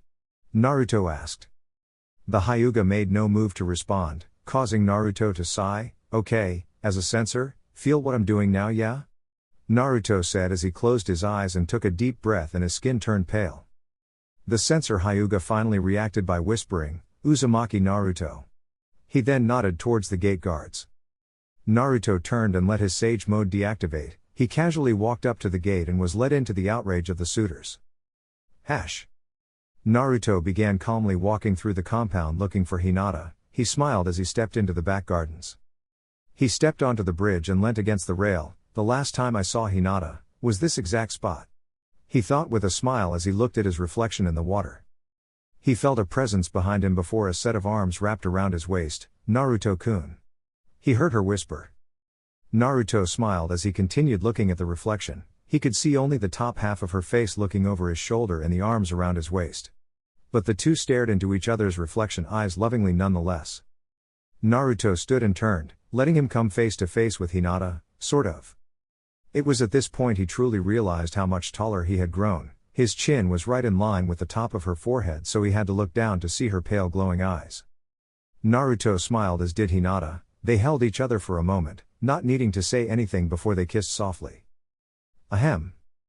Naruto and Hinata broke the kiss and they looked to his right to see Hiashi staring at them with a frown. "Hinata, you cannot just leave in the middle of training," he said. Naruto grinned and held Hinata in a one-handed hug as she buried her face into his chest with a giggle. Hiashi-sama. "I just got back, can't we have a little alone time please?" Naruto asked while scratching the back of his head. Hiashi's frown deepened. "No," he said sternly. Hinata pouted up at her father. "But Dad, we both know I'd just win again," she said, without a stutter or any form of nervousness. Naruto looked at Hinata's actions with wide eyes as Hiashi sighed. "Now Hinata, Neji has come close to beating you 3 times this last month. Today could have been his day." Hinata pouted as her eyes took on the form of the puppy eyes technique. "Please?" she asked. Hiashi's face twitched, before he sighed in defeat. "Fine. Make sure you tell him about the occurrences of the clan though. He has a choice to make," Hiashi said before walking off to join his nephew and younger daughter in training. Hinata smiled in victory before looking up at Naruto's stunned face. "What's wrong, Naruto-kun?" she asked worriedly. Naruto's face slowly turned into a smile. "What happened to my formal and shy little Hinata-chan?" he asked with a chuckle. Hinata grinned, like really grinned. "Let's just say training can change a person, along with a few pushes from friends and 3 years practice," she said before frowning. "Well, that and Kin-chan eats a lot of dengo now," she said, reaching up and cradling Naruto's face. She stood on her toes as he bent his neck slightly and the two shared another kiss. Eventually Hinata pulled away and went to step back, only for her eyes to widen as she grasped onto Naruto's clothes. Naruto chuckled at her expression as she looked back at the ground. They were floating about the height of the village walls above the Hyuga compound. Tell me everything, Hina-chan, has Neji gotten too weak for you? He asked with a smile. Hinata smiled and wrapped her arms up and around his neck for support as they hovered around. Neji Niazan is far from weak. He was the first of our age group to obtain Jonin status and he's on next year's list to be a Jonin sensei, she said, stunning Naruto. Whoa! He's a Jonin? He asked before blinking as something else slipped into place. And you can beat him? Hinata laughed beautifully at Naruto's questions. Yes he is and yes I can. I was ranked a Tokubutsu Jonin before father put in the official word of me being his successor. I've been training in the clan compound almost non-stop for about 6 months now, she said before resting her head on his shoulder and sighing, which has become a problem. Naruto raised a brow, sensing the seriousness of the situation bearing down. Do I want to land to hear this? He asked as he already began descending. Hinata smiled. It isn't that big of a deal. It's just that if you want to keep me we'll have to get married sooner than originally thought, she said with a nervous laugh. Naruto blinked. How soon is that? He asked as his feet touched the wall of Konoha. Hinata stepped off of his feet. Well, if I become the Hyuga head and you want to marry me, you'll have to become a Hyuga. That means the CRA will be made void and you won't actually be allowed to see Tenten-chan or Tayuya-chan outside of clan business, she explained. Naruto nodded. But, I love them too, he said. Hinata smiled. I know, that's why I'm telling you this now, she said before taking a deep breath. 5 months from now I will officially be declared the clan head. Naruto's eyes widened. 5 months? He asked. Hinata frowned. I knew he wouldn't be ready. I guess he'd rather be with the other two than me, she thought sadly. Shit, we don't have much time to plan. Hinata stared at Naruto in shock, who was frowning and counting something on his fingers. I should have more than enough money saved up. Especially since I got my father's royalties upon return to the village. Damn, this'll be hard, he muttered before feeling a small hand grasp his own. He looked at Hinata with a raised brow. What's wrong? He asked when he noticed her wide teary eyes. Hinata sniffed. Are you sure, Naruto-kun? It's not too soon? She asked, holding in tears of happiness. Naruto sighed. Well, Tayuya-chan was pushing for it too. And no way in hell I'm gonna lose you, he said before Hinata glomped him and kissed him heavily on the lips. In this situation, Naruto would do nothing but smile and kiss her back usually. But this was the first time he really felt her body flushed against him. Naruto blushed bright red as he felt Hinata's curves press into his torso. He froze, trying to control himself from getting excited. Hinata noticed his lack of action and sat up, still sitting on his thighs. Naruto-kun? She asked. From Naruto's angle, he finally got a look at what Hinata was wearing and how much she had grown. She wore a long-sleeved white skivvy that stopped just above her belly button and standard black onbu pants going down her legs. Naruto wasn't sure if Hinata knew or not, but she was the epitome of beauty. Which Naruto unthinkingly shared. Holy log, you're beautiful, he said as he sat up. Hinata blushed at the compliment. Thank you, Naruto-kun, she muttered, stuttering for the first time in over a year. Naruto grinned and masterfully lifted her up bridal style to stop her from getting an opportunity to notice little Naruto had come to life. Do you want to come over tonight? Then we can talk about this with the 5 of us, Naruto said with a smile. Hinata smiled with a nod as they rose into the air. She tilted her head in thought. Wait, 5? She asked as she did the math. Naruto-kun, Tenten-chan, Tayuya-chan, myself and? Naruto gulped. Let me introduce you to her tonight. She's someone very precious to me that I met during our last year of training. I know she loves me and I do her, but I told her about the promise I made to you. That you have to approve of her before anything can happen, he explained in a rush. Hinata smiled. You've found the final wife? She asked happily. Naruto faltered at her immediate acceptance. Only if she passes your scrutiny, he said, trying to figure out how this was the one reaction he wasn't prepared for. Hinata kissed him, taking his attention from their flight and making him come to a stop above the Hyuga Gardens. She pulled away and smiled. Are you going to see her after this? Can I come? She asked. Naruto breathed in through his teeth. I don't want Hiyashi-sama to hate me, Naruto said, torn between making her happy and pissing off her dad. Hinata grinned. Let's go then. I'll explain it to him later, she said as she pushed out of his grasp and landed on his shoulders before using him as a springboard and leaping off towards town. Naruto flipped through the air before righting himself. He smirked as he turned to the direction Hinata was facing. Wrong way, Hinata-chan, he thought as he swiped one of his kunai and pitched it at full speed. Hinata caught a glimpse of silver in the corner of her eye before a bright yellow flash disoriented her. She felt herself be caught and she cleared her vision to see Naruto holding her with one arm. Naruto. Flash. Hash. Flash. Kun? She asked before glancing around in confusion. Naruto, Hinata, welcome, Tsunade said with a smile as she watched Naruto place Hinata on her feet inside the office. Hinata blinked. What happened? She asked. Naruto plucked his kunai from the wall behind them and smirked as it disappeared back into its seal. Nothin', he said as he took her hand and walked forward to the group. Tsunade smiled and was about to talk when Sasuke blurred into existence. Sorry Tsunade-ba-sama, he said with a smirk as Kin stepped out from behind him. She shook her head. No problem, Naruto only just got here himself. You were both late, she said with a smile. The two boys smirked at each other. Now that you guys are here, I figured instead of asking for a report that I'd ask for a show, Tsunade said with a grin. Sakura raised a brow. What do you mean Ba-chan? She asked.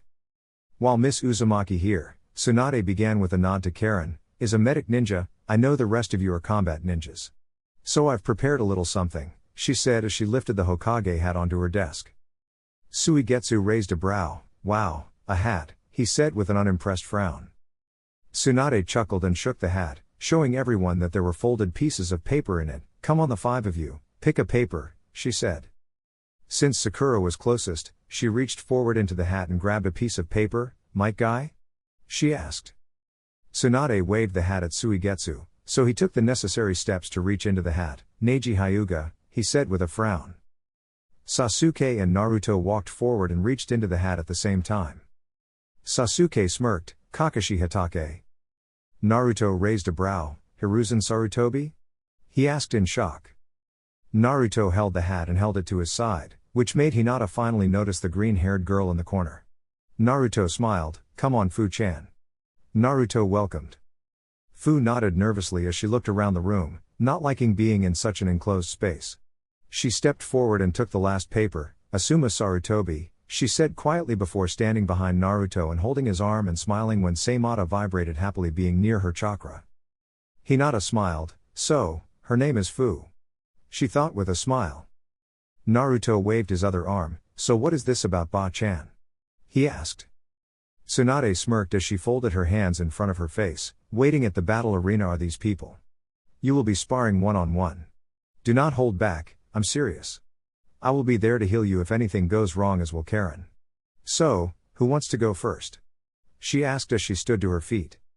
The group stood in the middle of the room. Only one way to decide, Naruto said seriously as his sight enhancement seal glowed and he pushed his fist forward.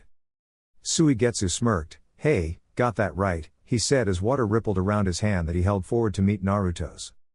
Fu smiled. Why do you guys always take this so seriously? She asked with a giggle as she followed suit.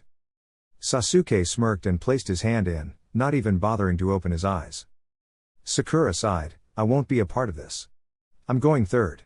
No ifs and or buts, she demanded. The four remaining people pulled their arms back, a focused intent on their faces. Rock, paper, scissors. Sasuke opened his Sharingan eye for a brief moment before everyone released their choices. Naruto, rock. Suigetsu, rock.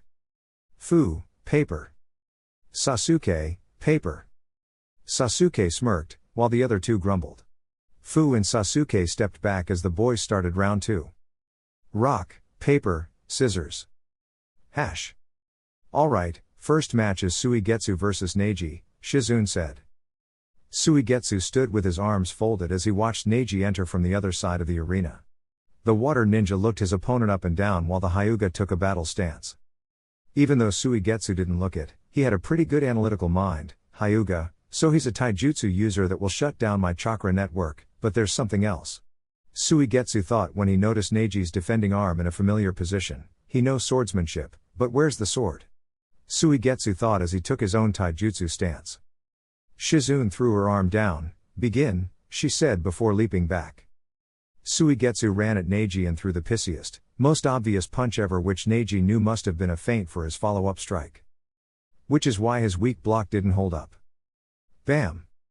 A millisecond before impact, Suigetsu's average muscled arm grew extremely muscled and punched Neiji's forearm with enough force to follow through and knock Neji off of his feet. Neji flipped back onto his feet and wiped the blood from his broken nose. Very deceptive, Neji said with a nod of respect before blinking. Byakugan. With his white eyes activated, he could see when Suigetsu would channel the chakra for such a technique. Knowing he wouldn't try the simple maneuver again. Bam! Neji was launched back once again from Suigetsu's blow. What? He didn't use any chakra at all. Neji thought in shock. Suigetsu smirked and brought his water bottle to his lips. Nice try, Hyuga, but I use water, he said before his cheeks bulged and he shot a stream from his lips at Neji. The Hyuga ducked under the stream with a smirk. Water eye? Guess I'll win regardless. He thought before pulling out a kunai and attacking. Suigetsu drew Nuabari and began to fight Neji close up. The Hyuga was very good, able to read most normal sword strikes and act accordingly. Suigetsu and Neji moved around the arena in blurs, setting sparks when they'd clash in the air. Some of the people watching had trouble just following their movements, until the two stopped in a clash of power. Neji was testing Suigetsu's strength now in comparison to his power arm transformation. He's quite weak. Well, time to finish this. Even if his attacks use water, he still has a chakra network. Neji thought before channeling chakra throughout his body.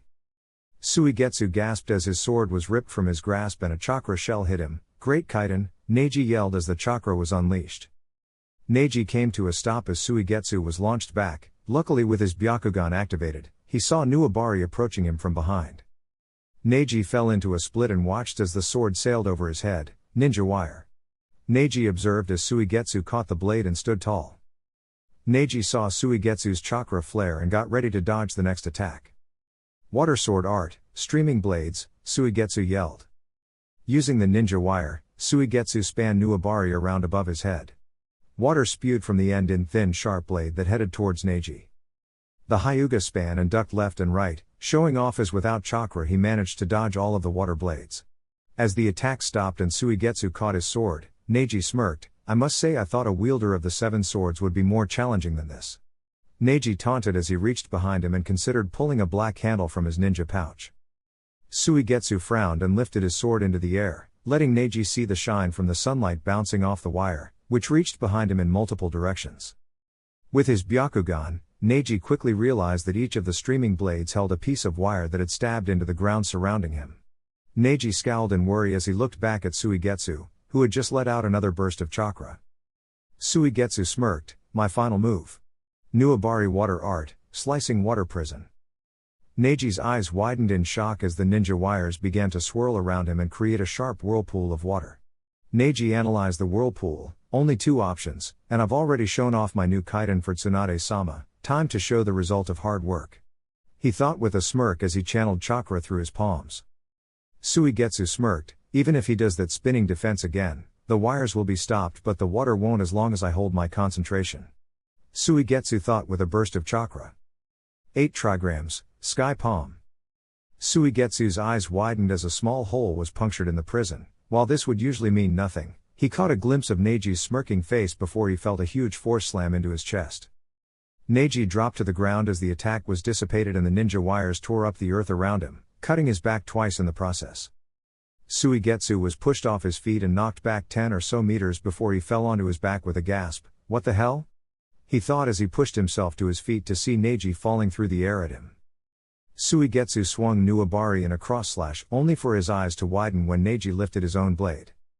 Lightning surge, Neji yelled as the 2 blades clashed.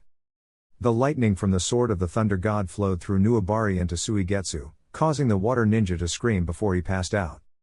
Neji smirked as he climbed to his feet, shaking off the little shock he got from having water on him while activating the sword.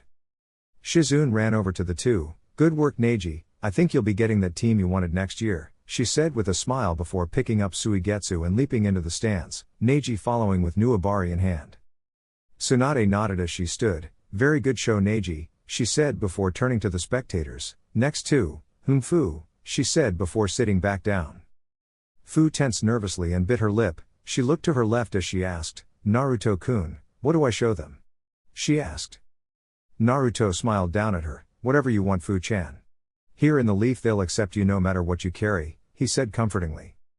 Fu nodded and stood. tightening the straps on her carry pack before she leapt down to the arena and landed opposite her goateed opponent. "Hello Asuma-san," she said with a bow. Asuma smiled and nodded. "Hello to you Fu. Let's have a good match, okay? I hear this will decide whether you become a Jonin or Chunin here in the Leaf," he said. Fu's eyes widened before she nodded. "Well, alright then. I'll go all out," she declared before taking her red carry pack off and placing it on the ground next to her. Asuma smiled. "Other than the fact she is the Jinchuriki of the Seven Tails, I don't know what her powers are. This'll be fun," he thought as he pulled out his signature weapons, chakra trench knives. Once again, Shizune waved her arm. "Begin," she declared. To everyone's surprise, 2 insect wings grew from Fu's lower back and she took to the air as she took a deep breath. "Bug style, honey glob," she announced before shooting a large ball of honey at Asuma. Asuma was unsure of the honey's capabilities, so he decided to play it safe as he leapt from the impact zone. He landed and saw Fu mid-spin. "Wing slash," she yelled as he wings flicked around, shooting 2 energy waves towards Asuma. Asuma smirked. If there was one thing he knew, it was blades of chakra. In a seemingly simple display, Asuma cut through the blades with wind chakra blades of his own. Fu's eyes widened in shock while Asuma smiled. "How's your taijutsu?" Asuma yelled out before charging at Fu. Fu scowled. "Well, I was hoping no one would see this just yet." "Oh well," she thought before deactivating her wings and dropping down next to her carry bag. She lifted the pack and swung it, using it like a bat to hit Asuma, who raised an arm to block. Boom! Asuma was launched across the arena from the impact, only coming to a stop as he stabbed a blade into the ground as an anchor. He rubbed his sore arm before looking up at Fu. Fu unzipped her pack and pulled out a small barrel. She dropped the barrel and took a taijutsu stance as it opened. Not wanting her to power up too much, Asuma charged forward again. His brow furrowed as he saw the large amount of flying beetles fly onto Fu's body. As Asuma threw his punch, Fu swiped as if she had claws. Clang! Asuma's arm was flung out as his weapon bounced off of a line of beetles Fu had released with her swipe. The two clashed with armored taijutsu, Asuma attacking with his chakra blades and Fu's beetles forming armor and weapons as per her gestures. Suddenly, Fu threw forward a punch which Asuma ducked to the left of, only for a cluster of her beetles to follow after the punch and collect his chest in a solid strike. Asuma was pushed back with a scowl as he used the time to form hand seals, fire style, burning ASH. Fu looked up in panic at the large black cloud descending upon her. FF fire? She thought in fear as she fell to her knees in terror. Everyone's eyes widened as Fu fell to her knees, except for Asuma who couldn't see her do so from behind his cloud. Thinking she was Jonin material as well as a Jinchuriki, Asuma was quite confident that Fu would have been able to defend herself in some way. So he ignited the cloud. Boom! The flames of the explosion covered the arena floor, causing many to look down in fear, but some of the audience sat in worry as they noticed Squad 7 not having any obvious reactions other than Naruto's frown. As the smoke cleared, everyone gasped at the metallic ball that surrounded Fu.